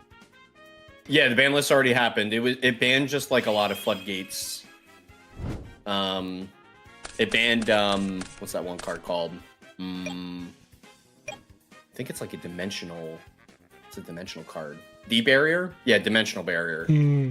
It's pretty much a trap floodgate that just says like I can pick I know what Yugioh Fusion. is. Oh, okay. Yeah. Pretty much. Yeah. Just like I'll pick a type. You can't special summon it or use it. Wait. I think there's a big misunderstanding here. You're talking about the emergency balance that happened weeks ago? Yes. Okay, I already know about that. I thought that there was a new actual ban list, not No, ban not list. a new one. Okay. The old new one. Yeah. The one that they haven't technically played with. This is just the first YCS Yes. that Yeah, is I'm on this aware. ban list. I'm aware. Okay, I thought that you were saying because they do at YCS has released a ban list there. Yeah. Oh my god, bruh. You guys, so you know how I complain about fucking Gale and Card Trooper? Thank you. We got the answer. Finally, justice has been served. Gale, Card Trooper, they go to fucking jail. Slap the motherfucking cuffs on them. Oh my goodness. Like, seriously though, I fucking hate those two cards. I hate this motherfucker and I hate Gale. And people ask me, what's your most hated cards in format? It's those two. Yo, if this damage goes unanswered, this is gonna be wild actually. It can't go unanswered. No way, right? Yeah, it can't. Yeah, I was about to say, there's just no way, right? It can't go unanswered.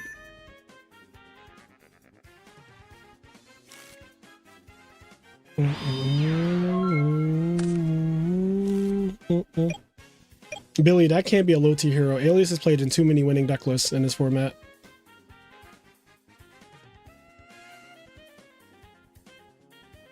He's doing what he's programmed to do. Trooper is doing what he's programmed to do. I just fucking hate him because he always comes, I swear to God. Like, that was a disaster just now. Like, that was a disaster.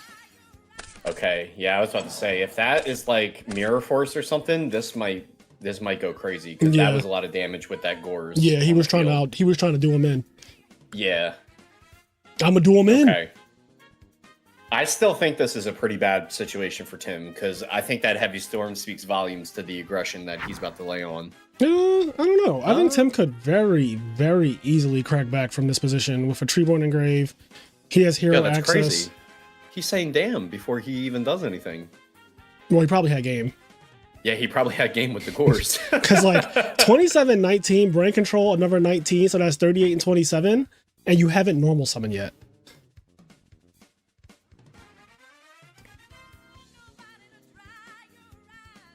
Gale has no business making Stardust small. Oh yeah, this looked like it was kill you.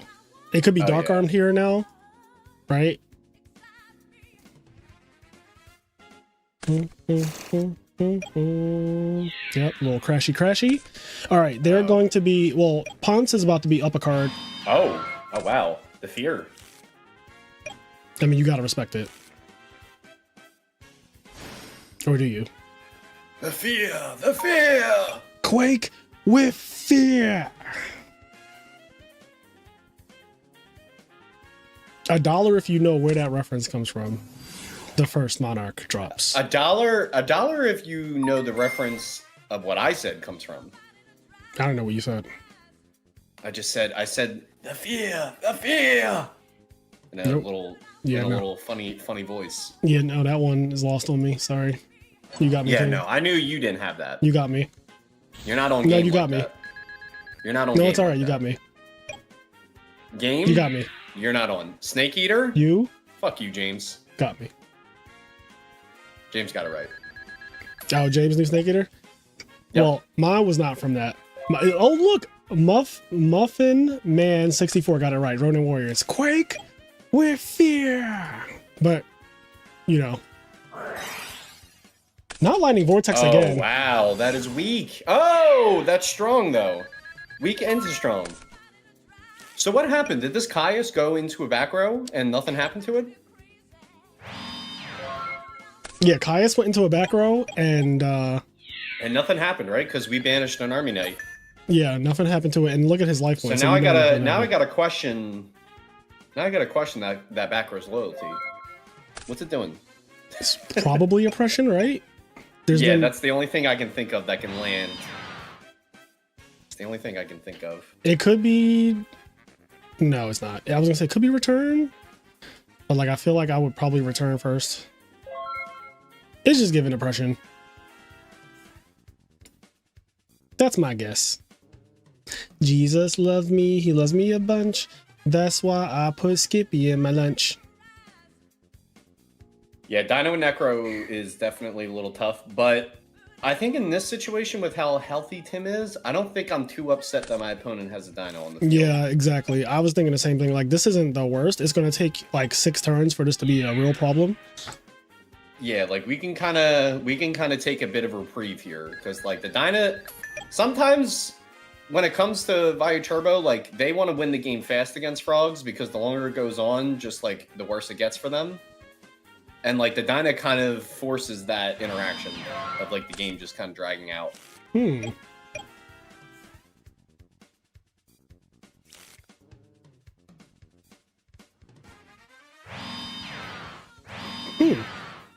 Wow, that is so much back row. So we're saying Treeborn's never coming back this game. That's fine.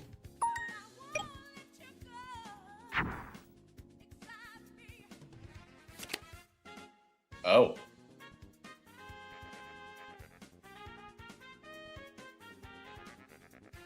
I'm scared, Stengo. I mean, 2K butt, right? Yeah, okay. This is getting very complex very fast. It is. There's too many cards unaccounted for too on both sides, right? Like there's a lot of things that could be back here. Okay, Dust is the question, like I called it. This is the start of something beautiful. Chain Torrential, the Miracle Fusion for game. That'd have been crazy, right? That would have been crazy. I guess he has a Garden. It's not Miracle Fusion for game, but it would be Miracle Fusion for you. You're not coming back. This is still great though. Like this is actually an unbelievably good spot for Tim. Yeah, there's a lot of ways he could play this battle phase out. Let's see what exactly Stratos was also the perfect monster to have against a Dyna with a Gardna backing it because you get 2 attempts to beat over it technically with like Stratos is going to attack, and then if Stratos dies, you still have another monster that can attack it on the following turn. This is the exact interaction that makes Hero Frog so good because you can't really lock it down with like one card because there's so many good outs to like Dyna, for example. That was interesting. I thought maybe he would try to go after the Greffer. Yeah, that's a possibility. I mean, I think realistically though, he just kind of knows like this attack, no matter what I attack, is not going through. Oh, that is really strong to be able. You're just negating his play because he can't do anything to the Stratos.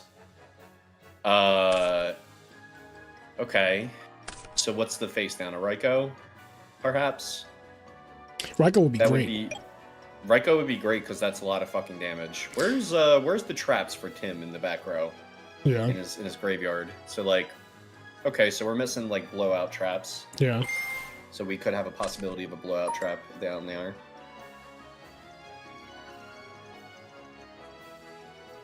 Oh, this is getting scary.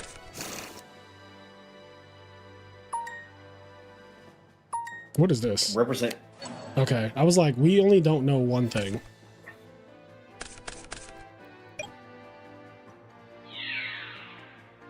Okay. Yeah, I was like, if we have something strong, we definitely are letting this go, I imagine. That is a liability on the field. Like, you're just gonna... Okay, he clears it. Oh, wow. May phase 2 Miracle Fusion. Miracle super stabilizes you, and you're just like, all right, I can't lose. Yeah, exactly. All right, so I think now the only way he can lose is probably something ridiculous like Brain Control. But other than Brain Control, I don't really see. Yeah, because that doesn't have a possibility of coming out here. No, there's 1, 2, 3, 4, 5, 6 darks. Yeah, Dad is not on the table. Yeah, this is really bad for Igera, obviously. Technically, he's not going to die next turn. He really can just hide. Yeah, and wait for a better day. You have so like, yeah. I mean, it's just it's bad. This is definitely a position you do not want to be in because, like I said, when it started becoming like Frog player sets 4, you have a Dyna that's kind of like cucking your advance. Like this game state's getting really complicated, and these strong boss monsters will definitely start bull and china shopping, just literally knocking all the chess pieces on the ground. Yeah, Zero in this game state is really, really strong. It's just it being so big and it also being Raigeki on legs, it requires specific answers that are like trap cards usually, like Mirror Force, D-Prison, stuff like that. You have, Fraser, you have no idea how badly I want one specific situation to happen right now. I'm not going to say it. I really... No, he thinks really he has, want to see... He thinks he has Crow in his hand. Interesting. Well, I'll be honest, you can't really worry about that. Yeah. Not now. It's an emergency. It's an emergency. You can't worry about that. But, like, seriously, I want one situation to happen because I've never seen this happen before, and it would be awesome if it did. All right, we'll just remember it. Okay, here we go. Cryo on AZ. Okay. Also, my second most hated thing. So now well, it's this is 15 actually permanently but because there's a water on the field. Yep. It will never change. 1 minute left. Are these timed? Yeah, these are timed. 50 minutes. Oh, okay, okay. I didn't know. Yeah, you do the weeklies or whatever is not timed. Yeah, yeah.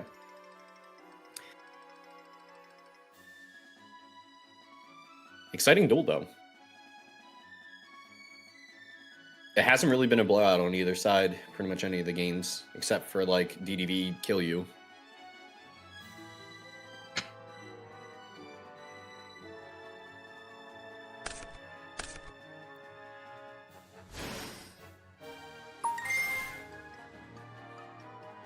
Okay, Black Rose is going to resolve. Alrighty. Show me chicken salad.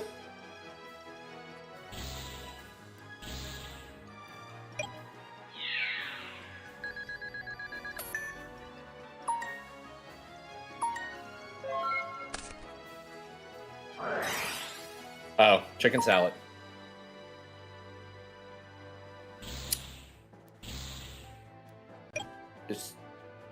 Is Trayborn in the grave? It is. Hmm. He might not know. Oh, this is he of Caius?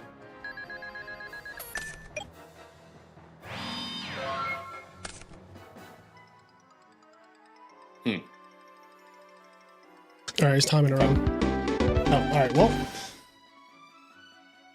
he drew Dark Arm. Okay. Okay.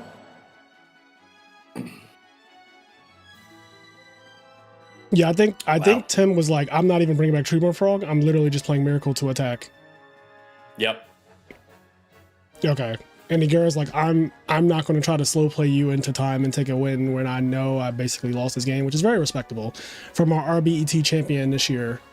It's very respectable for a Yu-Gi-Oh player because I'm going to be honest, player. y'all are goddamn monsters. Not okay? y'all, like you aren't one of us now. No, I am literally like that could literally never be me, but I know it can be plenty of y'all. You're not wrong about that. It definitely is plenty of Yu-Gi-Oh players who would be like, I'm going to try to stall right there. Yeah. Okay, let me check something. Okay, this guy dropped himself and then he wanted to be re-added. I was like, you can't do that. Why Stango say fuck me for? But yo, the play that I really wanted to happen is that like maybe Egg like just doesn't see it and he's just like, all right, I'm gonna put both things in defense, and then Tim goes standby phase, Ocean bounces 0, and Raigeki is field. Oh, something like that. I wanted to see it so bad. That's cute. I've literally never seen that, and it would have been game. That I wanted to see it cute. so badly. That's cute. I wanted to see it so badly. That's very cute. I've literally never seen that. I wanted to see it so fucking badly. All right, so I don't think I've seen Brilliant Vargas play today, so we can watch him. AJT's in this? Okay. Yeah, AJT's doing pretty good. Samu's in this. Samu is if Samu wins this round, I think Samu will be in top 8. And I believe it is top 8. Let me see. Swiss rounds.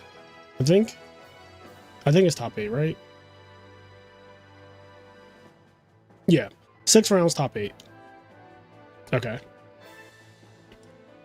So yeah, we're gonna watch Brant, and because he's undefeated, so that's also pretty good. Black we got Wings. GBs. Yes, guaranteed GBs and top cut too. Listen, it wasn't guaranteed GBs last time though. Remember when I was like GBs and I saw Johnson Boss playing something else? I was like, I'm gonna be honest, Johnson Boss, what's wrong with you? Oh yeah, I do What's the remember. problem with you? He's taken detours before. Yeah, but I don't like it when he takes the you're a GB player.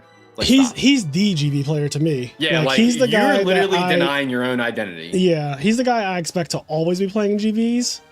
Like him not playing GBs is almost the same equivalence if Frazier just said to me one day, he's like, hey, I saw this girl at the coffee shop and she was looking really beautiful. Like I was really feeling it. And I was like, Frazier, what's going on with you?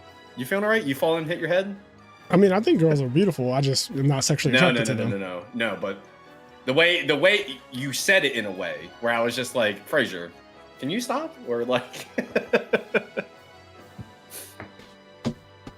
Okay, so Duckwater says he's never gone into time. That's impressive.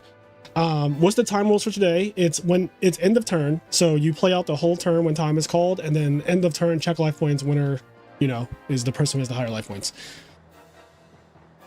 No double game loss or anything like that. We're not doing that. I've been using the same time rules for years. These have just been my time rules.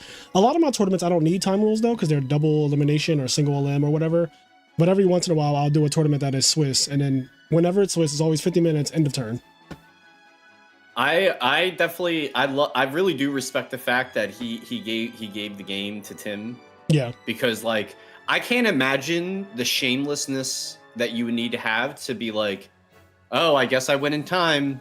Yeah. And Tim's just like, hey, what did you have in your hand, by the way? Yeah, it is extremely And you simple. show a completely dead dark arm. And like you just sit there with no shame on your face at all, being like, I guess I win. There are a lot of gremlins out there though. Bro, there's a lot of fucking goblins and ghouls of the night that would fucking take that, and that infuriates me. Welcome to Yugioh. I don't know what the equivalent. I guess like Sonics in Smash. No, it's not even that, because like you can at least win in time straight up to me, but you're winning in time where you could just have a dark arm in your hand that you'd be like, oh well, you just actually lost, but you won't admit it. You'd be like, no, I did it. What's the clock say? But like I see people do in Smash when people time someone out, and they do it from like the 4-minute mark. It's just so gross looking. Like it is infuriating, especially because you're watching this actively happen. Like I saw a guy playing Sora, and he was doing that thing where you can just like edge camp, so you just stay using spells, and Sora just keeps like grabbing edge and using thunder and shit and refreshing, and just like certain characters just cannot deal with that. There's also Pikachu who can go completely under the stage and like quick attack to the other side and just like keep doing that, and certain characters can't keep up with that. And it's like, bro, we really about to watch this? Like you took one of his stocks and then you're just gonna run for the rest of the match? Up a stock, you know the vibes. Exactly. Up a stock, you know the vibes. Like that meme, the fact that there's a meme for up a stock, you know the vibes, the fact that that's a thing tells you. I had someone judge call a supervise, got an extension, they still slow played, went into time and lost. You should have called the judge on them slow playing. I think that was the more important judge call there. Yep.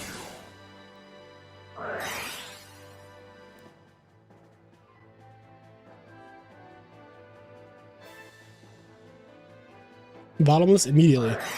Book of Moon immediately. Yep.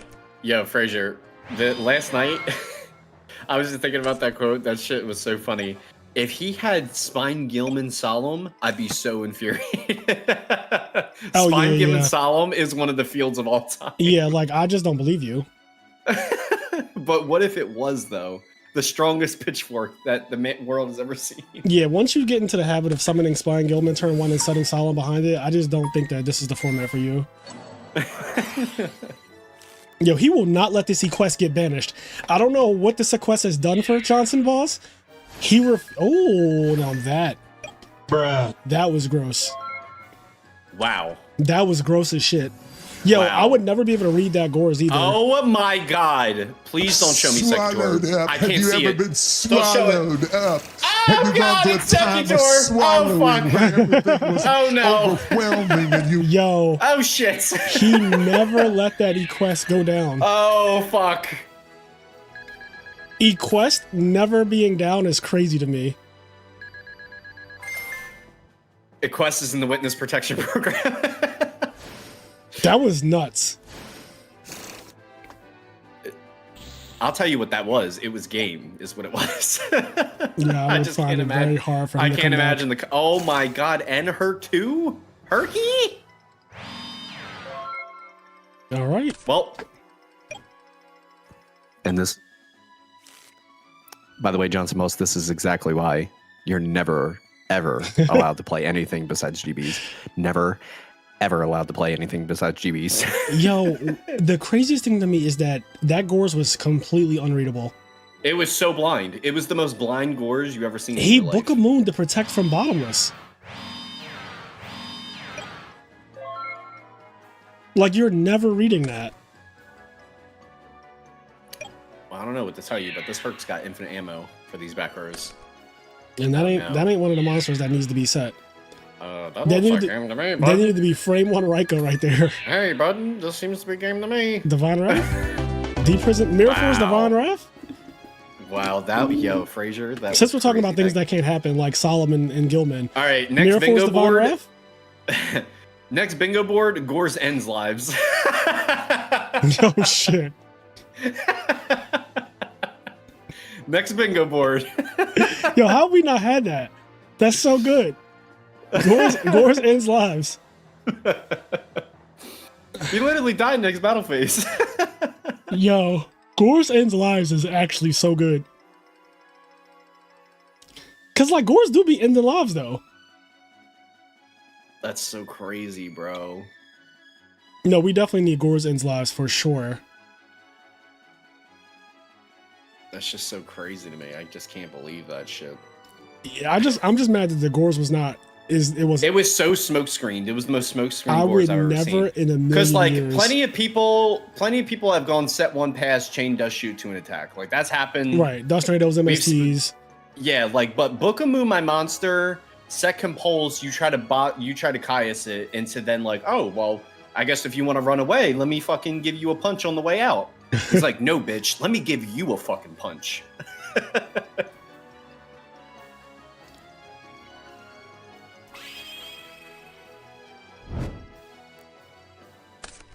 Uh-oh.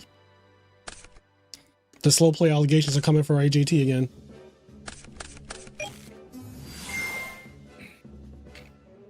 Oh, AJT. I've seen him duel, bro. That guy's a slow player. I literally watched him slow play lethal. I was in the call with him. I was watching him play the ladder. I was like, bro, you're slow playing lethal right now. You never realized this, right? Slow play It was is like- crazy. Yes, he was slow playing super lethal. It was so fucked up. I couldn't believe what I was watching. AJ is a goddamn fucking monster. He's a GOAT format player through and through. I like Masha's comment. If a zoo ever loses his tigers, they should call up Johnson Balls. Okay, I like that. I could get behind that. Yeah, he always has that shit.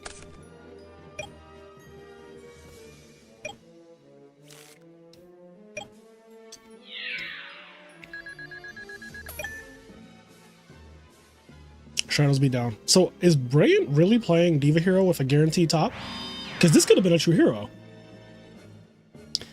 I remember him saying this like, oh, it's gonna be 2 a.m. It's gonna be too late. Oh.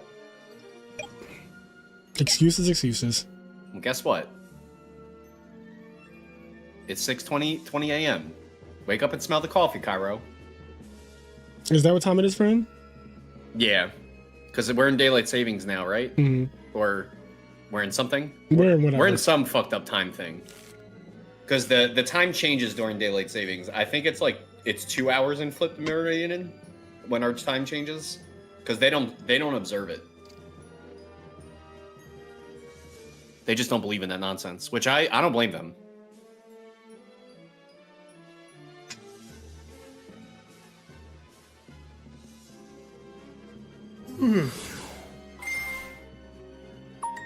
Oh God, I already know what's. I've already seen this song. This song and this dance? What about this dance? Yeah, I've already seen. Yeah, I've seen this song. Check the zoo. Check if the zoo is missing tigers. I just can't wait to be king.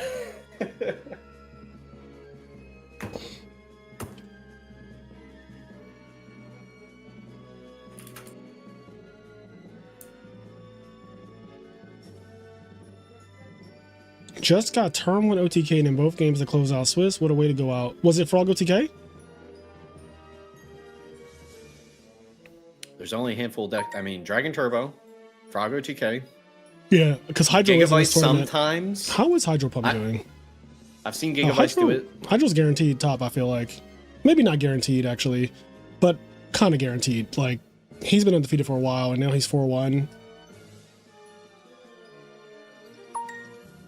Who's this?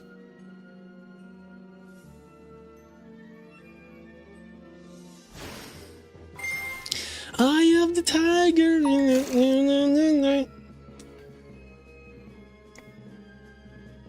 Now Johnson Ball is just saying, let me know if you have any answers. Because guess what? I got the best answer in my back row. All right. That's negated, obviously.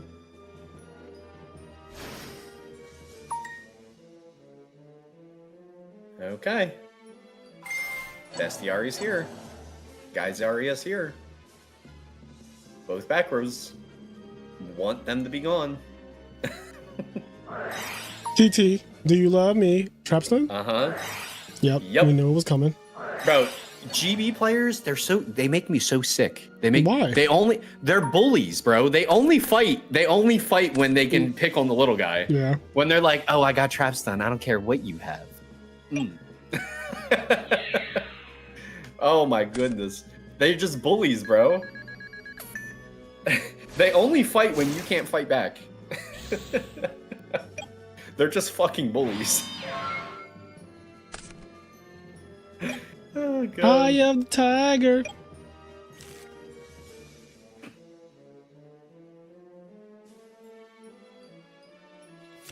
I just can't wait to be king. Da-da-da-da-da-da-da.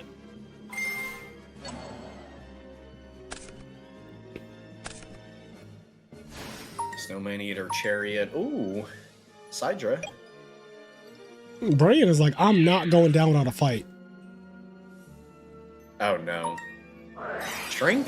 Oh fuck. The worst one. The worst thing possible. No, you don't see this card being played anymore. I mean, it gets on their bottomless, right? It's a very good card. It gets on the bottomless and it also is damaged up, so like not many things can stop it. And you get to tag out on your opponent's turn, which is not supposed to happen outside of Wabaku.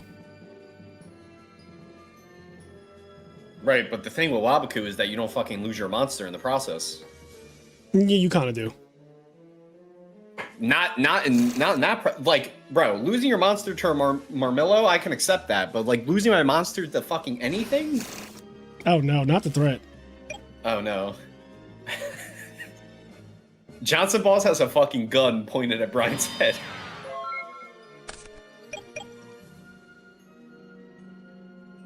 Yep. Just immediately to the business. I want to get the business. See, one thing about Johnson Boss is that he also doesn't believe you. So you really gotta show him.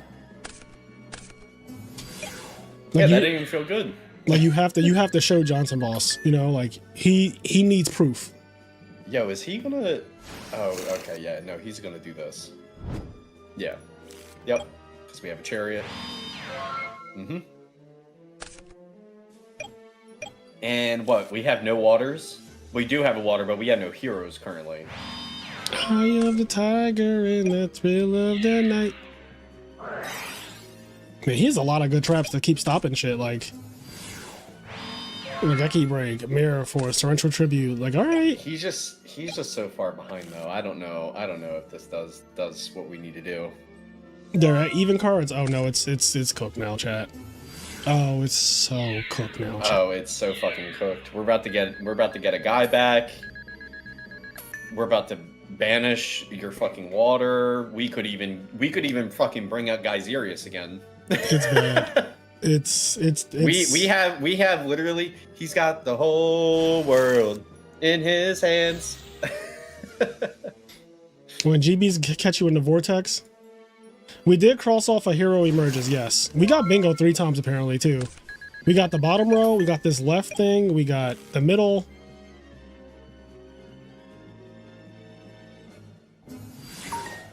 Oh? I mean, this is a half measure. Yeah, I don't believe this is. Oh, it did walk though, so he gets the Kaiku if he dares. But is it walking? It looks like a crawl. If he activates it, there's a chariot. This is optional, right? Yeah, it is optional. All right. That is true. Sorry, well, he didn't really reveal anything special because we already we all was knew. in that spot. It was in that spot exactly, so it's not like, oh my god! Hey, chat. Hey, if you're a member, throw some of these up. Throw some of these up if you're a member. Can't member. When you ask them what happened, you gotta just be like, can't member. Well, GG. This was a 2-0. This was a Jet 2 holiday. If we didn't get Jet 2 holiday, this was a... Can I see the time? Nothing beats a Jet 2 holiday. When this and match right now, ends, can you save up to £240 for a I want to family say of 4. 11 Don't miss minutes. out. So I think Book this match now started with at Jet this 2 round started at holidays. 4:10. So I'm just gonna do that. This match started at, because I set the timer at 4:10 on the dot. So this round will end at 5 o'clock. It was 17 minutes.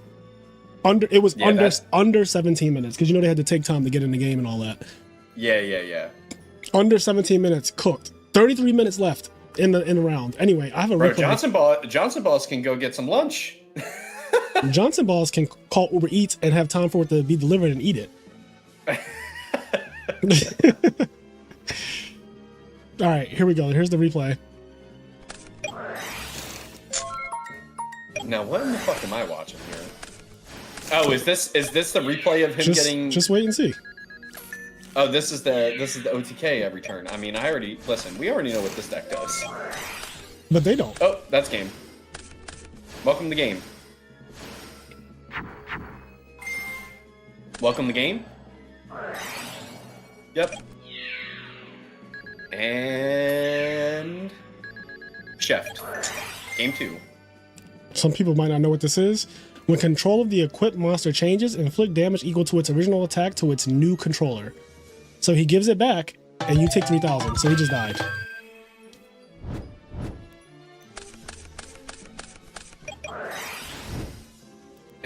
He said, "Don't be impressed. I'm 1-3 tonight, plus a bye." That would piss me off so much if I was getting fucking Chef like this, because I was like, bro, you don't even have a chance and you're cooking me this way. You don't even have a chance.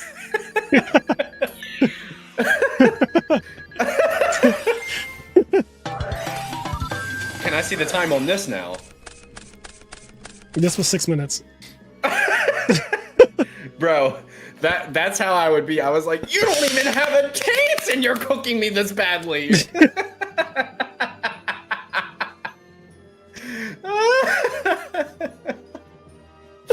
Yo, stop. You were too much. Yo, something is wrong with you, bro.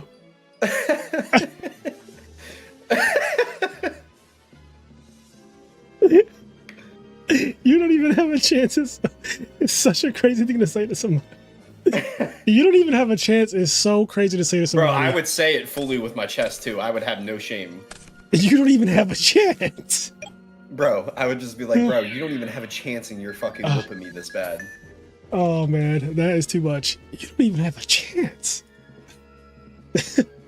Like, what did I do?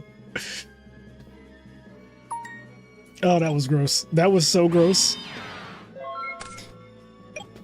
Imagine just dying like that too. Like, you don't even know what deck you're playing against and you just die.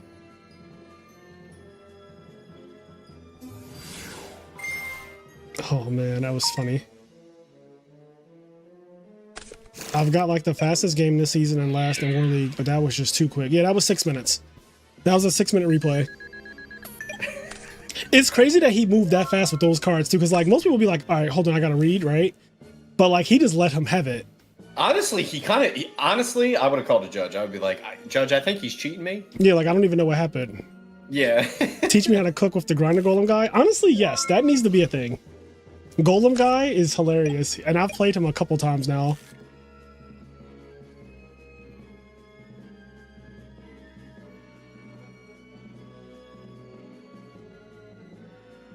His goal is to beat me. I need him to like make a meme montage, you know, like the MLG 360 no scope meme montages that they do with things. Yeah. I need him to like have that clip of me screaming, "You don't even have a chance and you're cooking me this hard." And it just does like dubstep bass drop and he just starts he just starts burning people for 3K. You got the fucking hit markers going on.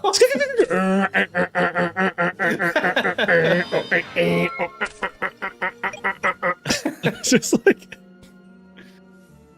you don't even have a chance.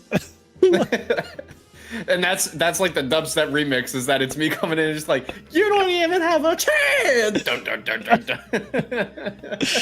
Oh man, you don't even have a chance. I'm telling you right now, Gollum guy, you better learn how to video edit. You need to make that. I think that would be one of the best Edison format videos we've had in a long time.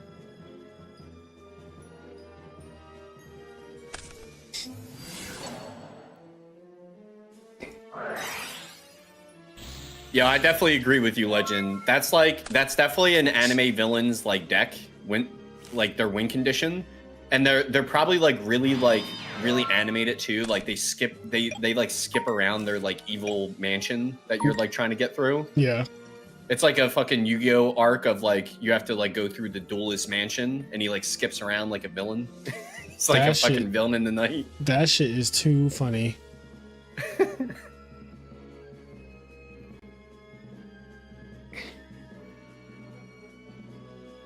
Oh man, that gave me a nice little sweat.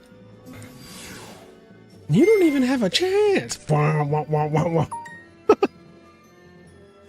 soon as it kicks in. Oh.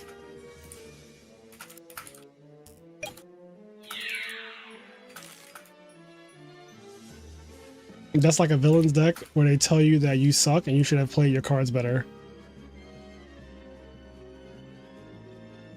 Why'd you have 2 monsters on the field? Why are you hitting yourself? Why are you hitting yourself?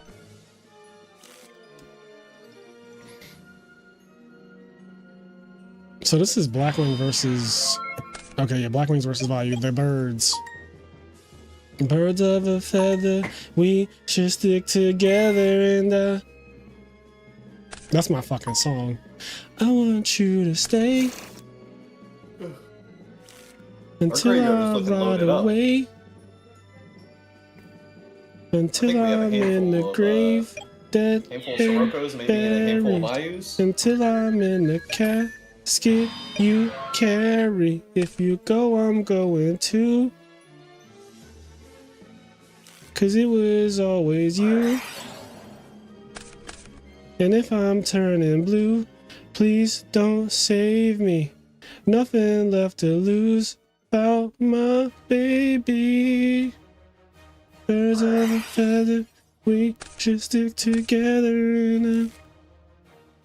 Let me know if y'all know what that song is. That's my favorite song from the last year. That is my #1 song from 2024. I went to go see her in concert too. Oh, mind control. Uh-oh. I don't see this often in Blackwings. No. He wanted to take a Raikou, but he'll settle for a Greffer.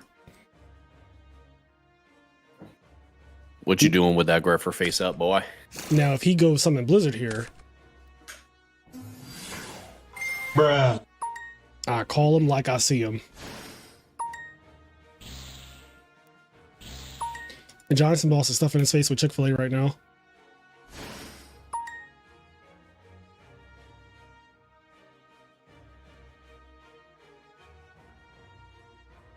This is quite the swarm of monsters. What's our graveyard looking like? So we got a Gardner, so we don't even have a chance for it to be. Yeah, the Gardner definitely makes it, and his graveyard is fucking stacked out of this world. Like, what is going on? Yeah, over there? we do have a clapback. Oh, okay, we're not syncering off that guy. Yeah, interesting that he's choosing to Greffer can't attack. This was mind controlled. It fully can attack. Oh god.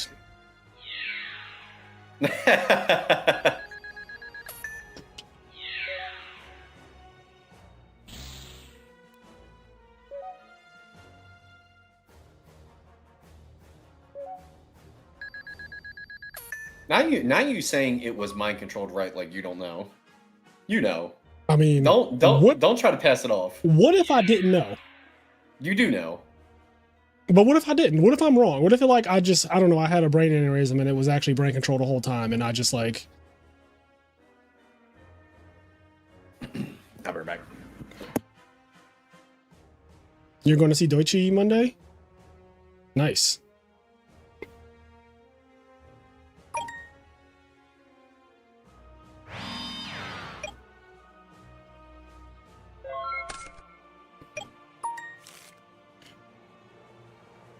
Yeah, I really don't understand why he didn't make the Goyo with the Greffer and then just keep the Shura in defense mode. You literally have the same result without giving your opponent a Greffer. But then again, maybe he wants his opponent to have the Greffer. It could all be a part of his plan.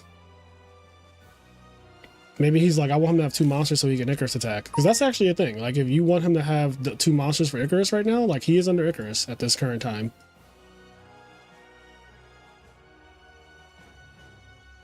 But like, that's me trying to save a misplay, right? Like, I don't really know of that. I feel like I'm coping, if anything.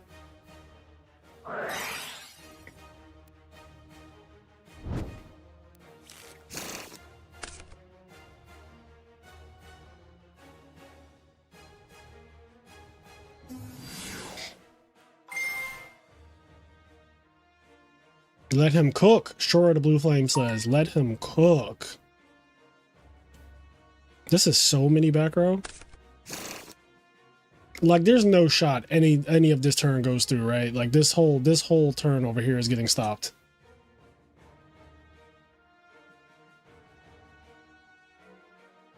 Stack for Plague. All right, here's where we start getting responses, right? Oh shit. Okay. All right, hold up. Moscow is sending him to the gulag.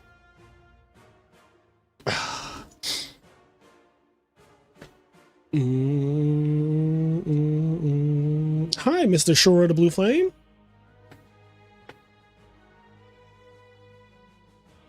Goyo Guardian. Hi. He has 4 darks, so even if that was in hand, he could not summon it right there.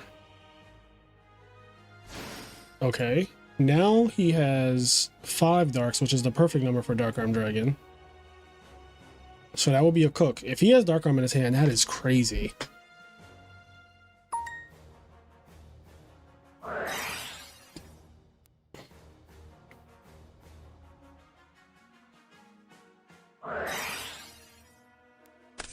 My only confusion is that none of this beats Goyo Guardian. Even if the Heavy Storm went through, none of this beats Goyo Guardian. So like,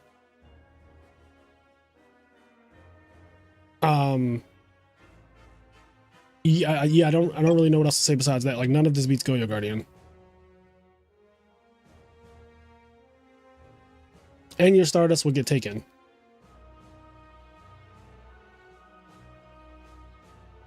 Unless I'm severely missing something. It's kind of like, okay.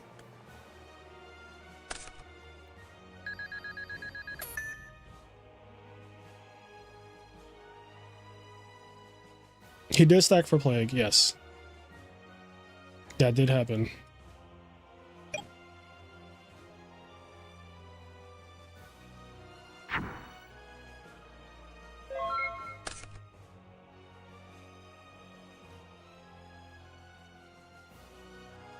Okay, well now GYBU has his pick of the litter. What does he want to own?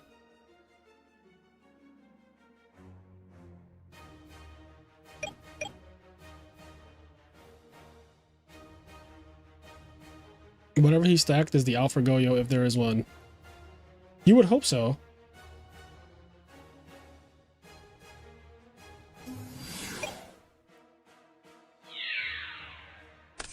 Trample for 100. Okay, take for 300. Very little damage, but very big progress. And this makes Dark Arm dead even more because Dark Arm was technically kind of alive because the value in this guy can just make Armor Master and then he'd have 3 darks. But now he has another dark in the grave, so Dark Arm is super dead. Might be Caius.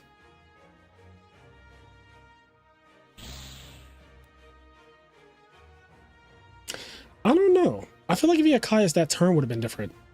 Like if he had Caius in his hand when he was doing all that Plague Spore stuff, I feel like that entire turn would have been different if he just had Caius. Because why are we making a Stardust Dragon into a known Yugioh without protection? So you're passing your opponent your Stardust Dragon and then you're going to Caius it next turn? Like that story doesn't make sense.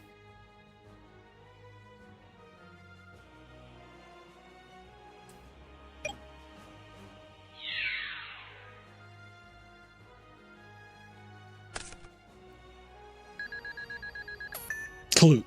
I'll play 1.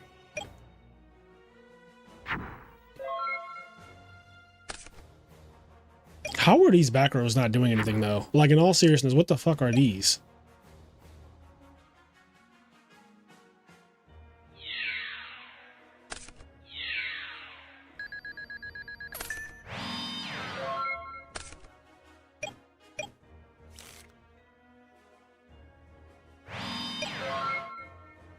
Yeah, I understand that he went Summon Stardust. Okay. So he went Summon Stardust to play Heavy Storm, but my problem with that is even if the Heavy Storm went through, that entire game is still the same because you don't have protection for the Stardust and there's a Yugioh Guardian on the field. You're just giving the Stardust away and still losing the game. Like you're not winning the game. The Yugioh never got deal with, and you knew whatever you stacked didn't deal with Yugioh Guardian. That's my whole thing. This is very interesting. That is a very interesting just like sequence. I don't really know what to make of that.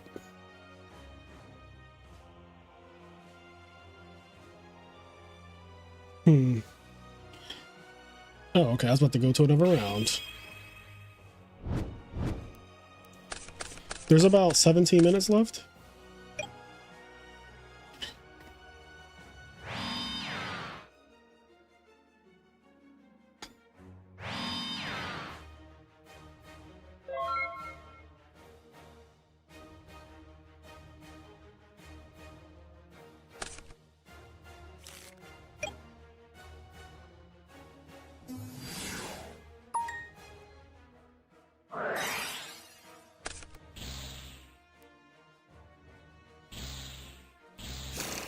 That's a very good cross out. All of these fuckers going is huge.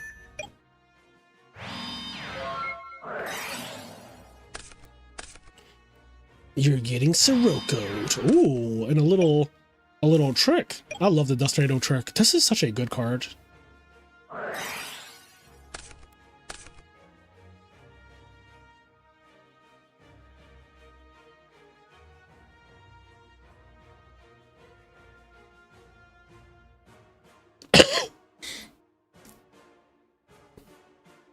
What would you want to set though, chat? What back row would you want to put down on your end phase that you wouldn't just set on your own turn? End value turbo.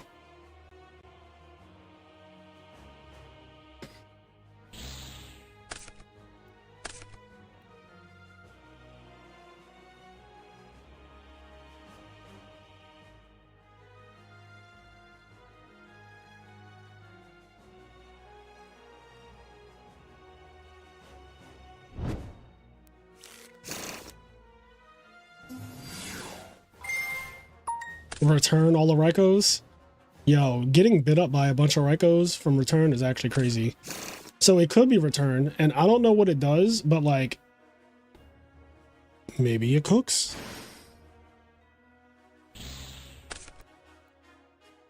It's starting to look more like return, chat. Oh, bruh. All that just to get fucking colluded. He needs return, I feel like now.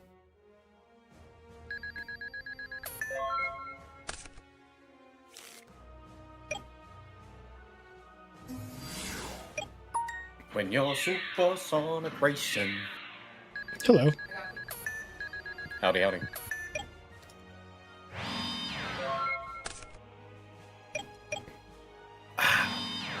All right. So where are we at in the bird? Oh, it's not returned. Looks like a nobleman came down. It did turn 1, and it hit all the Rykos, and I immediately said, that's a really good cross out. Cross out has made the value matchup so much better this second half of the year. I think that Blackwings have finally like started to figure out this matchup that they really do need. Like the cross outs are gold. And following me and Pro Storm's playing Blackwings at a high level video where we talked about we did a whole segment in that 3-part series on just cross out.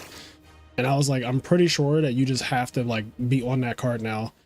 And it's working. Like it is actually helping a lot. Yeah, I mean, No way. The existence of cross. Wow. He tried to make a Goyo Guardian and attack the Bora, and it got colluded. Now he tried to attack the Value, got colluded. Look at what he's winning with, bro. This is such a motley crew of like nonsense. It's terrible, honestly. As far as like the overall card quality, like it's fucking. He has 2 vanilla monsters plus like just colludes for like just normal monsters, and he wins because the Ryko doesn't mill. Yeah, honestly though, this is why when I'm playing Hero Frogs, I feel like I don't attack these bullshits, and I just get rid of them with like Monarchs and stuff, or like bad trades like Stratos.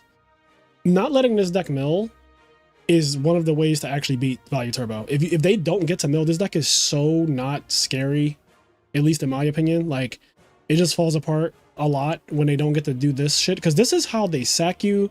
This is how they get set up. This is how to get rid of your back row. This is how to get rid of your big monsters. Like, this is literally the linchpin of the deck. And I realized that very early on, like years ago. And once I realized that, I was like, okay, so preventing them from milling is actually a key. It's key to winning against this deck. Yep. 100%.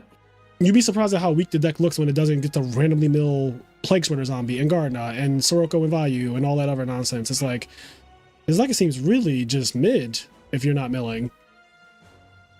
Now, the Nitro Value deck that doesn't mill, but it's built with that in mind, is a different animal because it's built to not mill. It's built with other answers to your cards like Icarus Attack times 3. So that, that changes it a lot. But the value deck, the standard value deck that is like dependent on milling, if you stop them from milling, the game goes so much better. That was the last game. Wow. So once AJT reports, that's it. And I'm pretty sure AJT still tops.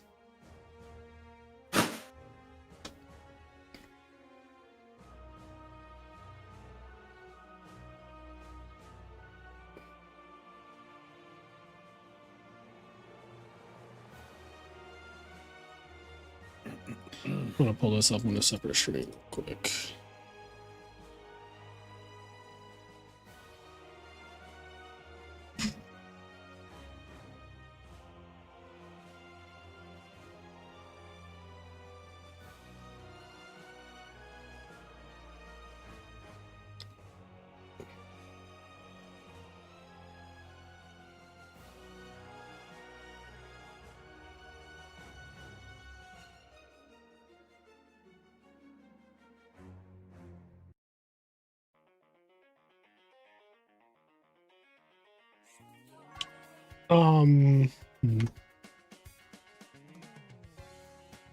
What deck is the 6-0 playing?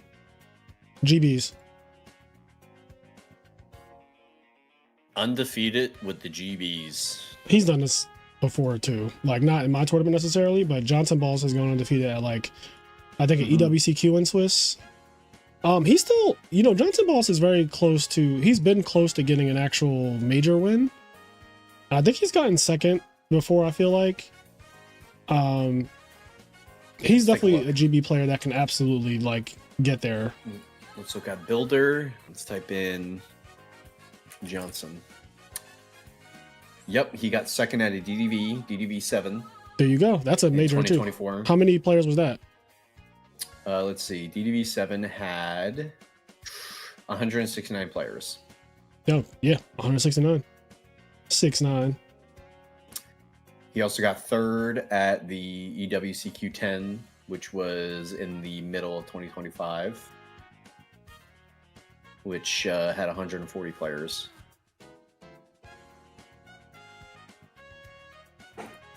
Okay.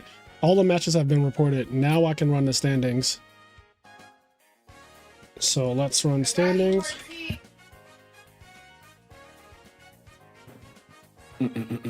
Okay, so we have our top 8 chat. So top 8 is Joshua Johnson 6-0 with GBs, Bryant Vargas with Diva Hero, GYBU with Black Wings, Tim Ponce with Hero Frogs, Drazar, I forget, I don't remember. AJT Value, I don't know who the fuck this is. And then Hydro Pump with Dragon Turbo. Samuel unfortunately getting 9th place. Ron Lewis, Black Sanji, Dion Brad, the big win. Who is this? Dez? Oh wait, Dez. Who is that? Destro.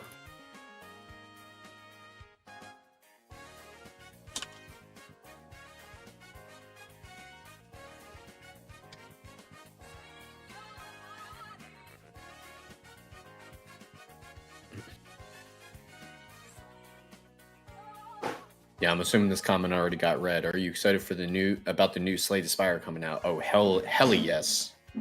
But I think it got delayed a little while ago. Yeah, I think so. All right, let me make an announcement.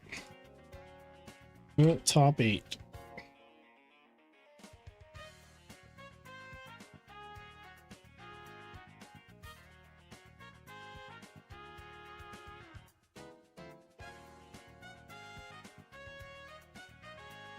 All right, so we have the standings. I'm going to take a screenshot of these standings. They're from Retrobot, so we don't really need the bingo card anymore, to be honest. Actually, I can just do a do it this way.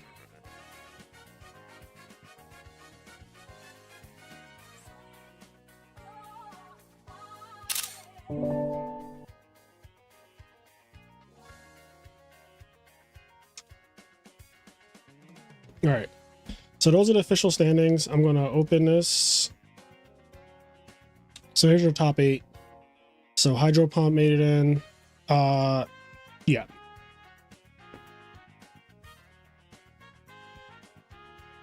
I'll say AJT said, I was so dialed in on you having Starlight Road for whatever reason, it blinded me. So he acknowledged that he messed up. Summoning that Stardust and going Heavy Storm did not make sense. Like from a correct narrative, it never made sense. And he acknowledges that he was so focused on the Starlight Road thing that he made a Stardust with no way to deal with the Goyo Guardian. It was just a misplay, which happens. Okay, so we have 1, 2, 3 X2s made it, and then everybody else is better record than that. Now, how do I want to do this? So if I go /end, would you like to create a top cut? Yes. Now I want to see if it makes the correct top cut, or do I have to manually do it? Johnson Balls plays Hydro Pump. Let me make sure, is this right? Yep, Johnson Balls plays Hydro Pump. Tim plays Drazar, that's correct. Bryant Vargas should be playing Dez. We got 7th, yep. And then GYBU plays AJT BLS again right away. So I want to see Johnson Balls versus Hydro Pump, the undefeated versus the Dragon Turbo. I'm also interested in Bryant versus Destro as another match that I'd be curious to see what happens in.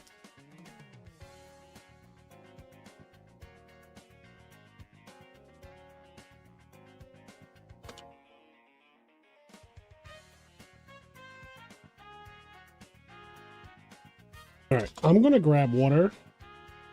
I'm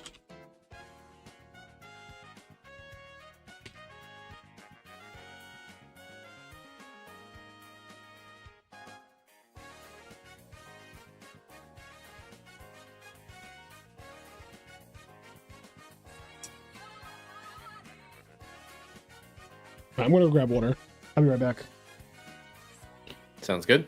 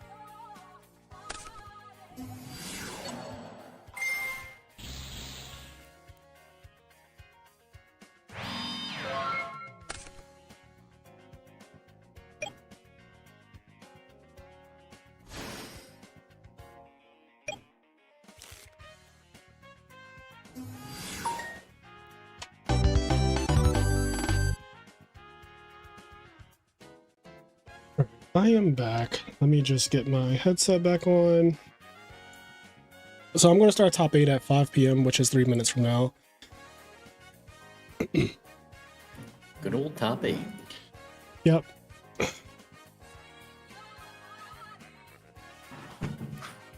Who is my opponent can have the win, I guess. It's crazy. That hat reminded me of a character from The Wire instantly when I saw you wearing that. Oh, the hat I'm wearing? Yeah.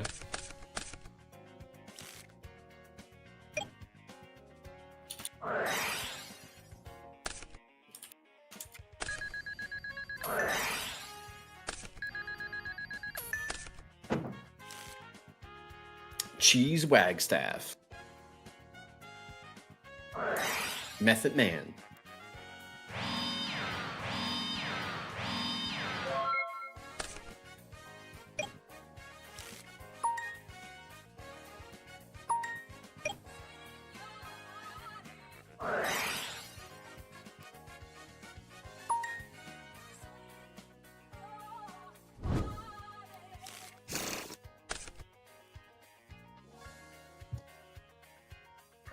I'd activate D for you.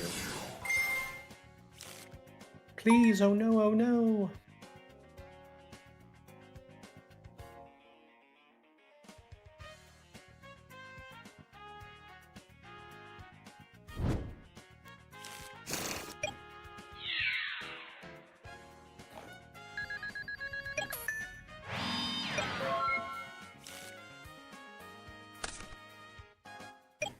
Somebody said, I didn't know top 8 was happening, I'm not at home. And I'm like, but you just...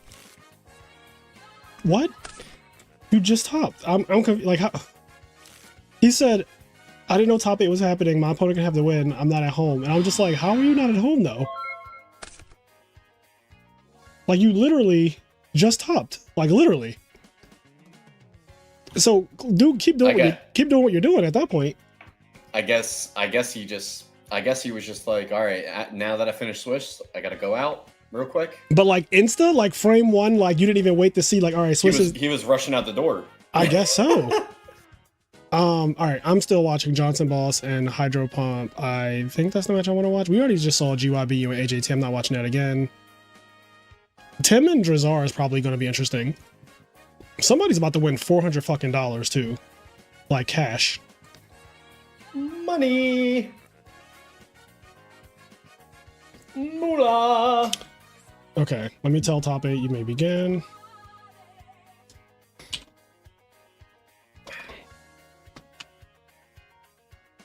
All right, I guess they know.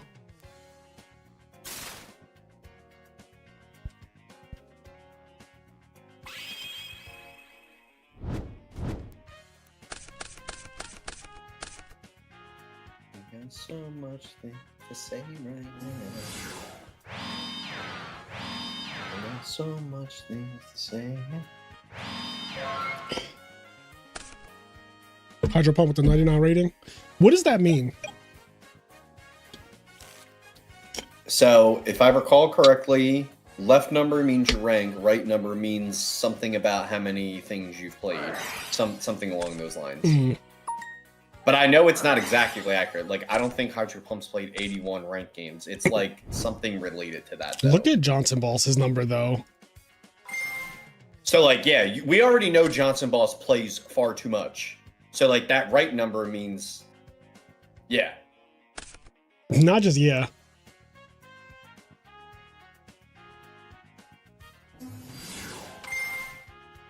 Oh my goodness.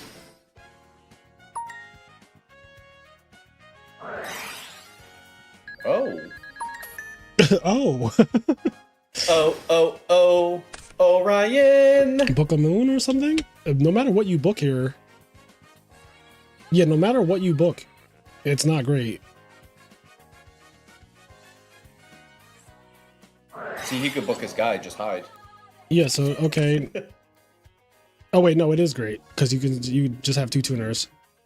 Yep. But we do get a draw 4. That's pretty good. Oh, wait, no, it's not. Am I crazy? Because he went Super Rejuve pitched 2 dragons, right? And then played it again? I don't know. I'm not even going to tell you that I know exactly. I'm sure that the players are keeping track better than we are. Yeah, right. I'm over here trying That's what to... I thought happened here. Somebody said, or ProStorm said, 99 means he played a ladder game after the reset and lost. He said 1 loss and I'm out. My name is Mark Cuban and I'm out. Oh, that's funny. So chat, what does the right number mean? Is my explanation correct? I feel like it means it signifies how much you've really played, but like it's not an exact figure, right? Is it actually is that holistically number of games played? Like your account's lifetime? Yo, if it's number of games played... That must be what it means. I mean, that is fucking absurd, Johnson Boss. I don't know if I've played that many games in my entire Yu-Gi-Oh career. And I'm probably the longest running Yu-Gi-Oh player in Edison format. Like that number must mean your total rated games lifetime. That is absurd. 32,767 games.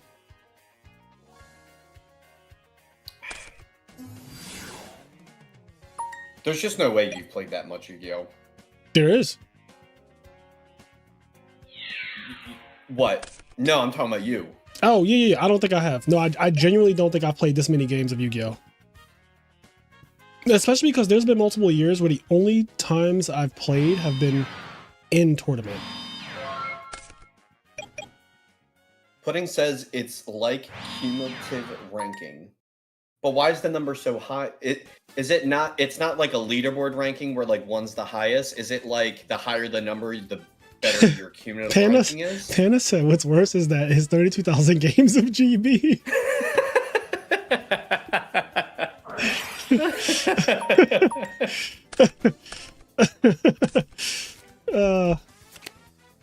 Oh man! But no one knows what the right number means. Like I'm hearing a few different things. Yeah, like, no, we can't get a consensus. I need definitively what the right number means. Because if you're telling me he's played 32,000 games, someone needs to lock him up in fucking jail.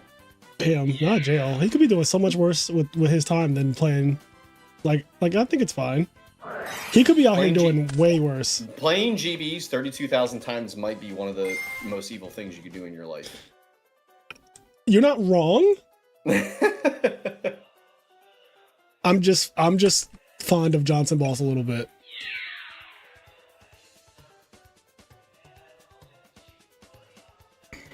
Fraser said, and I'm here for 32,001 game. That's crazy. Oh, a big track. Oh my goodness. All right, now if he breaks this Herc, it's fucking, when I tell you it's over, it's OD over Omega Jame. I mean, it's a pretty easy break, right? Because we already have a Blue Eyes in the grave, so it's just got to be get Red MD on the field and, you know. Yeah, but it's Red MD plus a card that summons Red MD. So obviously we have to say no. Yeah, and that might be game.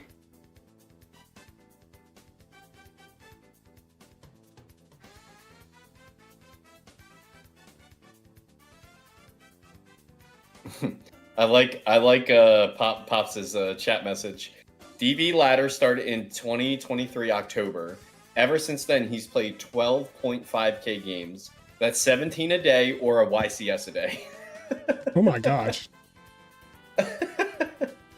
Describing it as a YCS a day is really funny. That is crazy. That is so crazy. Also, I forgot that DB ladder for Edison is new. Like, I forgot that. Yeah, it's really it's roughly 2 years. Maybe it's like 2 years and some change. He said 2023, so yeah, it's like, it's relatively new. Oh, here we go. I mean, I would have done this instantly. And maybe he had to look up the ruling, because you do, yeah, Heraclinos negated. Yeah, he's activation, so yeah, you could activate it again. Oh, it's Cataster. Okay. Honestly, this is really bad though. Yeah, like honestly, this is pretty strong for Hydro. Is it? I think Johnson Balls 100% is just gonna win this. Like, I don't know. 100 life points. Your opponent is top decking with a blue eyes in their hand. And you just have to deal with a 2200 monster?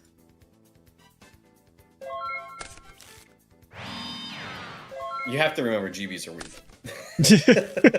Like you're like, I know you're having fun and all, but you're glazing GBs just a little too hard, okay? I need you to remember that GBs are still weak at the end of the day. They still can't attack a Stratos. Are they this week though? Yes, I think they're plenty weak for this. Oh no. Look at him. Look at him getting fucking smung on. Look at all the trap stunts that he's drawing off the top. He just, those are 2 trap stunts back there.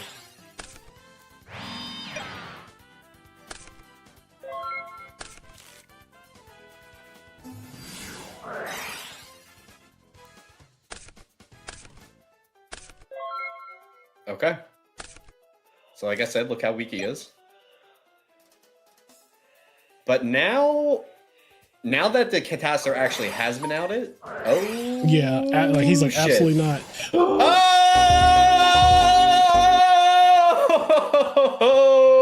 Swallowed up. Have you ever been swallowed up? Have you gone through a time of swallowing where everything was overwhelming and you... That was crazy. That was actually a crazy fucking game. Wow. That's what I came to see for top 8. That's I definitely, I don't know how many games I've seen come back from 100 life points, but it's definitely more than one, and that's one of them. I've seen a handful of comebacks in my lifetime with 100 life points. Bro, what was the life points that I was at against Luke? Was I at 50? I couldn't tell you now. I gotta go back and look. I was at some ridiculous low value. That was amazing. That was an amazing game 1 for top 8. That was the first game of top 8, and honestly, it did not disappoint. My heart was beating. My heart was beating. Is today the day that Hydra goes from bridesmaid to a bride? Now, I'll say this, chat. Do not count Johnson Boss out just yet. There is still 2 more games to be played, and that man is a savant with GBs. So, you know, I like the feeling of winning game 1. It is a great feeling. I win 90% of my game 1s with frogs, but there are still 2 more games to be played, and anything can happen.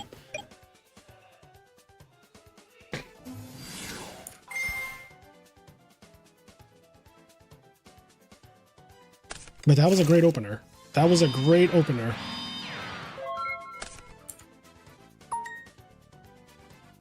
Change fates is puss puss. Yeah, there you go.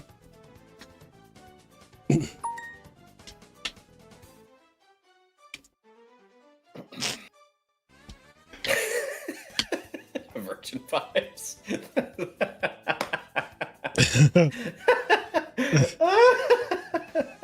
Listen. When it comes to playing GBs, I could see a GB player be bitching when they're like, you and Johnson Balls played each other in a tournament. You were his only loss. That's the tournament he got second in. That's the tournament he got second in, I'm pretty sure. What did we... Deck Devastator 7, the one that you told me had 169 players. You played Johnson Boss, I think, round 1 or round 2. And I played Hero Frogs. And you beat him.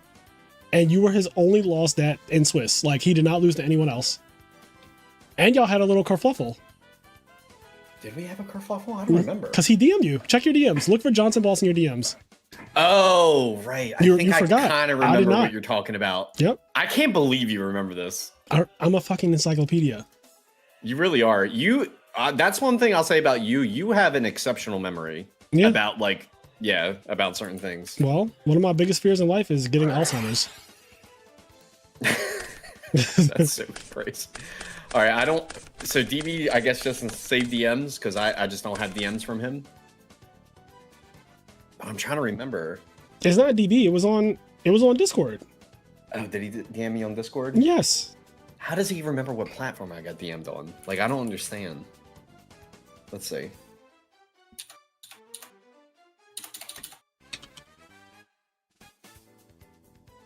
All right. Yo, Discord is doing some crazy shit. Can you stop? All right, there we go. Let's see.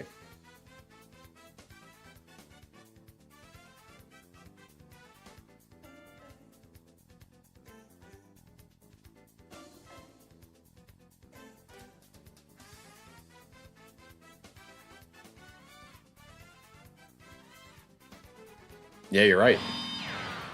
I can't believe you remember that. Oh, you see the messages, right? Yep, I just saw it. There was an apology, right? There was. All right. See, I remember. There was. Now what I need to try to find is the replay. Yeah, I remember. I remember that tournament. I remember Alzheimer's is legit terrifying. It is. All right. Well, I don't have the replay, or it might be somewhere hidden in the minds of like DDV Discord. Oh, I don't know if that tournament saves replays.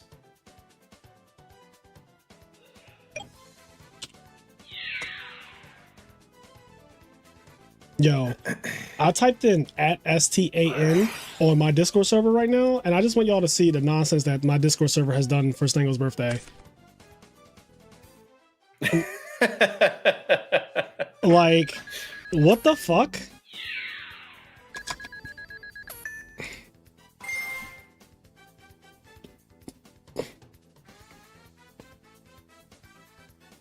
No, I know I have to click the top right corner. I did all time, but maybe if I actually pick... Is like, that the account maybe... that you use in tournaments, though? No, you're right. You're exactly right. Oh my god, your memory is terrible. Like, Jesus. Listen, I've been on a true sidekick for so long that like I just haven't changed off of it. All right. All right. So now we're gonna find it. Okay. Yes. 1 year ago, I found it. You found let's it? see this replay. Let me see what happened here. Forgetting everyone you love and waking up scared, not knowing where you are sounds awful. Yeah, it's the shit of nightmares. Especially if you are an intellectual. I feel like one of the most cruel things that could happen to you in life is losing your mind.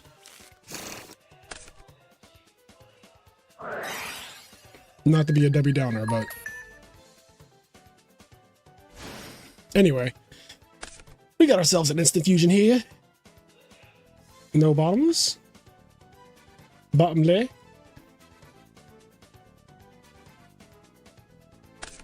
Compulse is honestly better. Go back to whence you came. And then a pass, and it's probably just GG. This is 28 and 17, 45. All right.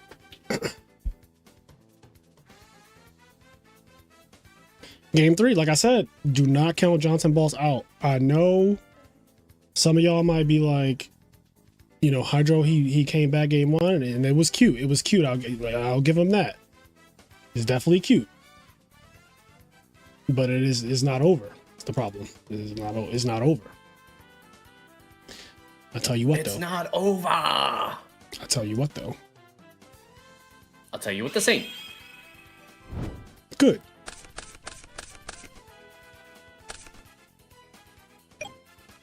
All right, he could just win turn 1 though, with a string of draws. Because you know how Dragon Turbo be. Sometimes you have no agency in the game. This is a great start. How does the Dragon Turbo versus GB matchup normally go? So it is one of the most volatile matchups in the entire format, and it can go either way. There's no like guaranteed, you know, oh, I always win or you always win. Like it's very volatile, and there's specific things that decide the matchups. Like obviously who won the die roll. Was Heavy Storm or True Nade drawn by the Dragon Turbo player? How fast was Herc made? You know, how fast was Heraclinos made is a really big question. You know, did oppression stick in games 2 and 3? Like there's a bunch of variables in this matchup. It's extremely volatile because they both blow each other out. Right now, Hydro Pump is blowing Johnson Boss out though. Pause. Blow him out. Future Fusion into draw cards is like really, really strong, obviously. And at this point, he has a Prime Material in the grave, and I do think that this is a God card against GBs. And Hydro Pump knows that, which is why he tried to tribute summon for it last game. So I think he's just going to try to stick a Prime Material and call it a day. And honestly, also sending Red Eyes Wyvern turn 1 is extremely strong as well. Like this is It's going to be very hard for Johnson Boss to win from here. It's not impossible still, until I see more, but like it's going to be very hard to win from this position. Fraser, what's the name of the background music you always put on with the choir and the violins? So that is actually music from Claire Obscure Expedition 33, which is my top 2 games of all time. Okay, so right there, he DD Crow to prevent Red Med from coming out, which is actually really big.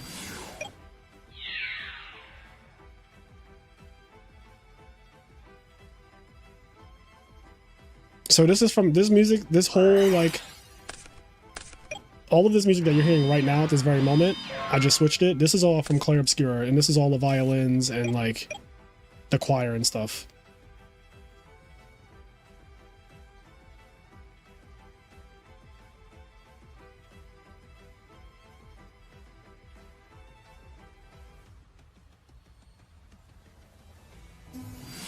Okay. I see what happened. Solemn on the Drago. So now this can summon 5-head next turn. So Johnson Boss must be saying you're not getting 5-head out. There has to be a tiger. Oh no. And Oh no. I said there has to be a no. tiger. Oh no. Oh no. There has to be a tiger. I fucking like so remember when I said this is an extremely volatile match? Look at how specific, but like this is what it is though. This is how this matchup goes. They're playing like high roller.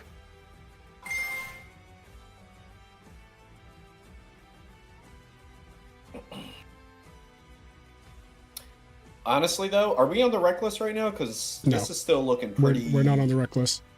Yeah, this is still pretty woman. Pretty good. I think Hydra should be able to deal with this, but you know, we'll see. Yeah, Hydra will have 7 cards to start his turn, and I do think that he should be able to deal with whatever is going to happen here. Okay. Yep. We're making Herc. We're pretty much just saying one spell negate gets us there. Oh, Pro Storm pointed out that he really only has 5 cards because 2 of these are Blue Eyes, which I completely forgot from Future Fusion. Yeah, Vinland, this is definitely this game has the best soundtrack of any video game I've ever played, like ever. And then on top of that, the actual game itself, outside of the music, is also just like insanely good. And I have it in top 2 games I've ever played in my life.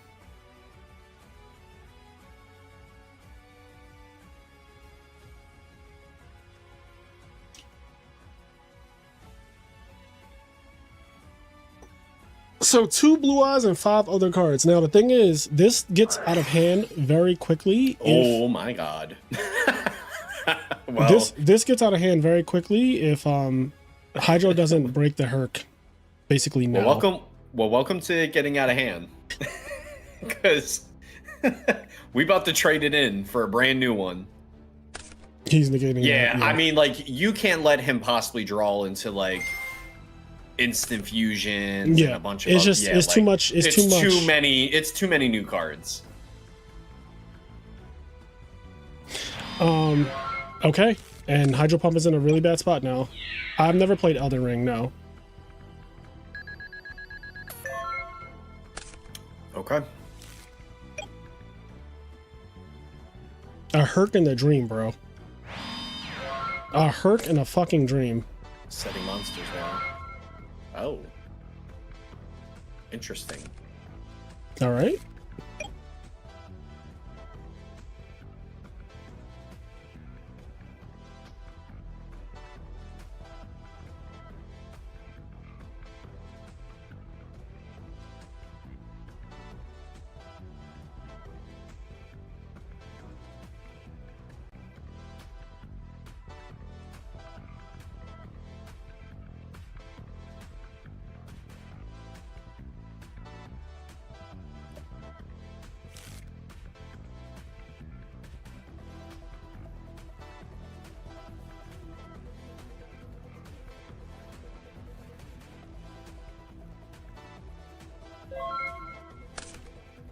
Interesting. I don't know, chat. We're getting. Listen, this is getting pretty.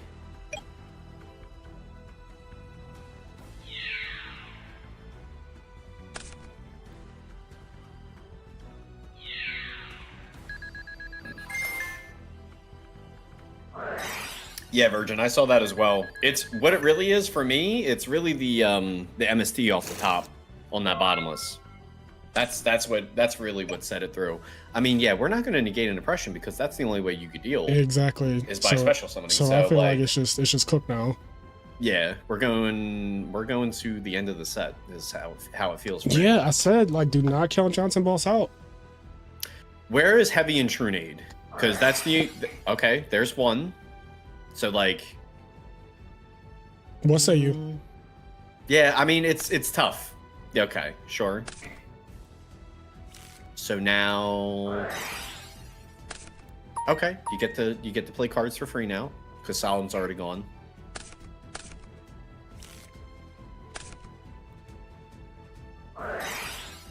Oh no! See, now those blue eyes are becoming real cards. Yeah, but it might be a little too late. Like, I'm no Dragon Turbo expert, but I really don't see how he gets out of his own oppression plus Herc with back row, which is presumably Chariot. I mean, all it would really have to be is a Trunade to out his own oppression, but then he gives him back a negate. Yeah, but that part doesn't matter. It needs to be Trunade, and I guess if he plays, okay, that's step one. So now it needs to be... Now it's normal summon Red MD, right? There it is. Yep. All right. Well, if you have it, you have it. Does he have it? I mean, he's not doing this without having it, right? Okay, this should be now it's reverse game. Holy shit. Where are the other Red MDs? Are they? I saw one is in the banish zone. Yeah, remember it got banished turn 1. Wow. All right. Well, it's still not over though. Okay, yeah, this might seal it. Okay, whoa. You're putting those on and being real. Well, he did pitch heavy, right? So like those are. Well, he sides in the real trap, so like those back rows actually could just be real, is what I'm saying. Like these are probably not completely fake. Wow, that was crazy though. That was absolutely insane. And Hydro Pump moves on to top 4, chat. My heart is racing. Like, that was a very good top 8 match. Like, extremely good top 8. That was a great opener. Let's see if we can catch some of Tim Ponce versus whoever. I don't know. Like, I don't know Drazar. you keep telling us. You're just like, I don't know who you are, buddy. Hex Drazar. I've seen this name before, but I don't know who he actually is the thing. And he seems to be playing... Oh, it's a Frog Mirror match. Right. It's I think he's a Dream Frog player. Bro, is he a Dream Frog player?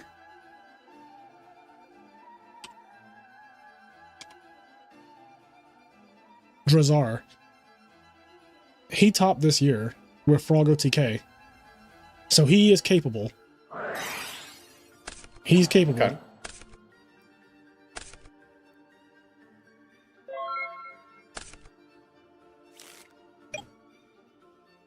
I'm happy for Hydro too, just because Hydro and Johnson Boss, unfortunately, playing each other right there.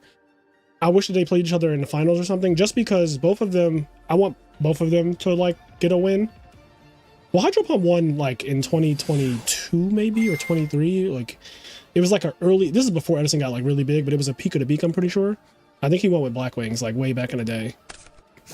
Yeah, first at Peak of the Beak 2. Yep, Peak of the Beak 2. Yeah, how many players was it? Like 90? Let's see. 85. 85, so 85 players. I like that you are my guy in the chair right now. You just have all the information.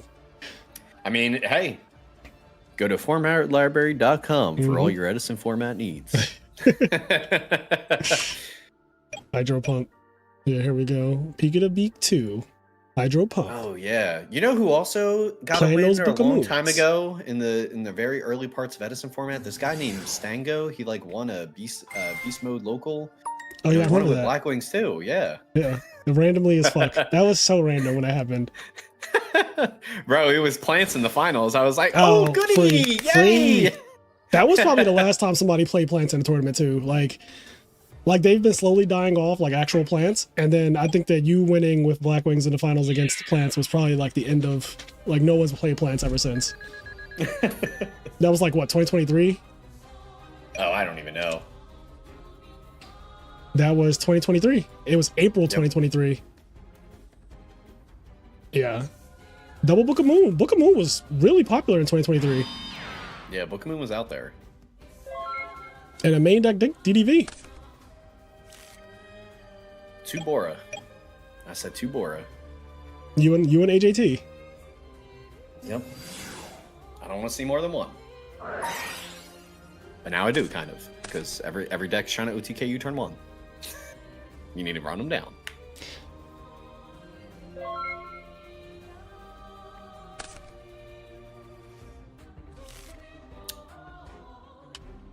I think, yeah, all in all, my favorite Yu-Gi-Oh! Like, fun thing that I've done, accomplishment, was winning the Terrible Twos with my complete brew deck. I still don't know how you pulled that off. Your Terrible 2 deck is such a, like, perplexing... You played Double Dark Arm, right? I played Double Dark Arm. I played Solemn Judgments. Yep. You play, like Diamond D I played Turbo. Real Traps. I was playing Bottomless. I was playing Hold on, don't call that a real trap. Okay. No, I mean real traps because no one was playing traps. Oh, that's right. No, like everyone came in with some turbo shit. Everyone was like Heavy Storm at 2, and I was just like, I'm gonna just play traps. Because you could play 2 Torrential, 2 Mirror Force, 2 Solemns. Yep. And you did. And then my boy Dasher coming through. I resolved Dasher like twice in the finals and won. You fucking little sack. Dasher off the top. Activate Stratos, because the Stratos was at 2 in that tournament. And I remember somebody when Goyo attack, take Stratos. That was me. You Search were like, Stratos. oh my god, he went +3. Yes, that's a +3.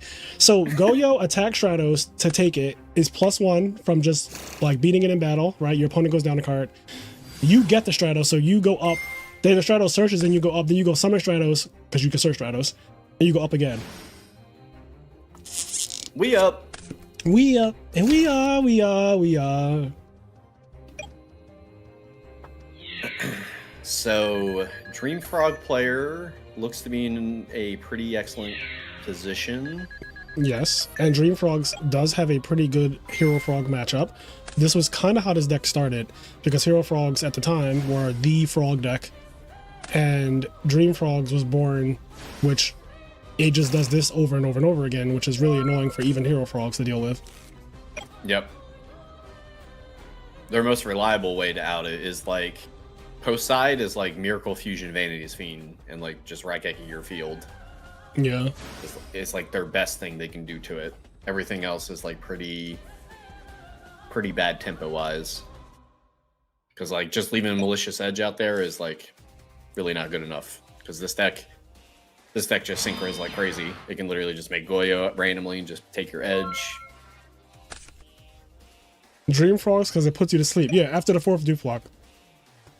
It's called Dream Frogs because after the 4th dupe block, your opponent usually goes to sleep. Chainlink 2? Oh, okay. Let's see. What we got in the hand? Yeah, what's in there? Share with the class. Share with the class.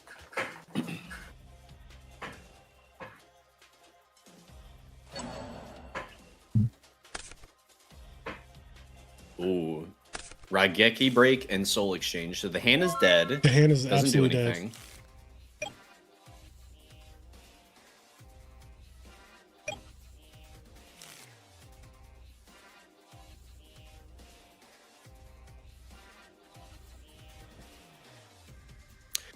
Yeah, Water Art, I appreciate the idea of what Water Art can do, but it makes me scared against certain decks because it opens up the fragileness of Frogs more when you do use the card. Because you can't always use it when you're set up and you're like, oh, I'm good if like my field's like a little open. Yeah. Sometimes you got to do it like that where you're just like, yeah. This is scary. Tribute my Treeborn. This is a scary position. Oh, GYBU beat AJT again? Damn. They had an immediate run back. Is that a double clap? That is. Both cheeks? No one beats me twice in a row.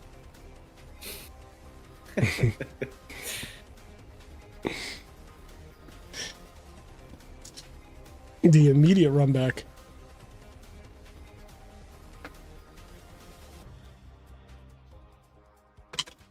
I summon a pillow on my side of the field while you do block and go to bed.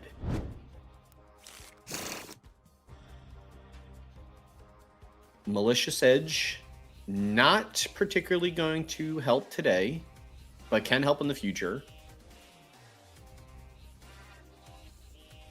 Yeah, just some conversion, because if he draws, let me check his grade. If he draws brain control, yeah, brain control is on the table. He probably doesn't play econ, but if he does play econ, because we know he plays multiple junk synchrons. I think for my next Hero Frog deck, I'm going to go back to playing econ. I miss the ways of econ.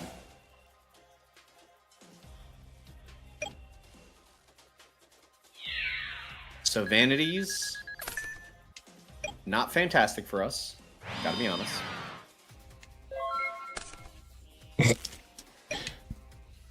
I mean, so I guess he drew another one because one of them got touched on. But the good thing is he has a monster on the field already, so he does get one turn to just use this Treeborn right now, and that is extremely important. Right. I think we've used some tributes already, though. Like, I did remember a Caius or two. You know, he already has Malicious Edge. Solex Edge, pretty good. I don't know if you remember, but I was in this exact same position in the last round of Swiss at the last event that was online, DDV 10, I guess, where my opponent had a dupe block and they summoned Vanity, and I went Soul Exchange, summoned Malicious Edge, but it was game 2. I already won game 1, and I was fighting for my life. And like I knew that the fucking edge wasn't going to stick because I was like, they're just going to Caius or something me, and then they just like immediately. Yeah, you got Caius immediately and pretty much lost. Yeah, and then game 3, I just absolutely ruined him with I had like double miracle. Like I hit him for like 19, 35 plus 1,000 or some shit like that. It was like crazy turn 2. So I remember watching the replay. You were like, you probably could have killed him. I was like, potentially. But yeah, you held back. I remember watching the replay. I was like, I think you killed him. Like if you didn't have bitch in your heart, and you were like, I'll have a little bitch in my heart for one turn. I think there was something wrong with OTK though. If I'm not mistaken, I remember you explained it, but I was just like, yeah, they never have it. Just get them. There was something wrong with the OTK, but I put him in a position where I knew I couldn't lose anyway, because it's like I hit him so hard, and then I still have a 0+ dupe block plus a miracle in my hand. Sometimes it's fine to have bitch in your heart. You're like on paper I'm a bitch in my heart, but like I'm also gonna get you anyway. You get got in the end. Yeah, I can't lose. Is the position I like to be in. I'm a big fan of I can't lose. See, some people are like, I just want to win right now, but I'm a big fan of I just can't lose. There's the brain control I mentioned earlier. The tribute's already been used, so hopefully... Oh, wait, actually, we do other things. We're playing Hero Frogs. So let's see. Okay, so we're already going to use Tribute. So this is into a known-ish Raigeki break. It could be something else, but... Okay. The summon, the effect, it all goes through. Oh my god. Well, guess what? You're gonna have to Raigeki break something, and no matter what you do, you're taking fucking big damage. Gone, and that's game. 10 moves on the top 4. Yeah. Are these the only 2 hero or not hero? Are these the only 2 frog players? I think so, right? Because Brian is some Diva bird hero. deck.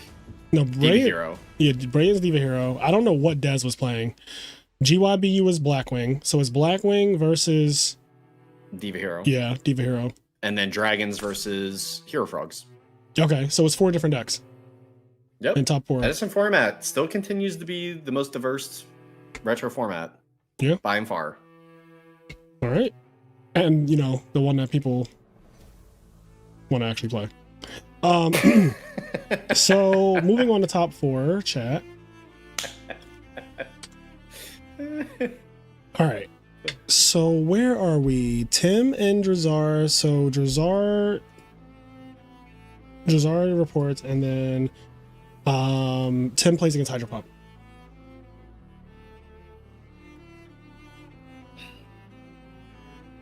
I mean, sometimes having bitch in your heart is a good thing, but other times, like, when you're down and out, or if you really feel like your opponent's sweet, you got to think to yourself, what's the worst thing that can happen? I lose?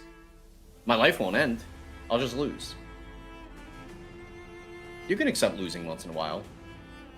No, I can start not playing. Who are you looking up? GYBU, but I don't know what. Oh, here he is. GYBU 1 game 1.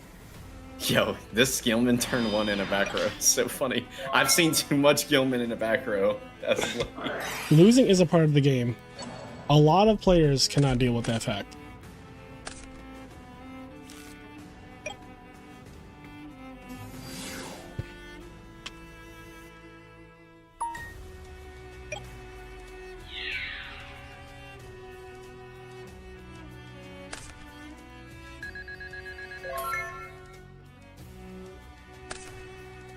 Sirocco on the field. Gardner already gone. Allura already gone. Diva Hero hand. Probably not too great. Ooh. Big pump. Water See, battle ox. This is the unfair shit that Blackwings be doing. It just ticks on damage when you are fully not prepared to be taking this damage.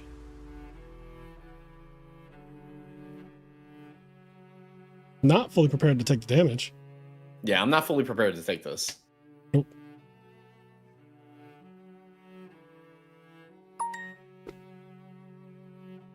Yes, my fucking calc. Listerine is arriving. They told me that shit was going to come in December. You know how annoyed I was? No, that's random, but... That is random. You told my Listerine. Because I ordered Listerine, because I'm running low, and I was like, oh, let me order it on Amazon. And I'm thinking, you know, it's Amazon, so surely it'll be here in 2 days, right? And then it was like, delivery December 2nd. I was like, what the fuck? I'm not paying for Prime for you to be delivering shit on the 2nd. Oh wow, the second of this month, you mean? So it's already here. I mean, it time traveled here. it certainly for $120 a year, it better. This is late stage capitalism. I need things to work as intended if I'm paying my top dollar for it. All right, here's the other top match: Hydro Pump versus Ponce. So I don't know if we want to continue with this. I'm gonna be honest. I want to see the explosion of dragons. That's what I'm feeling. All right, you're a Dragon Turbo guy today. Let's do it. We're watching Dragon Turbo then. Yeah, I feel Dragon Turbo. We're already, you know, we already see what's going on in you know, Diva Hero versus Blackwings. You know, Blackwings is just attacking him and Diva Hero's bricked. So we kind of know where that's gonna go. He's gonna put back some cards. Let's see what he puts back. Oh, you don't get to see what he puts back. Never mind. So I can just go here. This is not Maria Greed. I'm so used to Maria Greed. Got the good old Gores, which is terrible against Blackwings, but you know we're here this for Gores is going to do negative things. It is going to do not a single. Okay, card is a consonants for Whitestone. And we got Deep Prison, so no Icarus attack. Very good. No Ick. All right, I'm going back here. Yeah, see, isn't this fun? We're just watching him play green cards.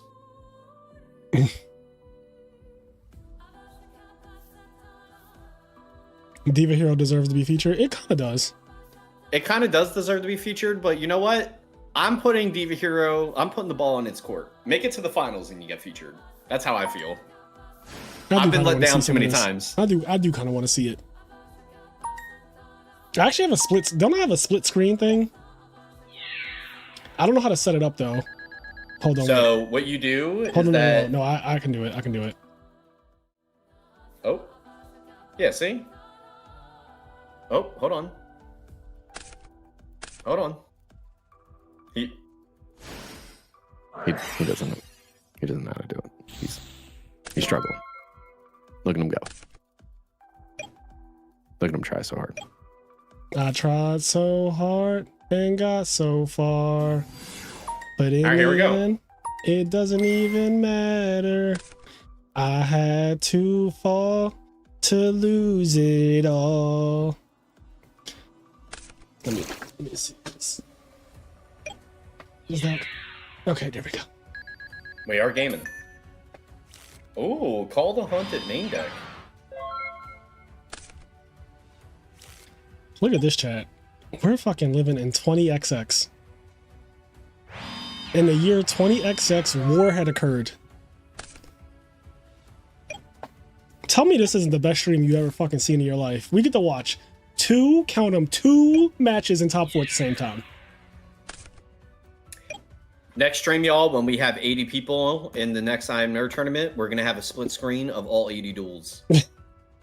Each duel is going to be pixel large. You're just gonna see pixels like fucking attacking each other. When you see a wide thing of pixels, you know it's frogs or blackwings. Oh, I see a small pink pixel, and I see 5 monsters on the field. That must be return. Well, you know, Bob, it looks like a return was flipped.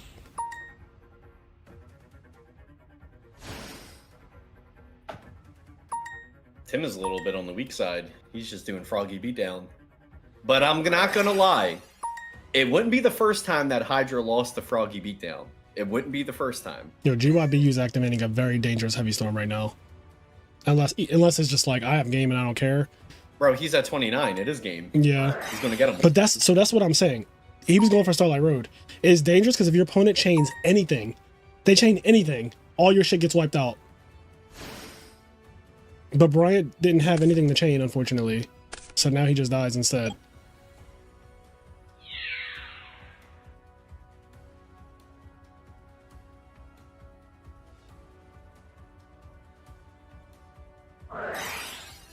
Oh. Ooh. Well, negate. Kiss the glass and my ass. Like, even if you're just like chain DD Crow. Like, just Crow. Oh! Giant Trune, Dragon Turbo, no, I Chain think, Water Art. Oh my god, return! No! I think Blackwings are going to the finals. Goodbye, dude. GG's. Yep. Blackwings are going to the finals. Hey, hey, hey. Good. This is why I said, bro. DB Hero, it's let me down too much. I mean, they got the top 4. I think that's $100.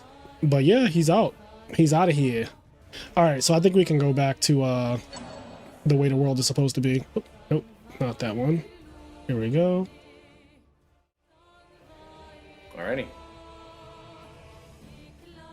Yeah, Diva Hero getting top 4 ever. So this is at this point. This is the water heart. This is the water art. So we got Avarice, Red MD, Cards of Continents, Reckless, 2 Vortexes, Vortex Troopers, and a Magical Stone.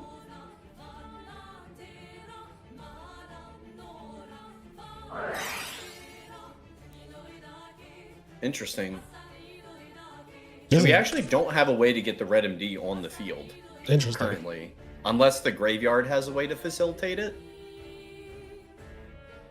He wants the Avarice gone. Okay.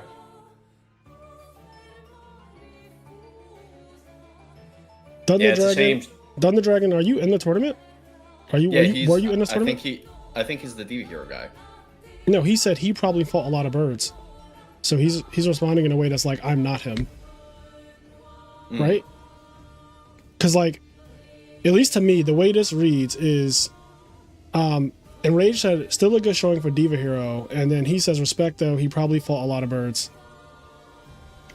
I didn't read the initial comment. Yeah. I read the newest one. Yeah, it does, but that's sort of thing is, I did think that he was the Diva Hero guy until I read one comment above, and I was like, oh, never mind. But you mainly saw birds today? There was a lot of frogs. I think frogs is the only deck that there's 2 of in the top cut, too, unless I'm missing something. I will know when I do the top 8 decks.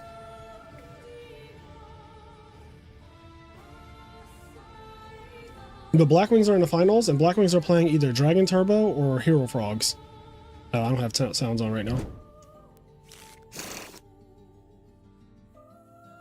Alright, looks like we're just doing Tragodia Beatdown. So the hand that we know, because we did go shuffle 2 away, we got like a bunch of things. We got a bunch of things drawn into. So the hand's actually a good amount different after the water art.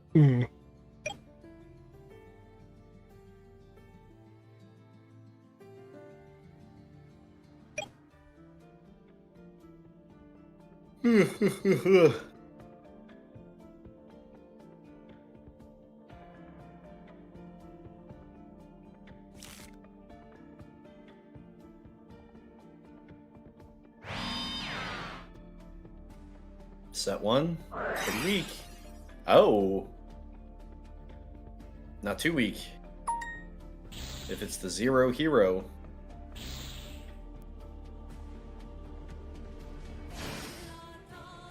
This music is so perfect for this.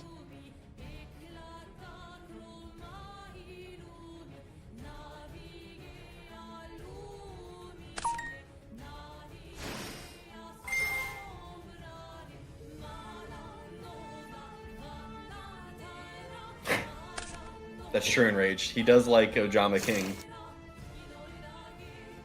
Bro, I love my my Stand God profile picture. I don't think you can use it anymore because I think they rotate out the pictures, but once you have one selected, if they get rid of it, like it stays. I got the prank kid, the red prank kid. He's cool. He's cool looking. Damn, that torrential was great. It really was, and it was completely unknown too because he drew into it off of the Vortex Trooper. Crazy shit. Yeah, so he's got main deck Call the Haunted and Torrential in the Dragon Turbo. That's some shit. Main deck Call the Haunted is crazy. Because it's like, it doesn't help on Brick Your Hands, but it increases the mid-range playability of your deck.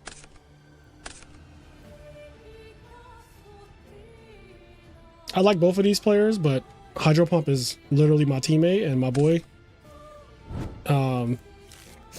So, you know, I'm a little biased.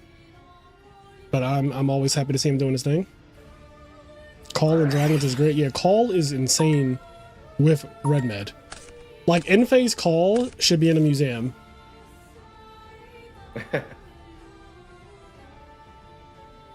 Not a museum. Yep.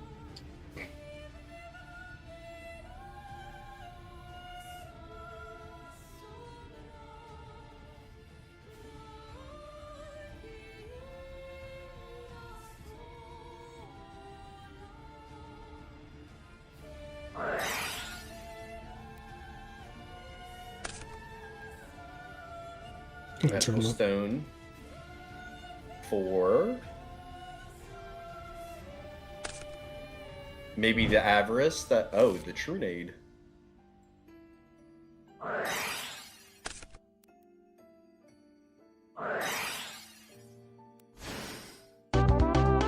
shit. Oh shit, that's game. Yeah, I knew that after that torrential, it was just like a forlorn conclusion.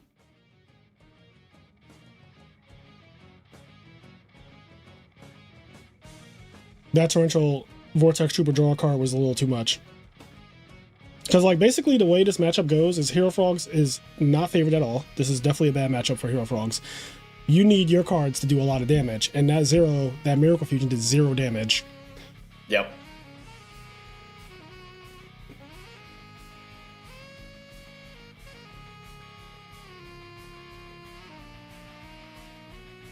Yeah, you really just can't have, like...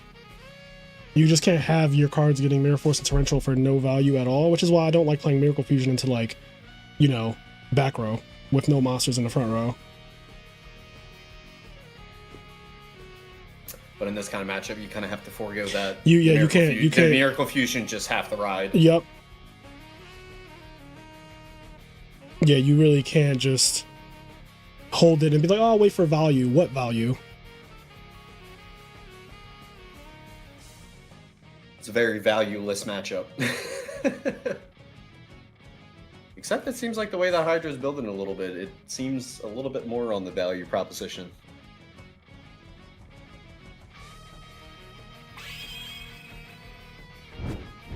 This is definitely a Dragon Turbo build that I feel like I haven't really seen. You know, Hydra messaged me a couple of days ago, or maybe it was yesterday. The days are long. Hydro messaged me and was like, I have a new Dragon Turbo build. And I said, oh, is it time for Teach Me How to Cook? And he said, yeah. He's doing Teach Me How to Cook live. He's doing it right now. He's cooking live. Teach Me How to Cook live is great.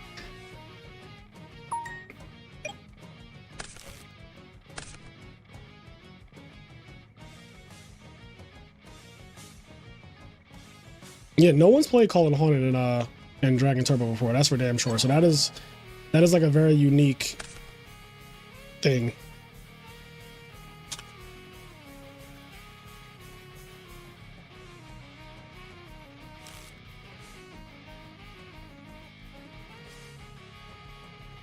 Fader, Offerings to the Doom, Debris, Prime Material, Whitestone. That's the hand. And we got rid of a card of consonants. Wait, there's a Fader? Battle Fader. Oh shit, this is spicy. Yeah. Oh wow. This is like way different from any Dragon Turbo build we've ever seen. Battle Fader is crazy.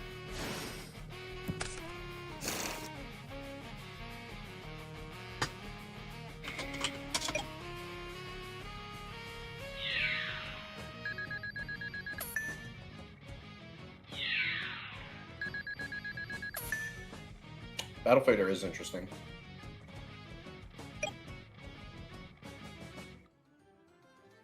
Guys, if you're listening to the stream and you made top 8, please DM me your PayPal or Cash App. Just so I'll have it, because I do have to send $1,000 in cash. And, you know, you guys gotta get, everyone has to get paid who made top 8.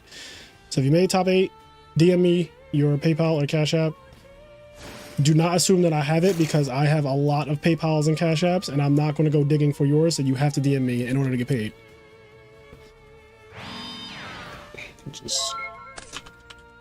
And see, this is like the kind of thing with Hero Frogs where you feel so fragile in the situation where you just go like normal substitute combo, attack with 2 guys, and then end on some lock with a back row, because all it takes is Lightning Vortex, back row sweeper, summon guys, you're dead.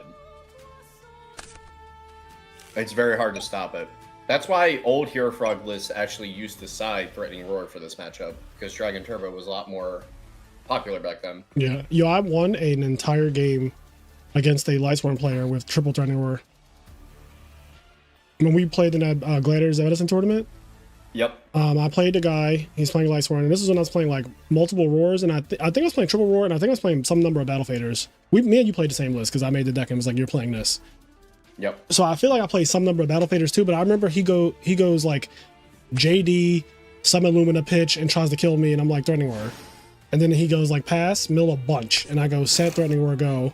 And he goes pay 1,000, I go chain Threatening Roar, and he's like, all right, mill more, go. And I'm like, draw a pass, and he's like, attack, and I'm like, Battle Fader, and he's just like, scoop. Na boo boo. Yep. Like I didn't do anything the entire game. I literally just turtled up.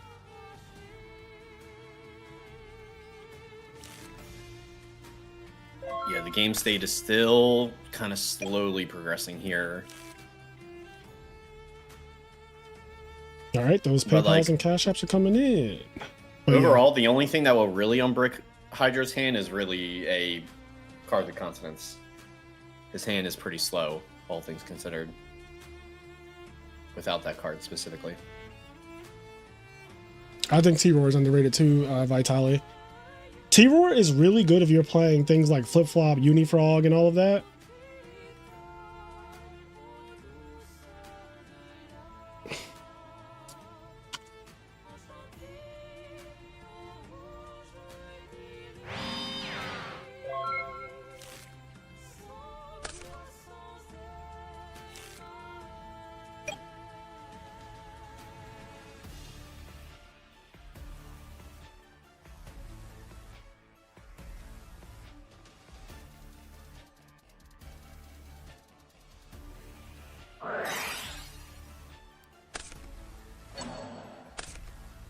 All right, let's see. I wonder why Roar and Fader fell off.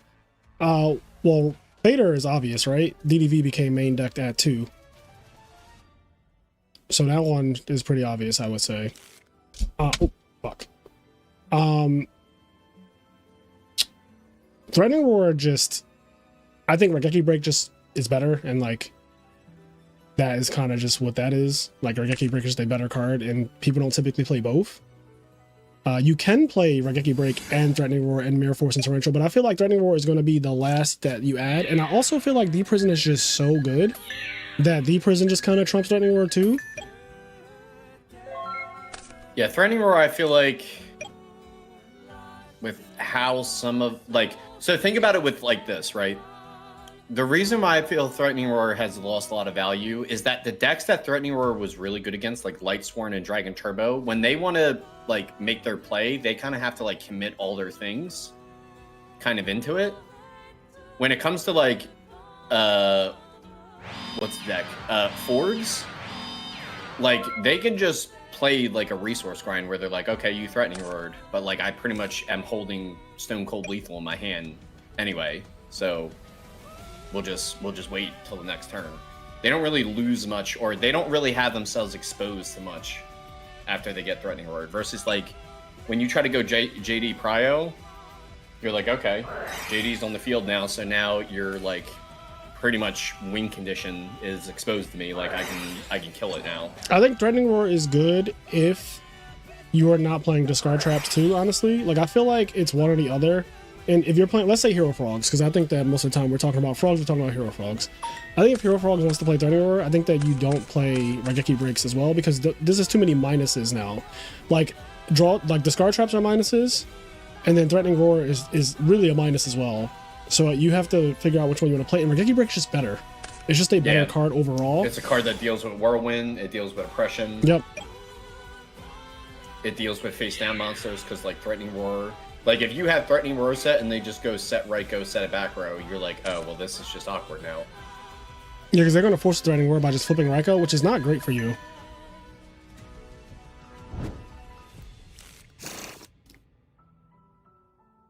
I like Battle Fader more than Threatening Roar personally, because Battle Fader your opponent doesn't know, and they're going to commit. Yeah, they're going to commit into it, and then you get the crack back, and that's why my original Hero Frog decks played Battle Faders, because a lot of people, especially back in 2023, one, they didn't know how to play against Hero Frogs properly. They didn't even know what a standard Hero Frog deck looked like at the time, and a lot of people just go for these crazy like turns where they would push a lot of damage, and I would just be like Battle Fader, and in the deck is the best crackback deck.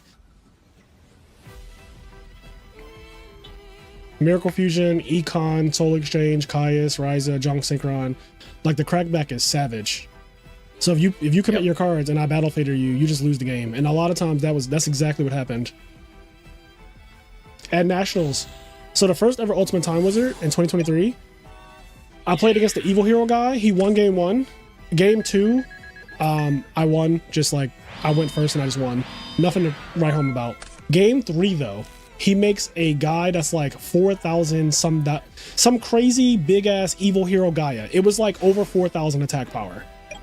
And he also like summoned Prisma, and he brain controlled my Monarch and was like attack. And I was like Battle Fader. And then he was like pass. He gave me back my guy that he brain controlled, and I just immediately won the game.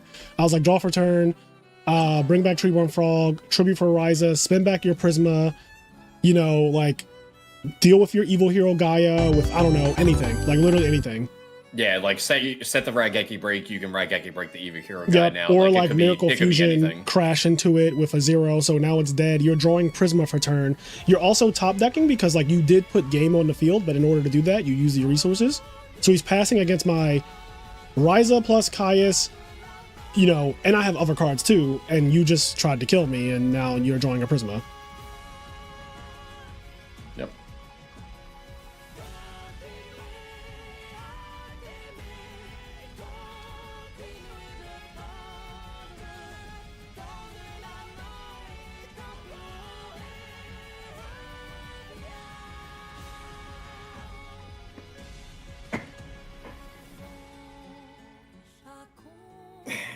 I mean, hey, Hydra going first, going into game 3. There's one card that makes going first all but guarantee the win. If he sees Future Fusion, it's going to be rough. It's going to be a rough comeback for him. Yeah, game 3 again. Here we go. Hydro Pump's been in this position before.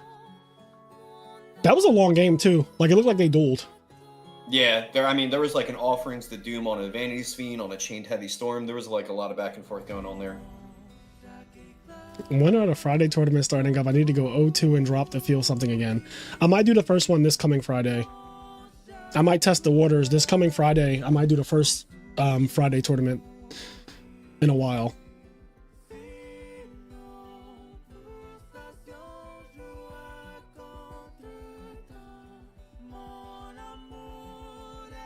Is it Edison or Gimmick?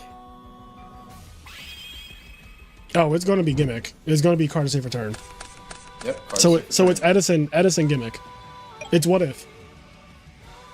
The What If Cup. Okay. Not the greatest.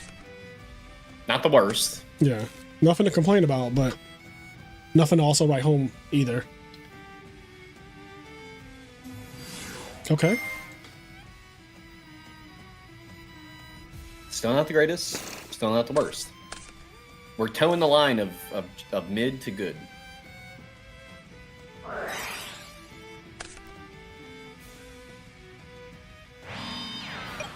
Okay. That's a read you for 1. Not great. Okay, That's so what now it's Tim definitely needed. not great. Yeah, that's what Tim 10 needed. needed that, and now 10 needs the fucking... It needs to be on like Donkey Kong. Not great. Fishboard plus card safe return plus match driver. There might be a toxic FTK. Listen, if there is, somebody has to just find it and play it. I can't wait to see what people come up with the double card safe return legal. This tournament has breezed along. Yeah, it's been 6 hours. It's been 6 hours, and we are in round 8, technically. This is technically round 8. I really need... I need someone to cook with the X-Sabers. I can feel it.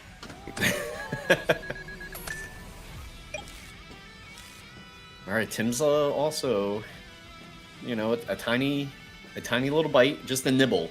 He's not fully on the line yet, just a nibble. He left the swap frog out there. It's mean too. He's Oh, okay. about I it. don't know why I thought he passed. Okay. I was like, I what's thought he going on? passed too, but I double checked the phase counter. I was like, Yeah, no, that's a good catch. Because I was like, did he? It looked like he passed. Just nothing is happening right now. But I guess he's Yeah. thinking.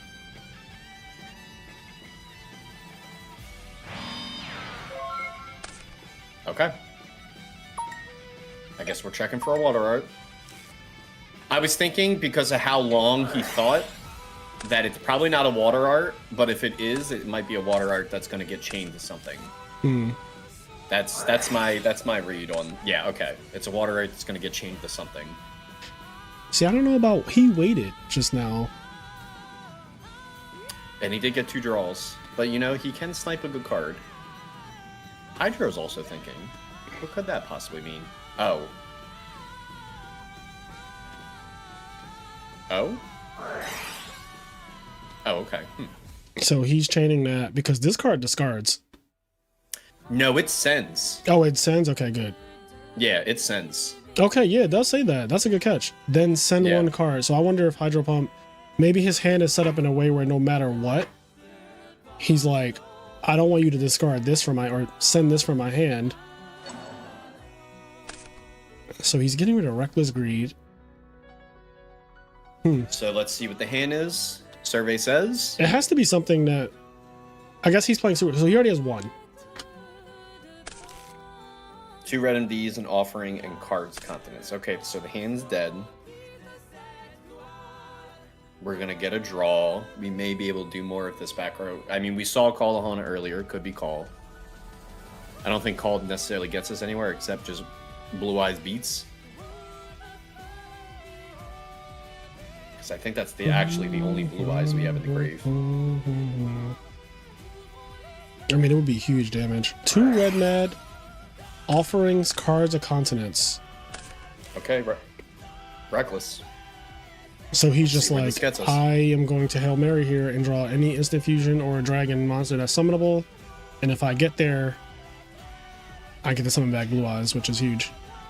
Right. And Also, it if would be you game draw- 2, right? What is 2023? Is that Yeah, that's equal? game. It's 56 Okay. plus 3,000 is 8,600. All right. So I guess that's maybe the line that we're thinking of. Yeah, just so when you we're know going too, in reckless here. Yu-Gi-Oh, 328 is game. Just so for your information. Yeah. Like, even if it was just 328s, it's just, that's game right there. Yep. And so is 327s, because I think 327 is like 81. It's like 54 for 2 of them. Is that 2 of them? Oh boy. Oh, wow. He has double red med, right? Yeah, he does. I mean, there's really nothing to do but to do it, right? Like, he's not... Like, you always put your opponent on if you have the gores, if you have whatever, but otherwise Hydro Pump is going to try to punch his ticket to the finals right now. So I think what maybe the problem is here is that we don't know if there's another dragon that's good to banish. Oh wait, there's a debris. Yeah, I was about to say, no, we checked. Yeah, it's there. Yeah. All right. Yeah, we're fully throttled in. Punch his ticket to the finals, or do you have the gores, which isn't even a great gores, to be honest? GG's. All right, Hydro Pump moves on to finals. Dragons. Holy shit. I need a hero. All right, Hero Frog's out at 3rd. So we got Dragon Turbo versus Blackwings in the finals. This is a hard matchup for Dragon Turbo. However, this new build that Hydro Pump is playing might not be the same. It might be. That was crazy. That was crazy. All right, finals.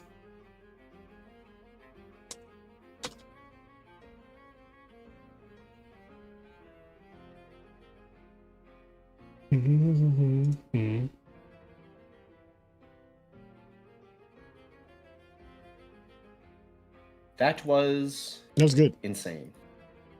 Yeah, Hydro, which his name right now is Stango Pump. NGYBU.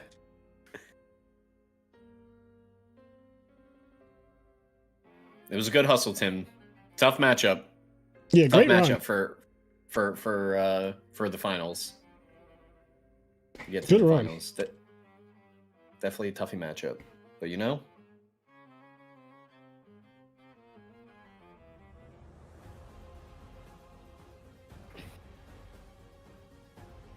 all right, it's time for our $200 money match for the finals. That's right. That's right. They don't get no rider. How many people were in the tournament? I want to say like what, like 35-ish? It's 50. 50? Oh, okay. Where did I think you said 30? Maybe you were talking about something else. How many people? Yeah, 50 people. GG, thanks for hosting. GG's, Tim. Good shit, brother. All right, let's see. Are they already? They're not going to play without me because I told them don't play without me, but they might already be in a duel. Okay, no, that's not a thing. Maybe they, yeah, they're not playing yet. Yeah, Enrage, I wasn't expecting that either. You know, Dragon Turbo, like, it's funny because me and Fraser have talked about this a lot. Like, whenever I randomly, like, play a match with Cairo and I'm like, oh, I'm going to load up Dragon Turbo to be funny and, like, cream you. And, like, I do. And we just kind of talk about it, it's like, this deck, like, no one really plays it, but, like, people could still totally be playing it. Yeah. It just does its thing.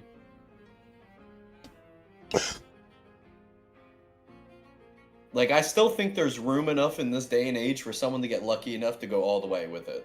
I mean, Dragon Turbo is definitely a very good deck, and I personally think that Dragon Turbo is better than Gigavice in its current iteration.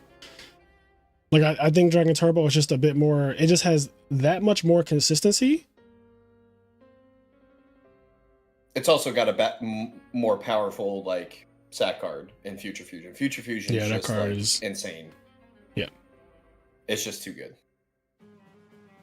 Like, I really like, Dragon Turbo gets to play draw cards. Like, Trade-In and Cards of Continents, to me, immediately makes it just a more consistent deck than you need to draw, like, these specific plant plus equip spell or whatever combos. Like, I know it has all these different ways to get to it, but unfortunately, a lot of those cards are extremely bricky, and all combo decks have their bricks or whatever, but I just think that Dragon Turbo has less bricks. Froggo TK is on a different level than both of them. Froggo TK is just better than Dragon Turbo and Gigavice objectively, but then I think Dragon Turbo is second in the combo hierarchy, and then Gigavice third. But Gigavice could potentially get to a point where it's like, this is just better. Like, it's just doing it at a higher rate. It has a better side plan. It has a better, like, matchup spread or whatever. All right, chat. Spam your emotes in the chat. Our final 2 out of 3 for the winner of the 1K. That's right. The final 2 out of 3. Let's see what's going on. Sure, with no whirlwind.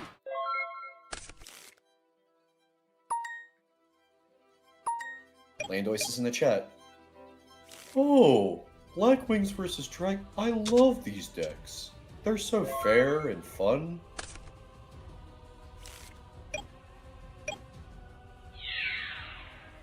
Anytime that I'm loading up Morphtronics on the ladder and I play against Blackwings and Dragon Turbo, I always have a great time. Crazy. Landois is just such an optimist. He can never have a bad time. Not him being a fucking optimist. Yeah. Optimistic turtle was crazy.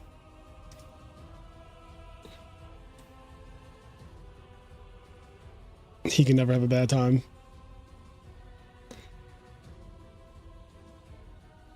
Here we are, Chad. Though we're in grand finals. This is it. This is everything.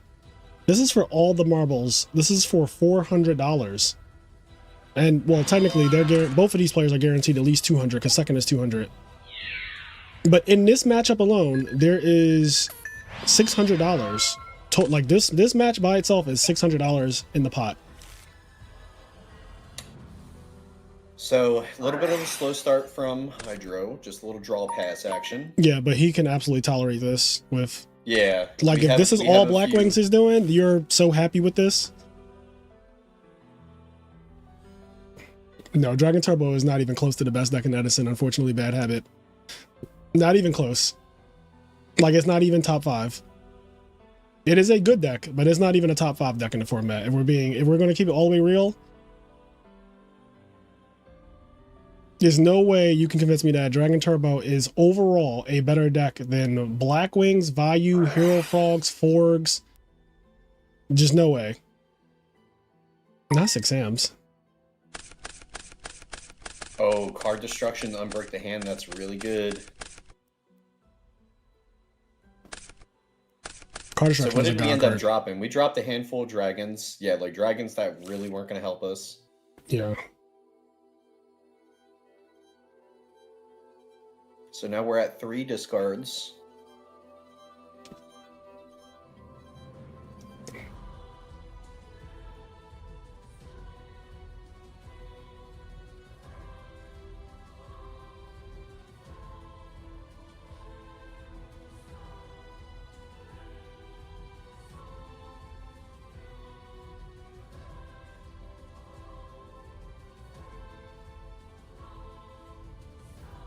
What did GYBU drop?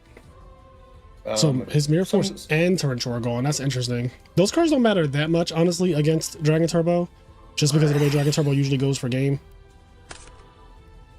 Okay, we're digging further.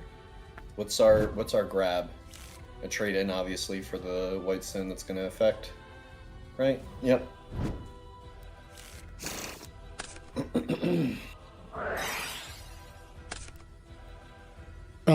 I mean, bad habit, that's just not true. People play Dragon Turbo, like, all the time. This whole narrative that nobody plays it is just false, bro. People play it, they just fail because the deck is bricky. Like, it's just a deck that bricks. Yo, shoutouts to Enrage. 37% of stats are made up on the spot. Yes, like that one. Like, that stat is so crazy. See, that's this such is a why crazy we need stat. loud. This is why we need loud and wrong. It would have been fulfilled right now. Yeah, because like 75% of decks is always birds or value is crazy.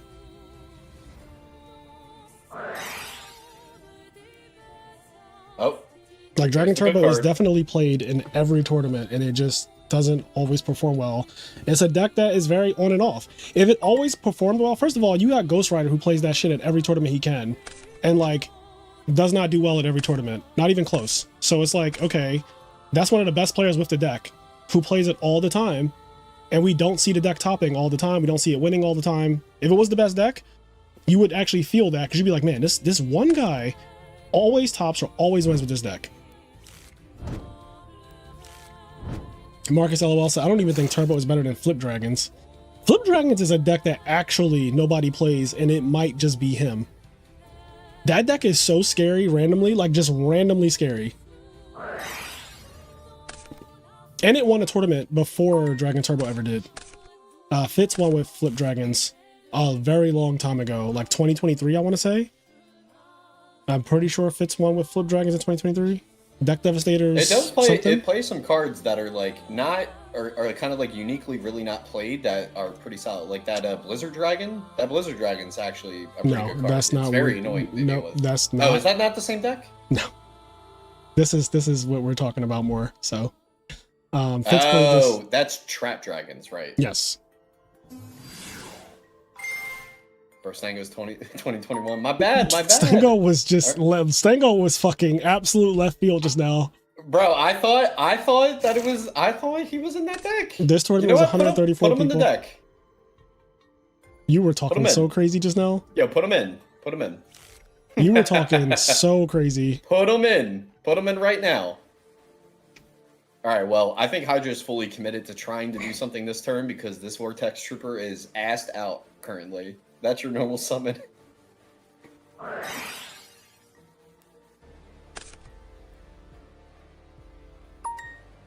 right, let's see what the poll says. Chat. Let's see what the poll says. The poll, 35 votes, and 77% of people believe that Dragon Turbo is going to win the tournament. Damn, there's no faith in Blackwings. I think for me at least, I was voting with my heart. So like, I think people might be voting with their heart because that's definitely what I'm doing.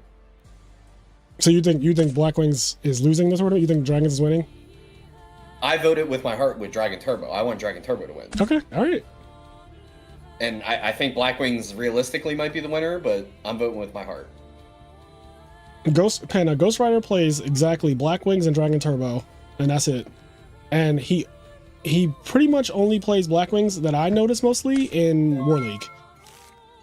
I feel like in tournaments he plays Dragon Turbo. But the other thing is that like he's not even the only person who plays Dragon Turbo in tournaments though. Like it's not like he's the only one. We don't see the deck Duel very often because it is one of those decks that like it's not reliable enough every tournament to be like, oh, this is the best deck in the format. If it was the best deck in the format, it would be reliable like Vayu, like Hero Frogs, like Blackwings, where you literally every tournament you will see this deck in the top cut. Every single tournament. Every time. If you could go back in time to 2010 SJC, do you think Dragon Turbo would be tier 1? Well, I mean, Quick Draw fucking won, right? So yeah, it would be tier 1, but I would not risk Dragon Turbo in 2010 because I think you could just lose the gadgets. You can in fucking 2010. You could still lose. It's not like the people in 2010 didn't know how to just summon and attack you, right? So it's like you can still just lose. And Blackwings was a deck in 2010 that people knew about, and it did top.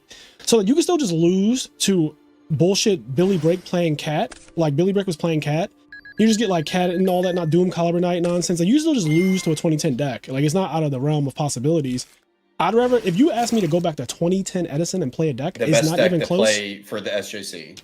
I'm playing Frogs. They are not ready. They are not ready.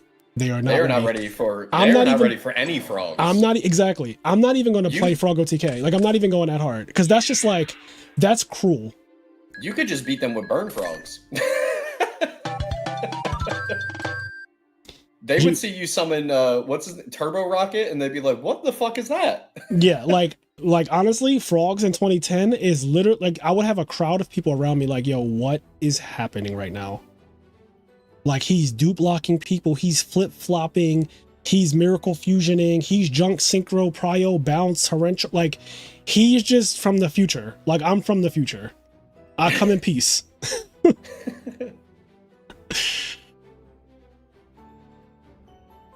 Like I literally come in peace. And the thing is, back then, I think if you looked at the legacy SJC top decks, I think they don't have any frog hate at all in their deck. In their side deck. I don't think there's nearly as much frog hate as there is nowadays. Yeah. Like I'm curious. I gotta look real quick. They were not ready on any level for frogs in 2010. Like it would have been straight up cruel. Here we go. Historical deck list. So I'm gonna look at all the topping decks, and I'm gonna see out of. So how many are these? Let's see. There's 4 in each row. There's what is it? Top 32? Is that what it is?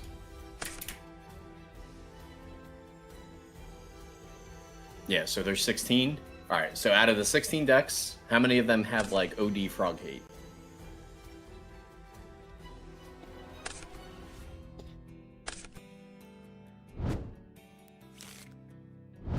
I mean, I also attended SJC Edison. I got 35th place. Either 34th or 35th. I think it was 34th. Also, if you know anyone who has a picture of the standings from SJC Edison 2010, please send it to me. My name is right on there under top 32.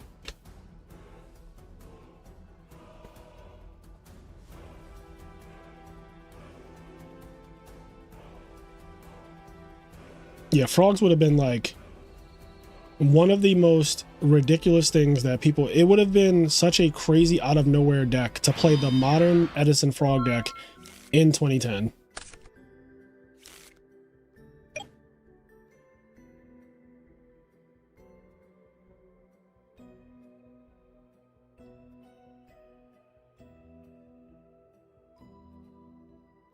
I'm telling you, Frazier, it's not looking good for 2010.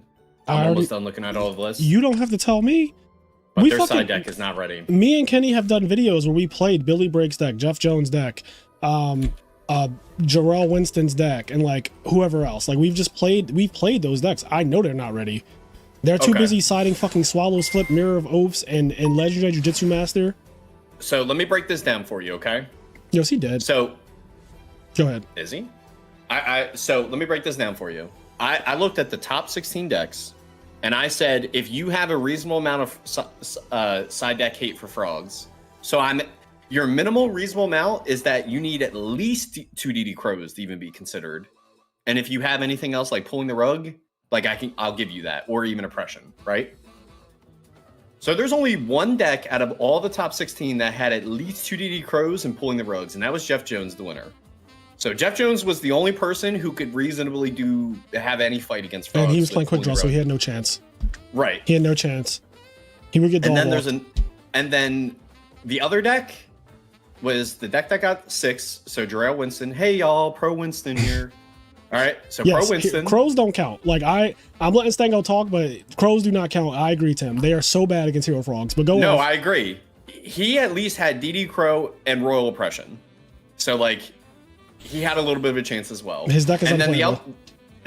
The only other guy just only has DD Crow. So 2010 would get ruined by literally any frog deck. Yeah. Any frog deck could solo them.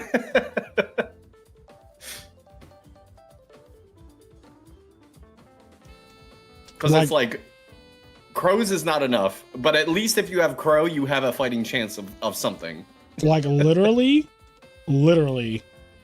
A dupe block is like futuristic technology to them. They would be so distraught.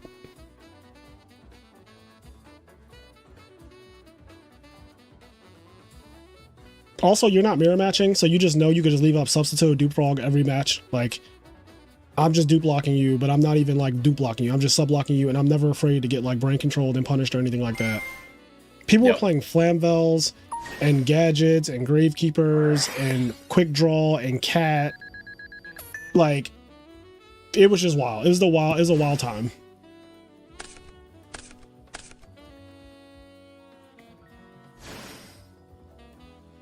Frog Monarchs was a thing in 2010. However, people didn't know that Substitute was a god card. So Frog Monarch decks, which I can actually find you the Frog Monarch deck that did not top, but it was featured.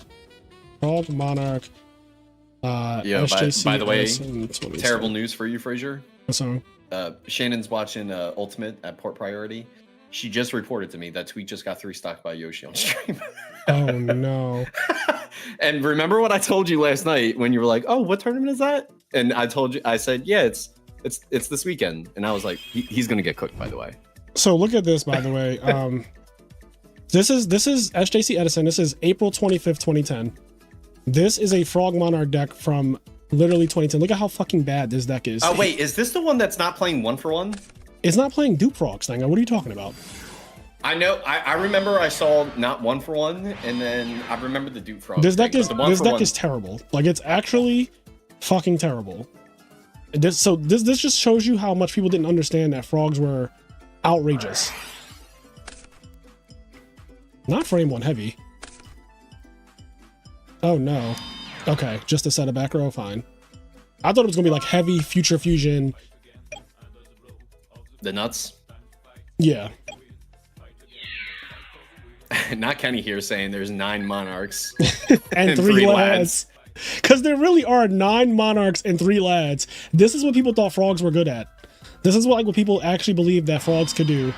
And that was the extent of 2010's frog knowledge. They didn't even know dupe frog, unifrog, flip-flop frog, death frog, fishwork blaster, like none of that. None of it. Hero frogs, miracle fusion, synergies, heroes, stratos, militias, anything. Like even if you played the malicious build, you'd be fine. They had no concept. Bro. No concept. It's literally just it's the same idea of just like if you go back to 2010 Melee as a 2025 player, like how badly you would just OD. Yeah. It's not fair. It's not fair at all. All right, Hydro has a lot of cards.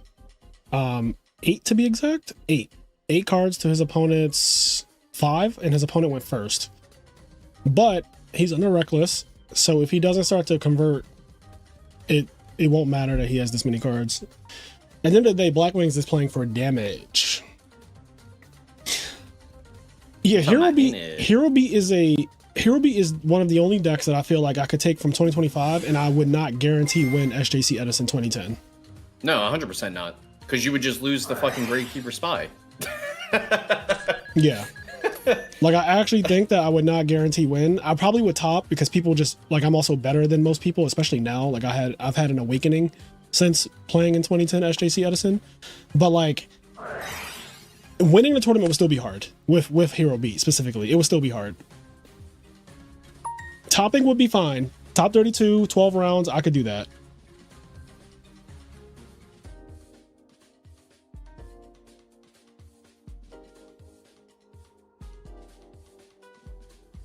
Yeah, Hero Beat is not it. That is the ugly sister of the Edison format. It was very fond upon as a deck, but it's just fallen out of favor so badly. Yeah, the format's just too quick for it nowadays. So I see we got oppressed on a debris dragon summon. So that, oh god, that ain't good. Oh shit! And he's already on the reckless, so this actually is a free just kill your guy. It's a free Regeki break. That's just Regeki break for free. Yeah, that's pretty good. Cause, ooh, yeah. Because if that's the Black Wing you're gonna summon with your Whirlwind, then like you know he's kind of assed out a little bit. Unless he was just trying to get the most, but you know we'll see. Yeah.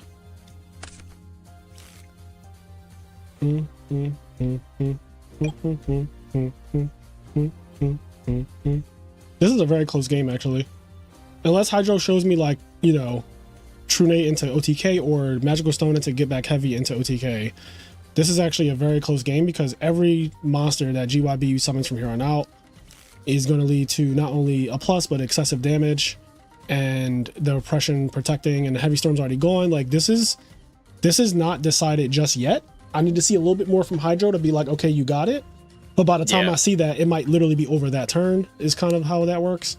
The switch is definitely in Hydra's favor, though, because it's like, it's kind of expected out of GYBU to, oh, that is... I don't know if the switch, I don't know if I believe that.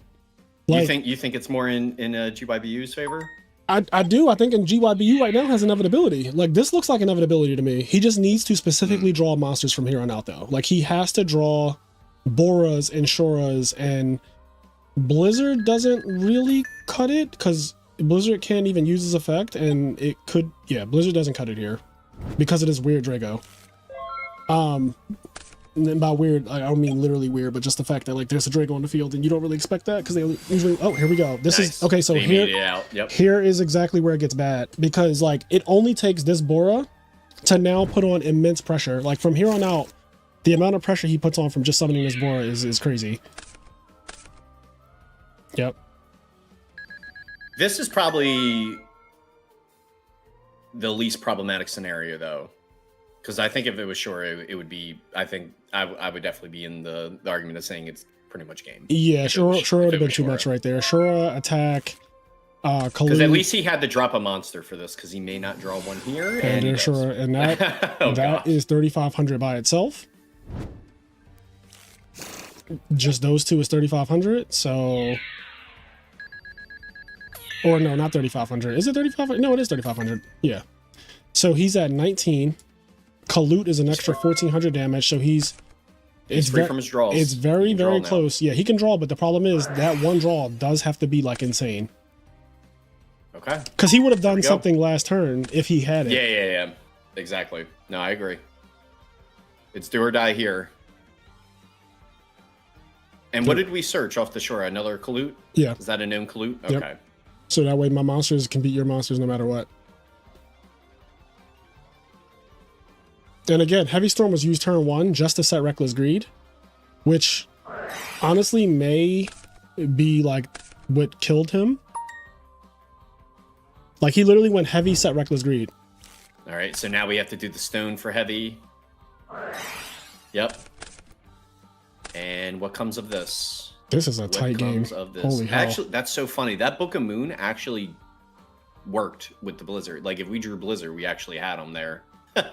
We had book set. We could have set the Drago. Yep. Yeah. It still wouldn't have been that great because there was a pressure on the field, so you can't beat the Drago in face down defense. Oh, is Drago big? Yeah. 16, right? Yep. Oh, yeah. Yeah, so Book of Moon doesn't really do much. Fair enough. And you don't have like, you don't have like, even Gale would not be that great, but at least Gale, you could attack it face down, it flips face up, main phase 2, half it with Gale, and now it's not a threat. But like bringing back a Kalut in defense mode and just having a Blizzard and a face down Drago, not great.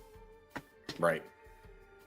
But yeah, GYB is doing exactly what I said. If he just draws monsters, it's pretty cooked. Like, You got a big think here. yeah, this is extremely close, obviously.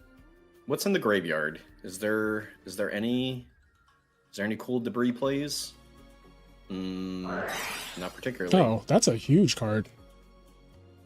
1, 2, 3, 4, 5, 6. So he has 6 targets. He gets to leave exactly one thing in the grave.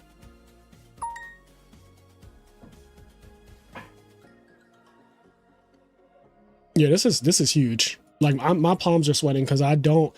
It's like so much pressure, and I'm not even playing. The finals just ugh. It makes it crazy too, because we know that like Hydra's build is playing more than just traditional only turbo stuff. He is playing a good amount of defense. So Yeah. even if he doesn't combo, he can defend himself, possibly off the draws. So And this is like this is the turn right here. This is the most pivotal turn of the entire thing. So like do or die, all these the 2 prime draws. material. Okay. Oh, he's leaving Prime specifically. Now, also, heavy storming the oppression unlocks Blizzard. So that's also something that has to be, considered here.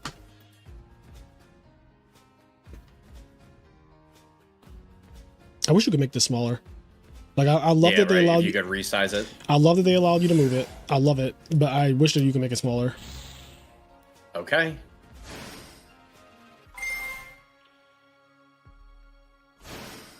Okay.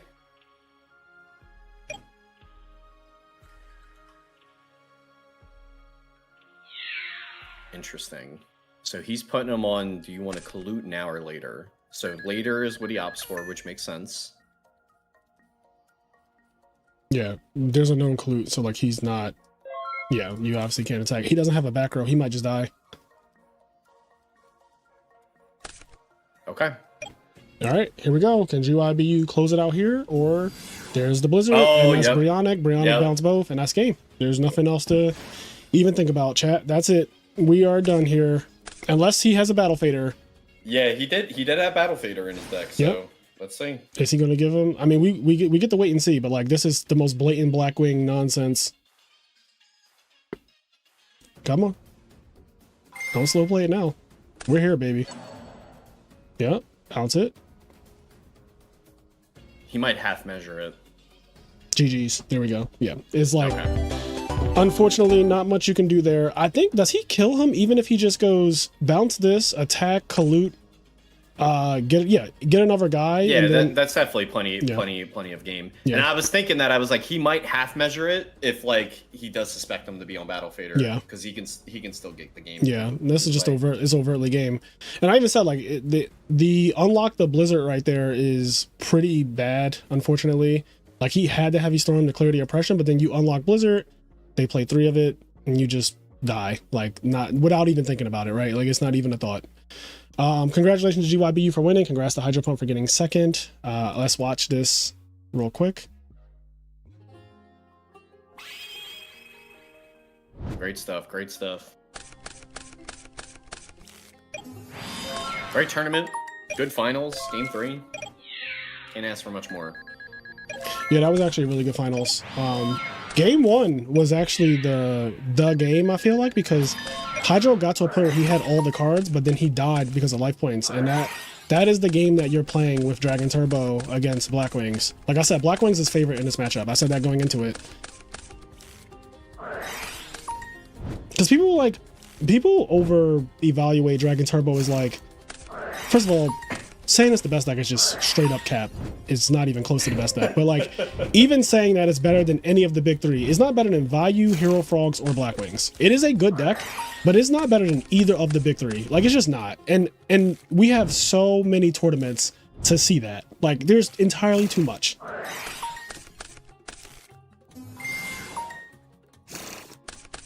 Because your deck can do like all this ridiculousness, right? But at the end of the day, if your matchup spread is not so great, then your deck is not so great. Like, your matchup spread matters a lot.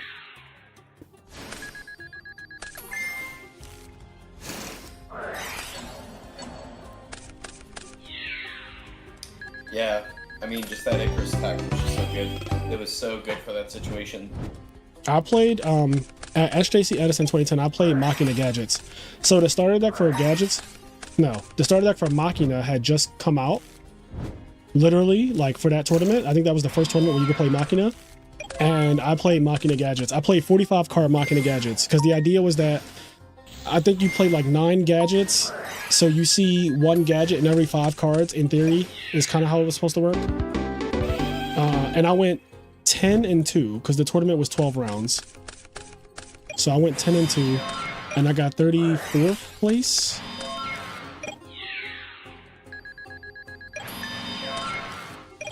Oh, just by the way, chat, I actually lost a feature match. My first ever feature match, I lost to this guy. I'm gonna type the name, but Frazier versus round 6 feature match. Frazier Smith versus this frog guy that we just saw his deck list. This is me as a kid. This is my opponent. Nice shiny head. Hope he's doing all right.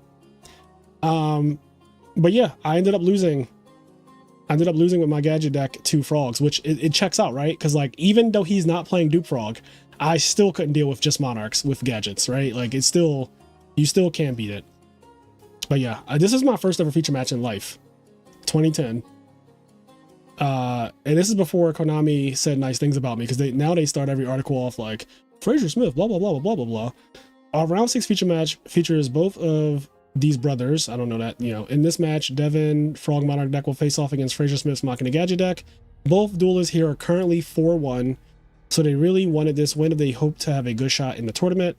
But yeah, unfortunately, I lost to him, and I went to 4-2, and then I won every round after that, so I won the next 6 rounds, and then I got 34th. And that was that. That, as they say, is that. That's a Alolan Esam? That's great.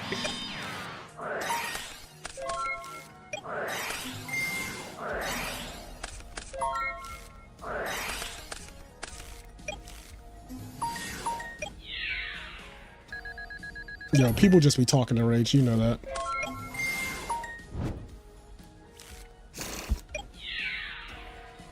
Like, saying Dragon Turbo is the best deck in Edison when there is literally nothing to back that up. Like, you have nothing to stand on. There's not a single stat that you could provide about that deck that would make anyone believe that. It's crazy. Like, it has not a single thing that you could say that because you could always say whatever stat you provide for Dragon Turbo, you could always provide a different deck that is actually, you know, one of the big 3 or Frog OTK or whatever. That is just, is better. Like, you can always do that no matter what stat Dragon Turbo has. This is where wow, he fucking averaged into double blue eyes. That is sick. I can't believe he averaged into double blue eyes. That's so hurtful. You said what? He averaged into double blue eyes. He drew double blue eyes off of his average. You know what decks can't draw 2 normal monsters? Black Wings? literally all Black Wings for one, yes, and all of the big three.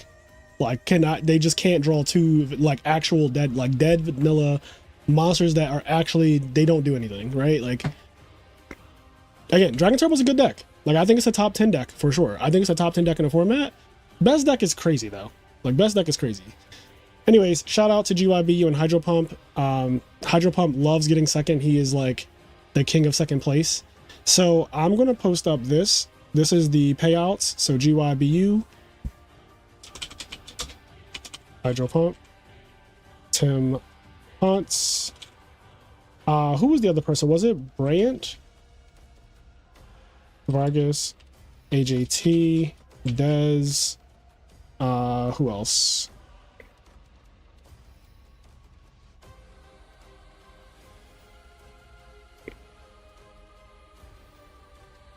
Oh, Drazar. Drazar lost in top 8.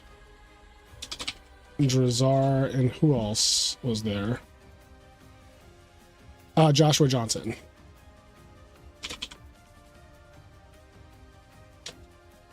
Okay, so here's our top 8. Yeah, you guys, this is your payouts. I will be sending your payouts shortly. Also, I will be doing a top 8 deck list video, so you guys, you know, you will have that. I'm going to end the stream here because I need to get, you know, myself together. I've been streaming since, what, 11, 12, something like that, 12? Right, it's been streaming for almost 7 hours. But thank you guys for supporting the channel and all that good stuff. Thank you for watching. Go over to Sizzle stream. Sizzle is currently streaming. Actually, I want to put this random before I go over there.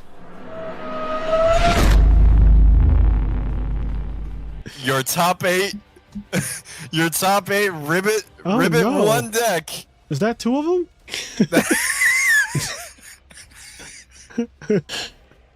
Not is that 2 of them. Not 2 of them. Oh my goodness.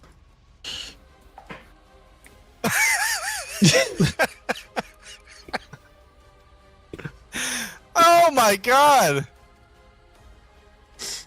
What are you thinking about? You're so annoying. What? You're cracking. dead. You're just like, you're so You annoying. fucking died. What did I tell you? I told you to put fucking Fossidine in. You said I the other told you it guy. was- No. You said the other guy. I said the other guy afterwards, but that was the first thing I said, and then you took the Fossidine out. I was never out. Oh my. Okay. Oh my god. It's something. All right. Well, I will never be playing Evil Hero again. There's a reason why.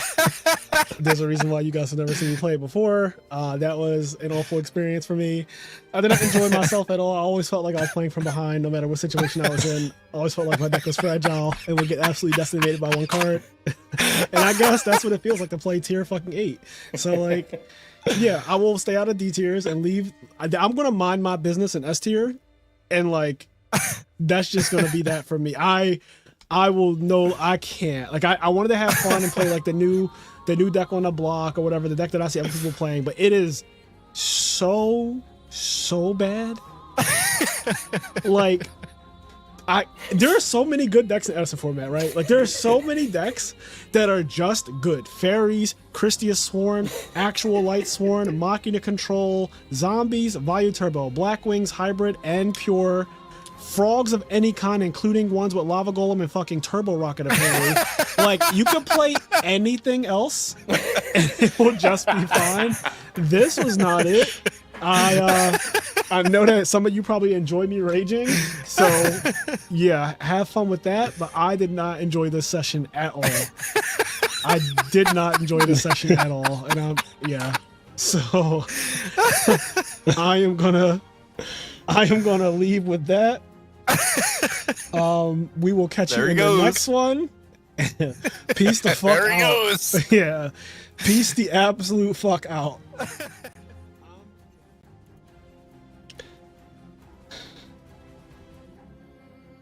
It's a great rant.